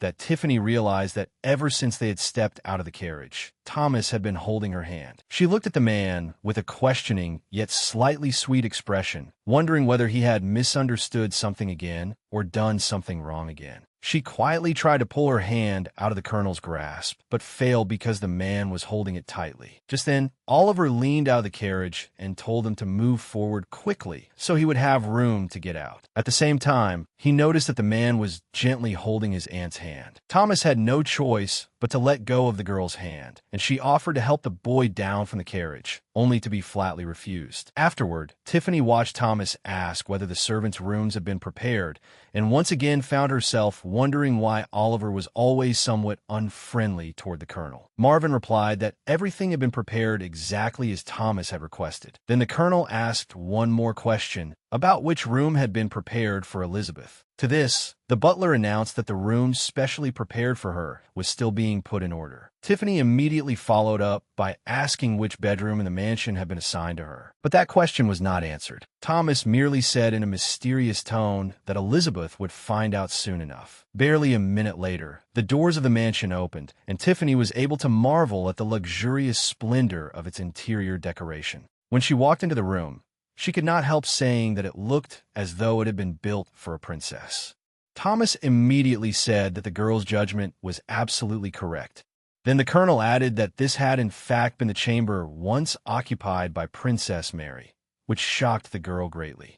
Thomas said that ever since the princess's death, no one had lived in the room again, and that the Duchess had personally ordered it to be carefully maintained at all times. He also said that many of the girls George had brought here had wanted to stay in this room, but that had absolutely never been allowed. Hearing this, Tiffany hesitated about staying there, saying that if that was the case, she should find another room instead. Thomas immediately said that this was his mother's wish. Otherwise, the butler would never have let them in. Tiffany was very happy about the Duchess's attitude toward her, but then she immediately thought that from now on, she would probably have to be especially careful here, and might even need to avoid drinking tea in the room, so as not to accidentally damage anything. In truth, life in the capital was not all that different from life in the Winter Forest. The servants, who had originally worried that Oliver might inherit the habits of his late master, who was not exactly known for neatness, were all pleasantly surprised when they saw the boy's steady temperament and clean habits. Tiffany kept trying to build a connection with Oliver, asking whether everything was all right, how he had slept, and how he had been eating. But there was no warmth at all in the boy's tone. He merely replied that his aunt did not need to worry about him and should mind herself first. The girl could not help sighing that raising children really was not easy. While Tiffany was still lost in thought, Lori suddenly appeared and announced that tea was ready, startling the girl once again. While they were having tea, the young maid said that there were already many rumors outside about her mistress living in the princess's room, to which Tiffany responded with several surprised remarks. When Lori asked whether she had noticed the strange looks people had been giving her, Tiffany replied that she had assumed it was simply everyone's usual friendliness. That made the young girl laugh hard, saying that there was no friendliness to be found in the capital, where everyone was stern and full of prejudice. Tiffany, however, said that her maid was doing very well in carrying out her duties and had already learned a great deal. She had already noticed earlier that this girl had very quickly and effortlessly blended in with the other servants and become one of them. And when Lori said that she had already met several people and was still gathering information, Tiffany could only feel that the young maid was truly impressive. When she asked Lori how she had managed to do that, the girl answered that she had simply made herself useful. Then she revealed the most important piece of information she had gathered, that everyone in the mansion now believed her mistress would soon become the new mistress of this house. Faced with such news, Tiffany did not know how to react for a moment and could only fall silent, trying to process everything she had just heard. Finally, after recovering a little, Tiffany asked how such a thing could be possible and where such a rumor had even come from. Lori then began to explain, saying that the first and most important piece of evidence was that her mistress was staying in the princess's room, a room that had never before been opened to anyone,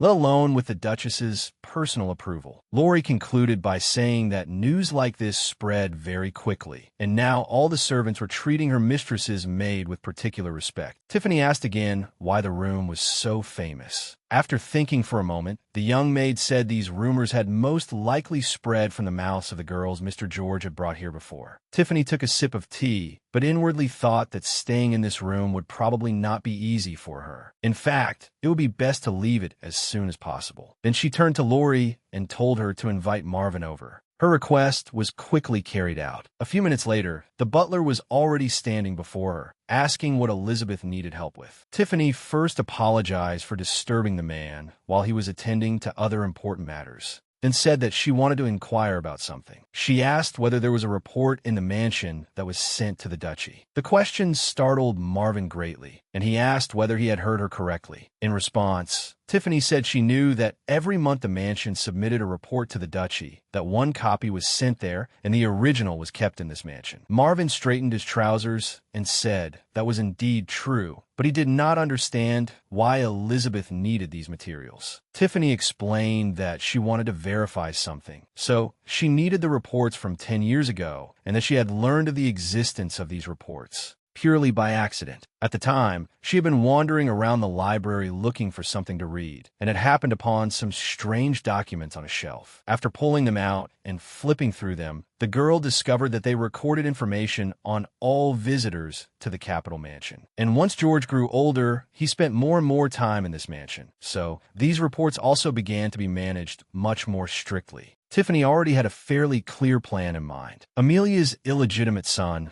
was around the same age as Oliver, which meant that the claim that the child was George's descendant was a lie. As long as Tiffany could find records of where George had been 10 years ago, the lie could be exposed. However, only the reports from the last 5 years were kept at the Richardson mansion. Tiffany had once thought of asking the Duchess about those original reports, but in the end she gave up because Evelyn might not approve of her digging into the past of George, whom she had dearly loved. Even so, Tiffany had still had one thought back then: if only she could personally stay in this mansion and look for the reports herself. And now, she had already arrived at the very place she needed. At that moment, Marvin was asking her what exactly in those reports interested her. He also said that these reports did not actually cover every aspect of life in the mansion. But the girl immediately cut him off. She said that she was looking for information about George, since she had borne him a son. Such an explanation did not sound suspicious at all, since it was only natural for her to be interested in the life of a man she had once been intimate with. Tiffany asked him to give her a chance to inspect the documents she needed. To this, Marvin first said that they were confidential materials, but considering that Elizabeth could be regarded as part of the family, and especially since even the Duchess herself had shown trust in her, he was willing to provide the documents. The girl was delighted inside, because things had gone so smoothly, and she would finally be able to obtain the information she wanted. However, the butler added that there were many documents, and the young lady might need some help. Tiffany immediately replied that she could handle everything herself. After that, she made another request of Marvin, saying that she needed to trace someone's movements. The butler did not ask any unnecessary questions, only inquiring who the person was. Without hesitation, the girl gave the name Amelia. Then, after thinking for a moment and recalling the necessary information, she added a surname, Watson. Marvin said that he had never heard that surname before. Tiffany explained that she might originally have come from a noble family, but had been cast out because she gave birth to an illegitimate child. However, the butler said that with so little identifying information, it would not be easy to find the girl. So Tiffany added that she was certain the child's father had been supporting them all along. That single statement immediately changed the situation. Marvin said that he would have everything prepared before my lady returned. Naturally, the girl was very satisfied with this progress and sincerely thanked the butler. Out of politeness, the man then asked whether my lady had any other requests. After thinking for a moment, Tiffany answered that she hoped Thomas would know nothing about any of this. To that, Marvin replied that he would not bring up the matter on his own, but if the colonel asked, he would not lie. The answer satisfied the girl quite a lot, because after all, he was the Richardson family's butler, not her personal servant. After receiving all her instructions, Marvin excused himself and left the room. The girl slumped into a chair and once again reviewed in her mind everything she needed to do in order to expose Amelia's lie, confirming once more that her line of thinking was correct. Tiffany came to the conclusion that Amelia had already fallen into the trap set by her own lie. The next day, the girl prepared to meet the person who would represent her at the royal banquet. Thomas soon appeared and said that he would accompany the girl to the royal palace. Tiffany tried to say that she did not need the man to accompany her, but the colonel said that in any case he had to go see His Majesty, so there was no need for the girl to refuse his company. He added that if possible, he would even like to attend Elizabeth's meeting with Princess Jessica. This surprised the girl very much, because it seemed that when this man truly put his mind to it, he'd go quite far. After hearing Thomas's words, Tiffany said that he need not worry, as she was only going to greet the princess and would not be long. And yet, inwardly, the girl admitted that if the colonel could remain nearby, she would not mind at all, because being by his side made her feel much more at ease. As she was about to go downstairs, Tiffany sighed inwardly that she had not even realized she had already grown so accustomed to this man's care. Oliver was waiting at the bottom of the stairs. Tiffany was happy to see the boy had come to see them off, and she thanked him. But just as Oliver was trying to warn his aunt not to do anything stupid when speaking to the princess, the girl had already reached out and begun rubbing his cheeks, praising what a good and adorable child he was, and saying that once she returned, he should be ready for an arithmetic test. Oliver tried to say that he did not need any test, but immediately received a whole lecture about the benefits of studying. So in the end, he simply decided to agree with the girl. Even so, he once again warned his aunt not to follow suspicious people and not to say anything unnecessary to the princess. At that moment, Lori cut into their conversation and said that the young master could rest assured, because she would remain by my lady's side the entire time, and if anything happened, she would definitely help. Oliver thought for a moment, then said that he was counting on this maid, and immediately added that he could trust her. This astonished Tiffany. She could not understand at all why the boy was so willing to trust a maid he did not know well, yet unwilling to trust his own aunt. She had wanted to express her displeasure at his lack of trust in her, but because they were already late, Lori and Thomas urged the girl to hurry and depart. Yet even after sitting in the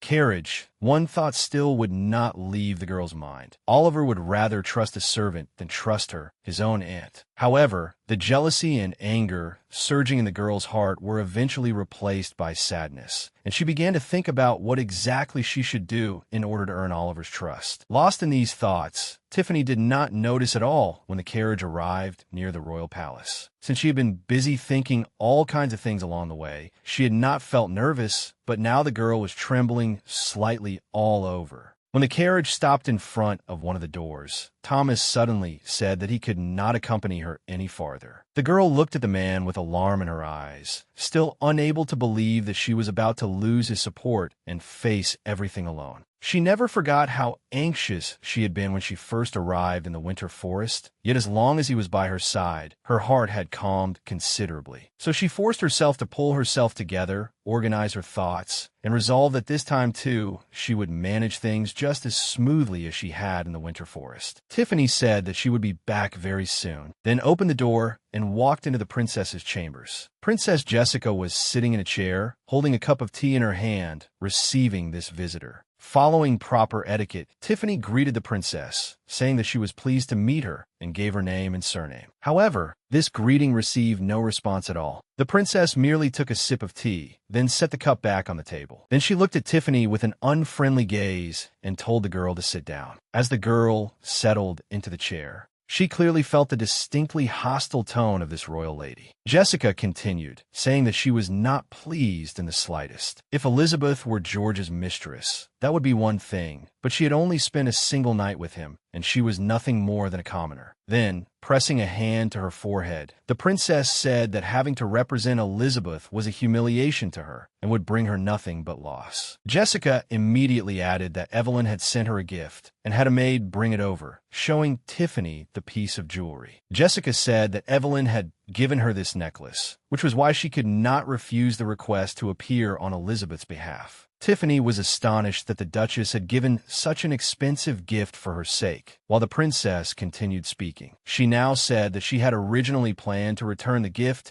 and find someone else to represent Elizabeth, though not a member of the royal family, but someone of somewhat lower status. Tiffany sadly realized that the Duchess's sincerity had not been properly appreciated. But in any case, the princess had at least tried to find a substitute for her rather than simply cast everything aside and do nothing. Tiffany thanked the princess for her generosity and said that in that case, she would like to request permission to leave the palace before dinner. But Jessica suddenly said that she had changed her mind. Tiffany thought she must have misheard and asked what the princess had just said. Jessica raised her voice slightly and said that she would introduce Elizabeth to the royal family. The words were completely unexpected, and the girl cautiously asked why the princess had suddenly changed her mind. In response, Jessica said that it was hard to explain, and the girl probably would not believe it anyway. It was merely a sudden personal whim of hers. After instructing that the jewelry be returned to the Duchess, the princess looked at Tiffany with a strange expression and said that she now understood why Evelyn would intervene on Elizabeth's behalf. Only then did the girl suddenly realize that both of these women, the Duchess and the princess, had seen in Elizabeth the shadow of the late Princess Mary. Jessica suddenly asked whether the Duchess treated her well. Tiffany immediately gave an affirmative answer. The princess said that this suited Evelyn's character very well, because even now, the only people who still continued to remember Mary were the two of them. Tiffany thought that perhaps the old king had not forgotten his most beloved daughter either. The girl looked seriously at the princess seated opposite her, secretly feeling that she might have been wrong in her earlier belief that Jessica hated Evelyn. At least that idea could not be applied to the rest of the Richardson family. And at that very moment, as if responding to Tiffany's thoughts, the princess said that she wanted to remind Elizabeth not to trust this family too much. At that instant, the girl remembered what Daniel had once said: she should not trust Thomas. After a moment's thought, Tiffany said that perhaps the princess's words, like her decision to introduce her to the royal family, were also merely the product of some personal whim. But suddenly,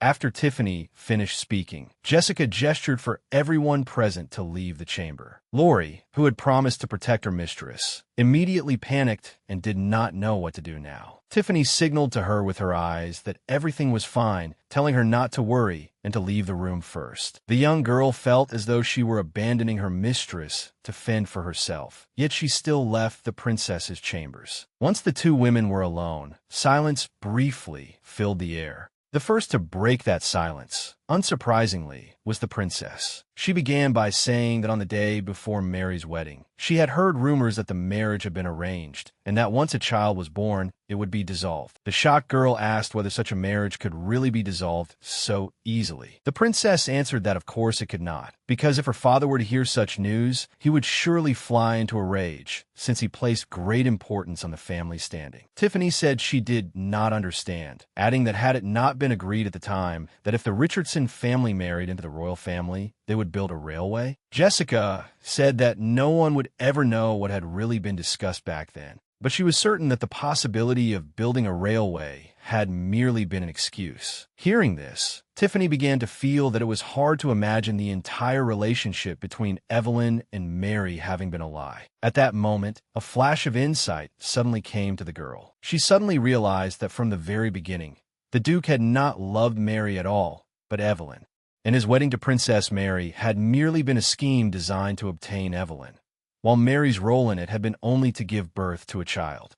If that were the case, then regardless of whether there was a divorce afterward, that child would become the only heir in the duchy with royal blood, and Evelyn would continue to remain by his side. Thinking of this, Tiffany asked the princess why, if that was true, Mary had returned to the palace after the divorce. To this, the princess said that if matters had not deteriorated so badly, then everyone would have gone back. Mary, George, and Evelyn. Only then did the girl realize that in fact, the Duke had been using George as a hostage. If Evelyn had known that he had merely been using Mary, she would never have remained by his side. But there was still one question without an answer. So Tiffany immediately asked it. What exactly had made Princess Mary accept the Duke's proposal? To this, Jessica said that this was the greatest mystery she had never been able to solve, and because of that she had been unable to pursue the true culprit. In the end, she concluded that Mary was no longer alive, and the truth would never be learned from the Duke's own mouth. However, before her words had even fully settled, Jessica immediately added that this was not the only reason she had advised Elizabeth not to trust the Richardson family. The princess asked whether the girl knew how George had died. Tiffany answered that according to rumor, he had fallen from a horse while drunk. Hearing Tiffany's words, Jessica laughed, repeating the phrase, "fallen from a horse." She laughed louder and louder, and the sound became more and more frightening, badly startling Tiffany. But after she finished laughing, Jessica wore a dreadful expression on her face as she suddenly asked Elizabeth whether she knew that George had always hated riding horses.